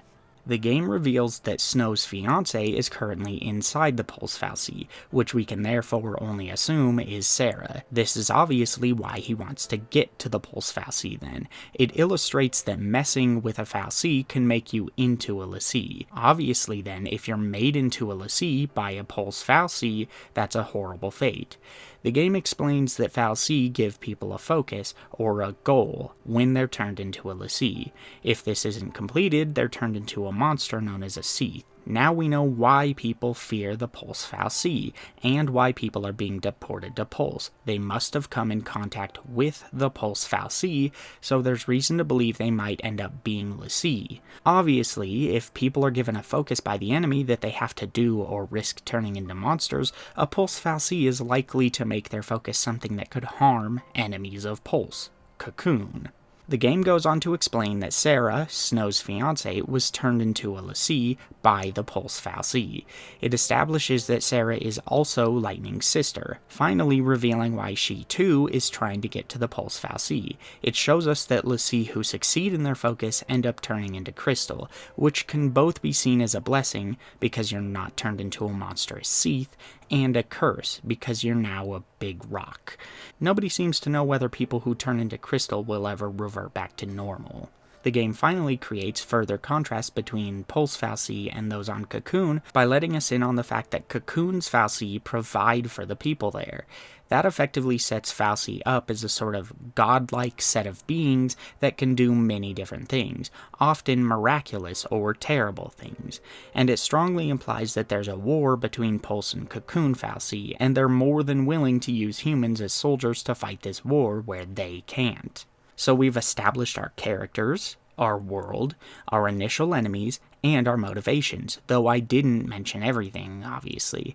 I didn't, for example, talk about why Saz, Vanille, and Hope are involved in these events, but everything we need to know is in the first chapter, except for who Vanille really is and what her motivation is, and since she's the only one left out, that should obviously indicate that it's a secret to be revealed later. The game even quietly nods to a lot of things for astute or returning players, giving this chapter some extra layers. For example, did you ever notice that Vanille is the only character in the beginning who starts with 3 ATB segments? They did this because, as you'll learn later, she was already made a l'Cie before the game started. The other characters only get a 3rd ATB segment after they've become one themselves. Now, granted, not everything is perfect here. The difference between a l'Cie, a XIII, and a fal'Cie are super confusing at first, but they use the words in various contexts frequently enough that if you're trying to follow along, you should pick it up. Honestly, it's not really any different than Mako, Materia, Lifestream, Weapons, Genova, Reactors, etc. Though I don't think 13 introduces these things as cleanly as Final Fantasy VII does its own concepts and names, it's practically impossible to forget once you know it. You just have to get over that initial hump of the 3 terms sounding rather similar. While the game doesn't use extended or lifeless exposition dumps at every turn to give us all this information, most of it is still done through dialogue, which is unfortunate. The characters aren't constantly stopping to explain things to each other as if none of them live in this world, but they're still not really showing us a lot of these concepts or ideas either, so it's a sort of awkward but passable middle ground, where the discussions the characters are having don't feel like they purely exist for the player's convenience, but they're also far from the most interesting or integrated way these concepts could have been explored. That being said, there are certainly times throughout the game where they start doing far too much telling. As an easy but simple example, there are the statues all across Tajian's tower much later. The statues are sad, then they want to help us, then Dahaka is acting strange. The statues make strange noises, but they don't have any expressions, so I can't tell if the characters are hearing the statues talk inside their heads, or if they're guessing at what the statues are trying to convey. This stuff could have and should have easily been illustrated with more animation, colors, sound effects, etc. It isn't even communicated to the player by the statues. It's first translated by the characters, distilling it into as basic of a description as we could possibly get. Why not have the statues speak to us in our heads too? Or maybe they could recite their feelings through short, riddle-like poems or something. Or maybe colored auras could surround them based on their mood. That's a bit of a shame because the world of Final Fantasy XIII is fantastically beautiful most of the time and intensely creative. For the time it came out in, seeing a world that looks this fantastical in such high fidelity was mind-blowing, and unsurprisingly, all of the art still holds up pretty darn well at higher resolutions on PC or Xbox One X. Visually, the game is still really strong, even if it is starting to show its age just a bit. Unfortunately, that doesn't translate to strong world building as one might expect. I don't think the game is devoid of world building, granted. Since this is a character-driven plot, it doesn't spend a lot of time on world building and exposition, and a lot of the nuance of an area is thrown into the data log, because it would bog down scenes if it was forced upon the player like that constantly. There are hints of world building strewn throughout the character dialogue when running around, mind you, but what 13 spends more time on is world building through the art direction. It's more like a simplified version of what the Souls series does with its areas, where its architecture, colors, lighting, and music are supposed to describe this section of the world to you. One particular bit I really enjoy is the stories each XIII Stone hunt gives you. My favorite is probably this one, for the Goblin Chieftain hunt. It's a short paragraph about how a son hits his father after said father says he's leaving. We then learn that the father was a lessee and ended up fulfilling his focus, turning him into a crystal. We don't know what his focus was, nor what the argument was about exactly. We aren't blatantly told what look the father gave his son after being struck, only that the son accepted a focus so that he too could turn into crystal, in the hopes of being able to apologize one day. He didn't understand the burden a focus could be, so unfortunately, the son fails, turning him into a XIII, and then eventually a XIII Stone, never to see his father again. Tragically, he now understands that burden firsthand, and has been paying for it since then. Not only does this tie into the main story well, but it also builds out the understanding of the world naturally, in a way not completely dissimilar to how Lost Odyssey uses the 1,000 Years of Dreams short stories. From this, we can deduce that the people of Pulse might have seen focuses as a reward from the fal'Cie, something to be respected. But it also illustrates that this doesn't inherently mean that they don't realize how dangerous, isolating, and unfair such a fate is. It also hints at the idea that those on Pulse might understand that turning to crystal isn't permanent, which could drive more of them to accept a focus as a way to stay with their loved ones longer. But nah, that doesn't count, right? That's not real world building. All of that is in the data log, because I said so, right? Who cares about the descriptions for hunts? They're optional. I don't want to imply that this sort of thing is super unique or special, nor that every XIII Stone description is fantastic. Just that there are bits and pieces of world building strewn all throughout the game. 13 elects to let the world speak for itself, rather than having our characters constantly talk about the inner workings of it in great detail during cutscenes. You can then get optional, more practical descriptions of things from the data log if you want. One of the more heavily criticized areas of 13's story, though, is definitely the characters. I've personally never had much of a problem with any of them, since by and large, they do what they're intended to do, and they do it well enough. That isn't to say some moments aren't a bit contrived, or that some dialogue couldn't be way better. It also isn't to imply that they're the most well-rounded characters, just that I think they're fairly solid overall. I think people expected something more akin to your traditional Final Fantasy characters, and that's not necessarily what we got. Instead, what we got was something that's more reminiscent of anime or shonen characters. You can kind of break it down into two choices that understandably made the game feel rather foreign to a lot of old school fans. Firstly, 13 is rather melodramatic. That's not inherently a negative, just a way of writing drama. Games like Final Fantasy VII can be pretty dang melodramatic at times too. Vincent's reveal, anyone? So can 4, 8, 9, and 10. 13 went for a more romanticized vision of characterization that focuses on the big picture of their thoughts and emotions. It's kind of like a metaphor in a poem versus just a paragraph in a novel describing someone's feelings. Melodrama is often more about emotion than reality. Characters overreact because the intent is to make the themes and ideas the star. Metal Gear games use their surreal elements in a similar fashion, by making them feel as bombastic as possible. Suddenly, a guy who can shoot bees from his mouth appears, and his backstory is tragic. It's not always realistic, but it is intended to reinforce ideas in a clear, easily communicable way. Secondly, when a game lacks voice acting, we tend to put a lot more of ourselves into the characters. As such, we often imagine them being much better written than they may actually be, because our preferences fill the gaps. When voice acting is present, we put a lot less into the characters. It's a much more passive experience. That makes it remarkably easy to find personal issues we may have with them. I don't like Vanille because she's annoying. I don't like Lightning because she's deadpan. I love Saz because he's happy-go-lucky. A large part of the character is baked into the writing itself, but an equally large part comes out in the delivery, and when we're creating said delivery in our own minds because there's no voice acting, of course we're going to prefer it. It's exactly why character creation in narrative-driven games can be so powerful. My Commander Shepard is the best Commander Shepard on the Citadel. That sort of thing. The voice acting here is relatively strong for what it offers. Again, it's clear that they were going for a more in-your-face, anime style with the acting, which makes sense considering the focus on melodrama. The dialogue is usually solid outside of some of the exposition. It hits where it counts, and the acting complements it. The experience isn't near as grounded as some of the others in the series because of this, but the intention was clearly to go over the top with it, to be more emotional and human in a way.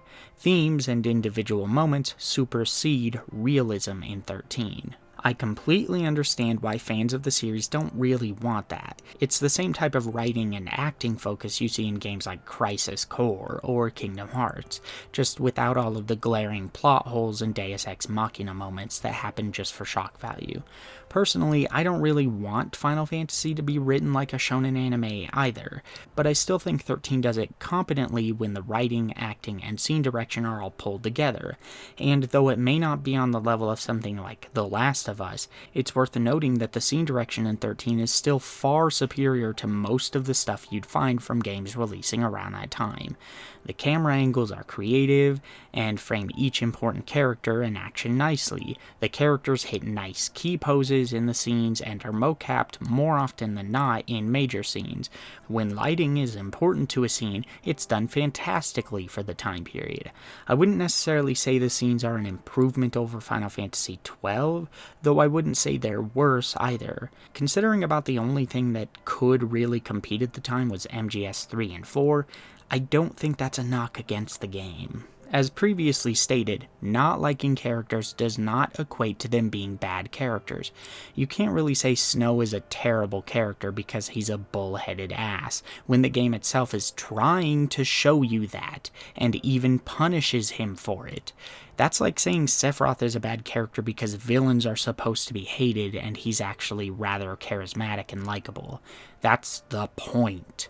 You can dislike Snow for making an ass of himself, but disliking a character does not mean they're poorly written. The game establishes that Snow's attitude is a character flaw, that despite wanting the best for those around him, he refuses to think about how his actions could harm others and just rushes in. He refuses to keep his ambitions in check, and it can lead to suffering. You could totally criticize the game if he didn't grow out of that, and if there was no resolution. But there is. Snow starts as a character who's willing to hand civilians guns, including a young girl and a mother whose son is begging for her not to leave him so that they can fight in his makeshift resistance. This is an action that leads to trauma for the child when his mother dies. And when Snow's personal arc resolves, he's a character who, while still being bold and headstrong, is much more aware of when his actions only endanger himself and when they endanger others. He's less ignorant of others' feelings. But I don't think I'm the best person to explain this. So why don't I hand the reins over to Games' literature for a bit, and he can do it.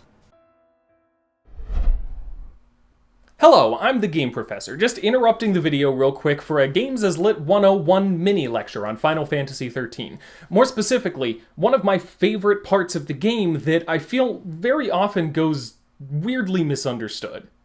The thing that's always confused me most about Final Fantasy XIII's general reception is the hatred for one particular character, Hope. I played the game the day it came out and was surprised to find soon afterward that a whole lot of people hated him. To hear them tell it, Hope is a whiny kid who can't stop moping about his own problems long enough to even do anything about them, and he just keeps complaining, and it's so annoying, and... Look, I'm not gonna beat around the bush here, that's mostly just wrong. And to the degree to which it is right, it really doesn't work as a criticism of the character or the game's writing, and I want to just take a minute to talk about why that is.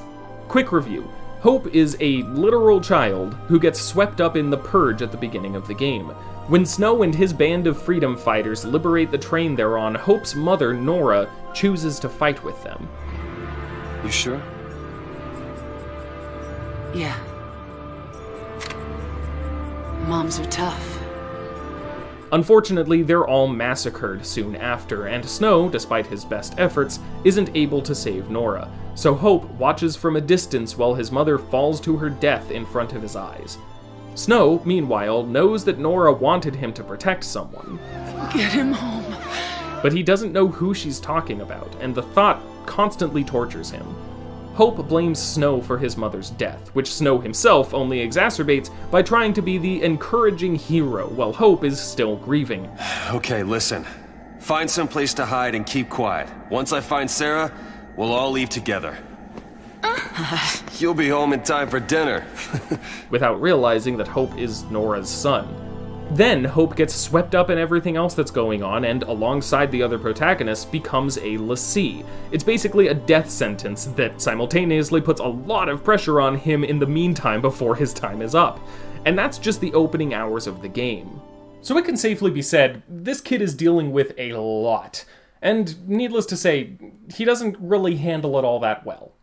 The Final Fantasy player base has a long and storied history of reducing its characters down to two-dimensional stereotypes. Like, somehow Cloud became known as an emo kid, and Tidus is hated as a shallow goof, and Vaughn... Well, you know, okay, we'll call Vaughn the exception that proves the rule. Vaughn actually sucks. The point is, negative opinions of Final Fantasy characters often run kind of shallow, if not outright contrary to the actual content of the games they're from. And, in my opinion at least, Hope is one of the worst examples of that trend. You know, Snow and Lightning actually get kind of a raw deal from the fanbase too, and actually the whole Final Fantasy XIII cast is better than people give them credit for. But I want to talk about these three in particular, Hope, Snow, and Lightning, because the dynamic between these three characters is, no joke, one of my favorites of the whole Final Fantasy series. Let me tell you why. Snow is a well-intentioned but reckless freedom fighter. How much blame actually rests on Snow for the deaths of people who pressured him into letting them help him fight against a tyrannical government that's trying to genocide them is debatable. So be ready to... Wait! Let me fight with you! You can't expect us to just sit here! Please, let us help! But he is certainly characterized as reckless and a bit naive. Yo, boss. What's the plan? Charge in, guns blazing. Hey! That's not a plan! Real heroes don't need plans. He knows what he wants and he fights for it without reservation or hesitation, or consideration for how impossible it may seem or what the smarter course of action might be. But what really complicates things between him and Hope is his attitude. Snow thinks of himself as a leader, and keeps a brave, encouraging face on for that purpose. Look at how his and Hope's first meeting goes. How did you get in here? You gotta leave. Okay, listen. Find some place to hide and keep quiet. Once I find Sarah, we'll all leave together. Who's Sarah? My wife. She's a pulse lessee. What's wrong with you? Why do you want to help a lessee? They're the enemy! Huh? How can you save a lessee? You're not... That's insane! Probably. But I gotta do something, right? I'll be back. Without knowing what just happened to Nora, Snow's behavior here would seem perfectly normal. Snow sees two kids in a scary situation, so he does the grown-up thing. He acts like none of it is a big deal. He He tries to give them strength by staying upbeat and confident no matter how bad things get. It's a trope any anime watcher is extremely familiar with. He's too strong! Young Midoriya! I got this! The problem is that Snow doesn't know that this is Nora's son. Hope is still awash in grief over watching his mother die minutes before, and as far as he's concerned, Snow's heroics are what got her killed. And now, Snow is acting like nothing happened, like his mother's death and his overwhelming grief just doesn't matter. It's kind of understandable that this only makes things worse, even if it's not really Snow's fault. The conflict here is based, to a degree, on a lack of information. Snow doesn't know that Hope is Nora's son, and Hope doesn't realize that Snow is putting on this happy-go-lucky attitude for his benefit more than anything else. But more than that, it's two people clashing over differences in how they handle pressure, grief, and trauma. The conflict here is born naturally of the different ways that they respond to their circumstances. That's good writing. This is where Lightning comes in. She too hates Snow, and for similar reasons. He was dating her sister Sarah, who ended up becoming a l'Cie. Snow reacted out of concern for her rather than disgust, because, he's just a big caring himbo who wants everyone around him to be happy. What is your focus? l'Cie have a focus, right? I'll go with you, help you do it. Just let me. And the two got engaged. Which means Lightning, a soldier who shut herself off from her own emotions ages ago, got the news of her sister's doom and her engagement to this guy she already didn't like at the same time. You kidding me? She gets made a l'Cie and you pop the question? Lightning, stop it! No, you stop it!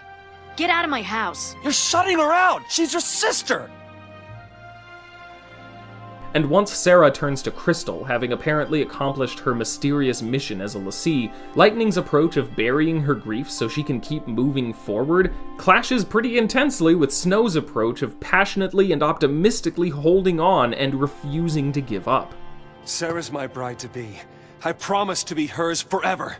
I don't care how many years I have to wait. It's over! Open your eyes and face reality!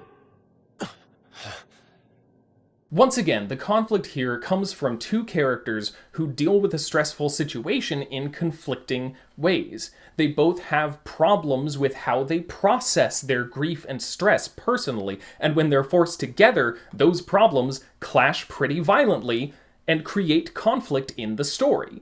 Now that's just good writing, but what really elevates it is the dynamic between Hope and Lightning as the two of them form a connection.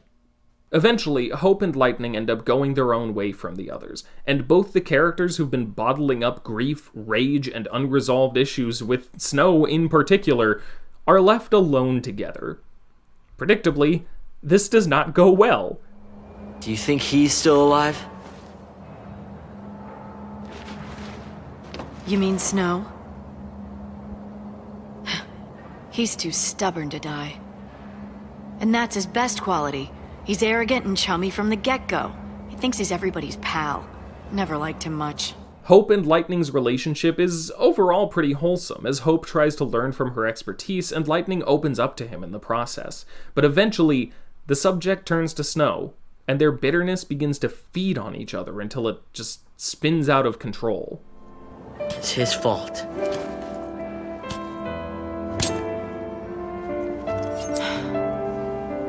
And he needs to pay for it. I'm not ready yet, but I will be soon. See, the conflict here doesn't come from two characters whose individual flaws with processing this situation clash violently with each other. It's the opposite. The specific ways that these two are mishandling this situation within their own minds and hearts harmonize perfectly until their worst impulses just spiral out of control, enabled by each other.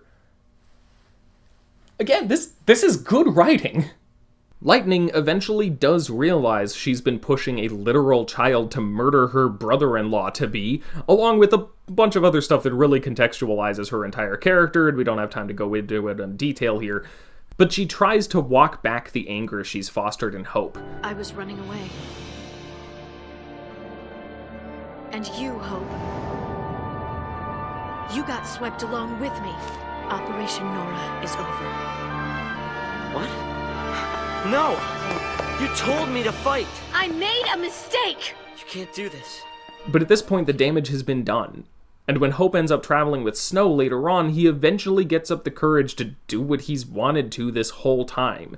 And what follows is legitimately one of my favorite scenes in the entire Final Fantasy series. Hope finally gets the courage to confront Snow, revealing who he is and taking the opportunity to kill Snow and avenge his mother. But they're discovered in that very moment, and Hope is blown off a cliff just before he can strike the killing blow. Then Snow, upon realizing this is the kid he's meant to protect, leaps off the cliff himself to shield his would-be murderer from the fall with his own body. It's just the most concentrated form of Snow's character that, of course, he would risk his life and suffer great injury to protect the kid who just tried to murder him. And it's this unambiguously selfless act that allows the two of them to finally talk things out honestly, after which Hope gives the knife back to Lightning and says he's done trying to take revenge. This isn't the end of any of their character arcs, but this part of their story is what I wanted to talk about here, because I genuinely think it's one of the most intricate, emotive, and well-written character dynamics in the whole of the Final Fantasy series. Each of them plays off each other in interesting and believable ways, and the conflict from that interplay builds up to some serious dramatic payoff that visibly improves each of them as people. And it all centers around a traumatized child dealing with unbearable grief and overwhelming pressure. And yet he's denigrated by so many for dealing with it badly. Now, I can already hear some of you saying that I'm overusing Hope's age and trauma here, and that he's a traumatized child is not an excuse for the way that he acts in this story. But here's the thing. Yes, it is. If your entire issue with this character is that he doesn't handle this incredibly stressful and traumatic situation with the maturity and wisdom and grace that he should, you're literally just criticizing a child for failing to live up to adult behavioral standards that I think we can all agree a whole heck of a lot of adults regularly fail to live up to themselves. If this was an actual child, that would be legitimately cruel. But thankfully it's not, so it's just a really, really bad read on this character. And yet, it's also a very common and popular one. So, why? I mean, why else, at least, aside from the just straight-up bad faith readings? Why would such an interesting and fleshed-out dynamic between consistent and clearly defined characters end up annoying so many people that one of those characters is very often named as the worst character in one of gaming's most long-running and extensive narrative-centric series? I have to wonder how much of the negative opinion of these characters comes down to the fact that it's pretty non-standard for the Final Fantasy series. These games are at their best when their characters take center stage, but usually they tend to get along fairly well, and conflict between them is usually pretty minor. The cast is developed by wrestling with their past, confronting non-player characters who are important to them, or forging difficult but positive bonds with each other. For the cast of a Final Fantasy game to be legitimately at each other's throats for a significant portion of the game is a big departure from the norm. It accentuates all their flaws so they can clash against each other, and I see how that could rub some people the wrong way if they're not used to it. But then, maybe I'm overthinking this. Maybe a lot of people just didn't like seeing a child obsess unhealthily over his grief and anger, and, that's legitimate. But to say that he's a bad character for it, or that the game is badly written because of it, that just doesn't hold up. Thank you very much for the help, and I guess let's just jump back into it. I personally found Fang to be the weakest character in the game. It could partially be because she gets the least amount of time in the spotlight, but I also feel like a lot of her outbursts and choices are really chaotic in comparison to the others. She creates conflict at random, with little thematic or personal payoff. The scene where she finally summons Bahamut is the perfect example.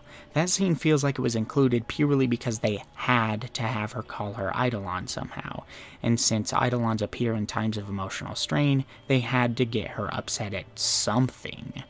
Many JRPG characters are significantly more cookie-cutter and really only serve to move the plot along. Once the party all unites, 13's characters also have much more reason to stick together as a unit than a lot of other parties.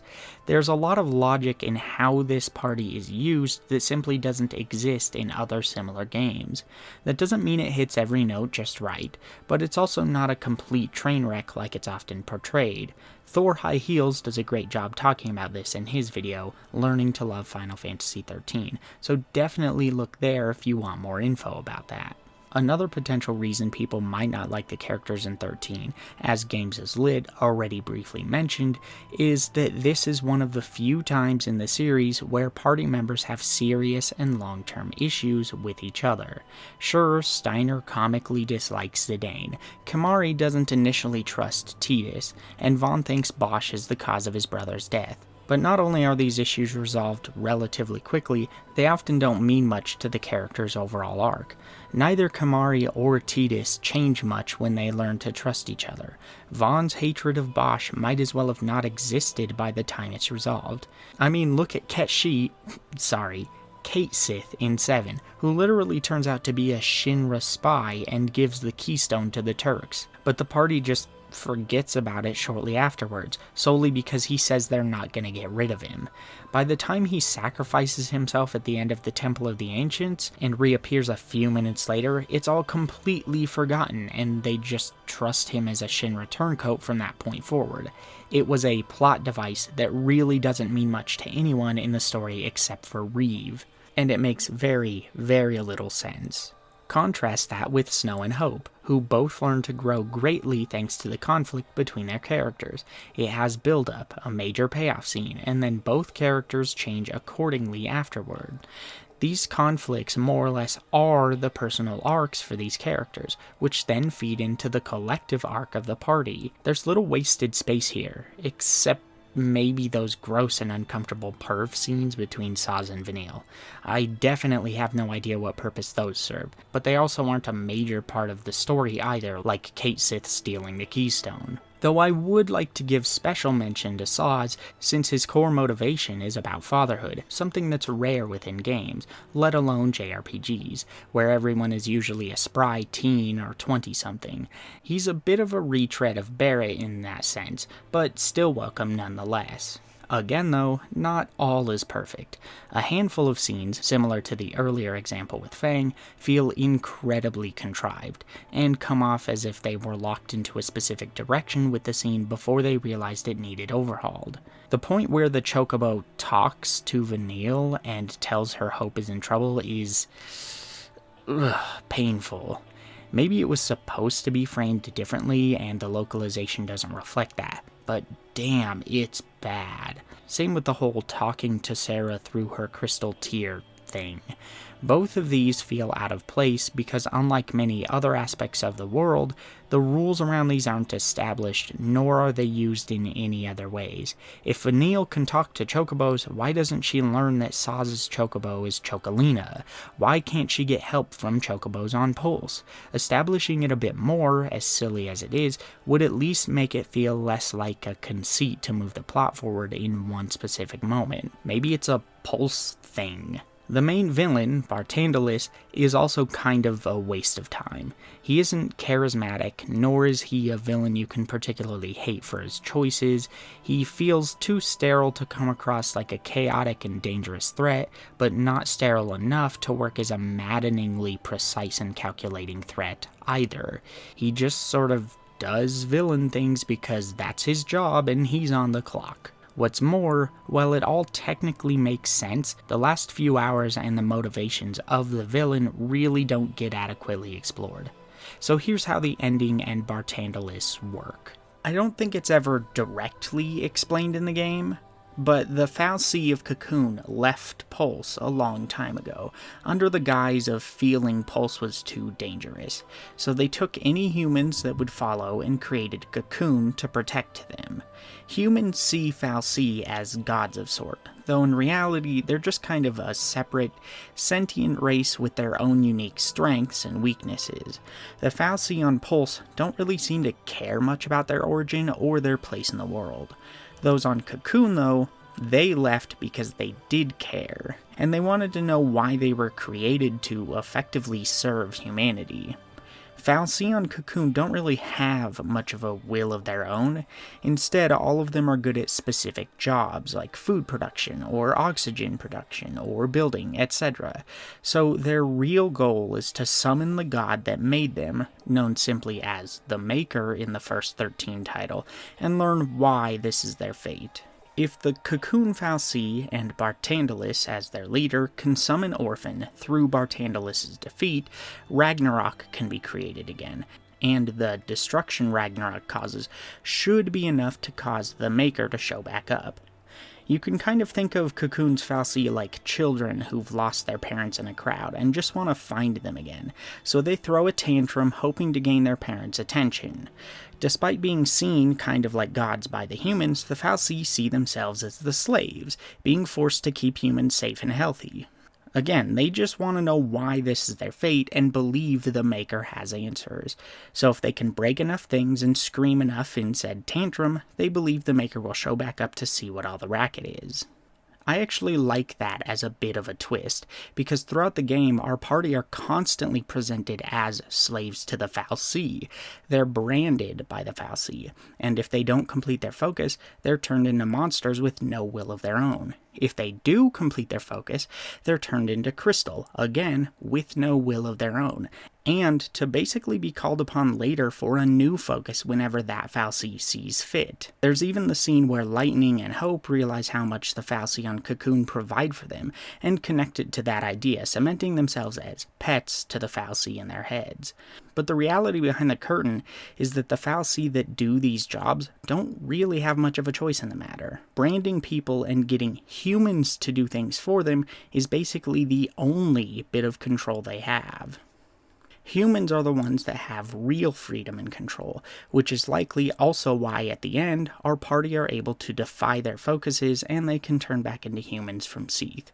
It also makes the Fabula Nova Crystallis thing make more sense, since this is basically a subversion of traditional Final Fantasy tropes.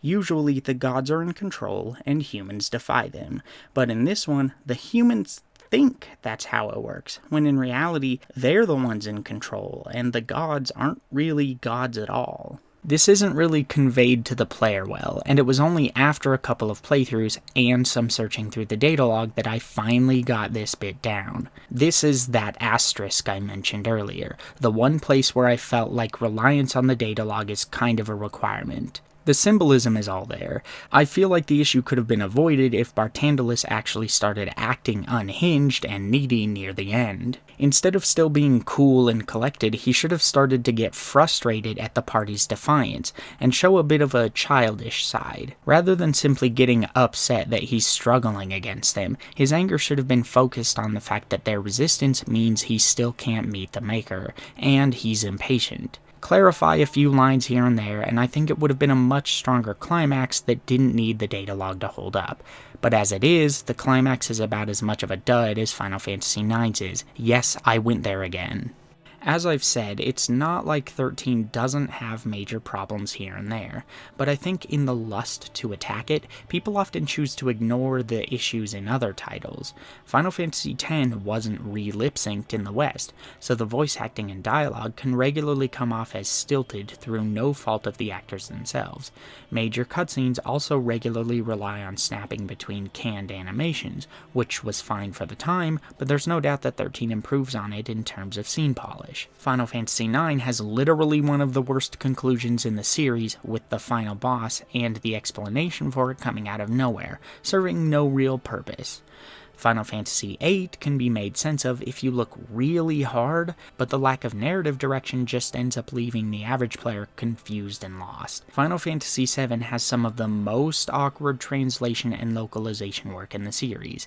While they did a pretty fantastic job with as little time as they were given, there are still lines all over the place that don't clearly indicate who is talking, feel like random non sequitur babble, or just seem to have been straight up mistranslated. Final Fantasy VI focuses too much on its several million party members in an attempt to flesh them all out. Unfortunately, so much time is spent giving them all equal value that nearly none of them truly get the time to become that deep or developed, and as soon as their time is up, they just revert back to being the same background noise characters they were before. Final Fantasy IV has a similar problem to Kingdom Hearts in that many of the twists are just there for the sake of being there, and don't make much sense or add anything to the story. It's convoluted. Also, I've always found it kind of strange that people love Cecil's switch from being a Dark Knight into wanting to become a good character instead. But he makes that decision literally 10 minutes into the game, before the prologue is even over. He was effectively never really a bad guy to begin with, so what's all this about it being an interesting change of heart? Vayne accomplishes basically nothing during Final Fantasy XII, and the Akirians feel somewhat like a generic checkmark just to meet the "every Final Fantasy has to be about defying gods" quota. While the series, including the aforementioned games, has some incredibly poignant and special moments, they are not perfect by any means, so I don't think it's fair to come down harder on 13 when none of the games are the faultless masterpieces some of the fans want to pretend they are. Just because a story choice impacts you personally doesn't mean it's flawless or deserves a larger pedestal, nor is the opposite true. 13 isn't perfect either, and it isn't my favorite. It has great ideas and capitalizes on some of them. It also really isn't as confusing as people claim. If you just pay attention, you shouldn't need to scour the data log every 5 minutes to keep up with the plot. The point is, the story is a bit on the weaker side despite some fantastic ideas and really solid characters, but a lot of its problems, both real and imaginary, are also present in other games in the series, and it doesn't include a lot of issues many of the other titles have. Not everything has to be a zero-sum game. Ultimately, I don't think the storytelling in Final Fantasy XIII is terrible, but it's not fantastic either. It's serviceable, with its characters being its strongest part. Though it's also understandable why a lot of people just aren't into it. For me though, it's not near as important as the gameplay, hence why I haven't spent near as much time on it, because it's not what the game does best. Final Fantasy XIII's story is in many ways just marginally better than what you'd get from your average JRPG, with again, special mention going to the characters as the highest beacon of quality in that regard. They're not always terribly nuanced, but I think that simplicity lends to the greater drama in the scene direction and the power of the themes, and I still think it can get decently emotional when it wants to, as long as you're invested in the bigger picture themes they're trying to explore.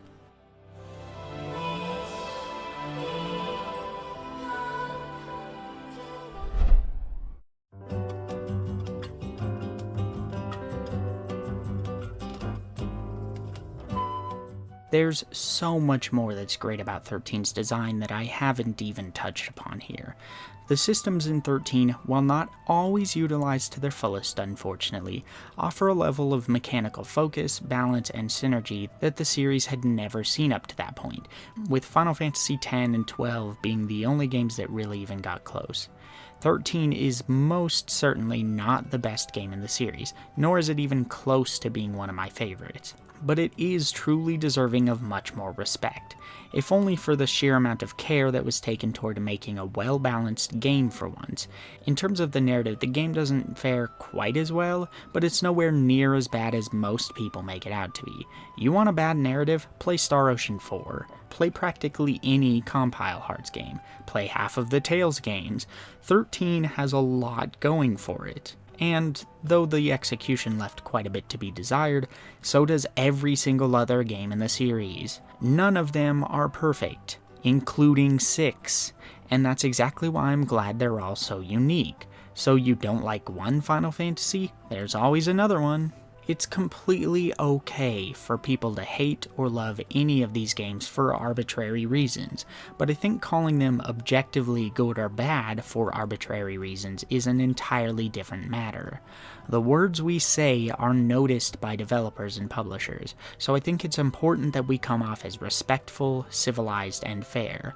Otherwise, we're only going to confuse them because they won't be able to get a clear picture of what we want. Conflicts will be created between them and the publishers, who may see these complaints completely differently from each other. From that point forward, the only three options are to take a shot in the dark, to ignore us entirely, or to go with a safe and boring route.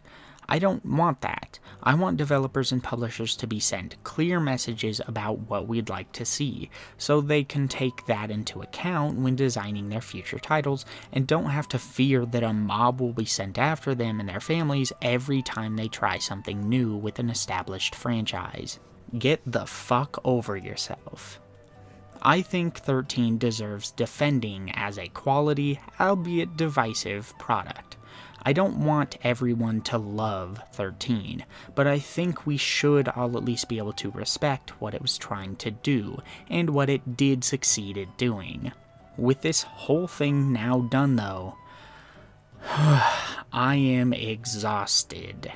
The sad thing is, more than likely, nobody who thinks the game is garbage is going to choose to watch such a long exploration of 13. Though I want this video to reach the ears of those that find it difficult to respect 13, I fear I'm kind of just speaking into an echo chamber.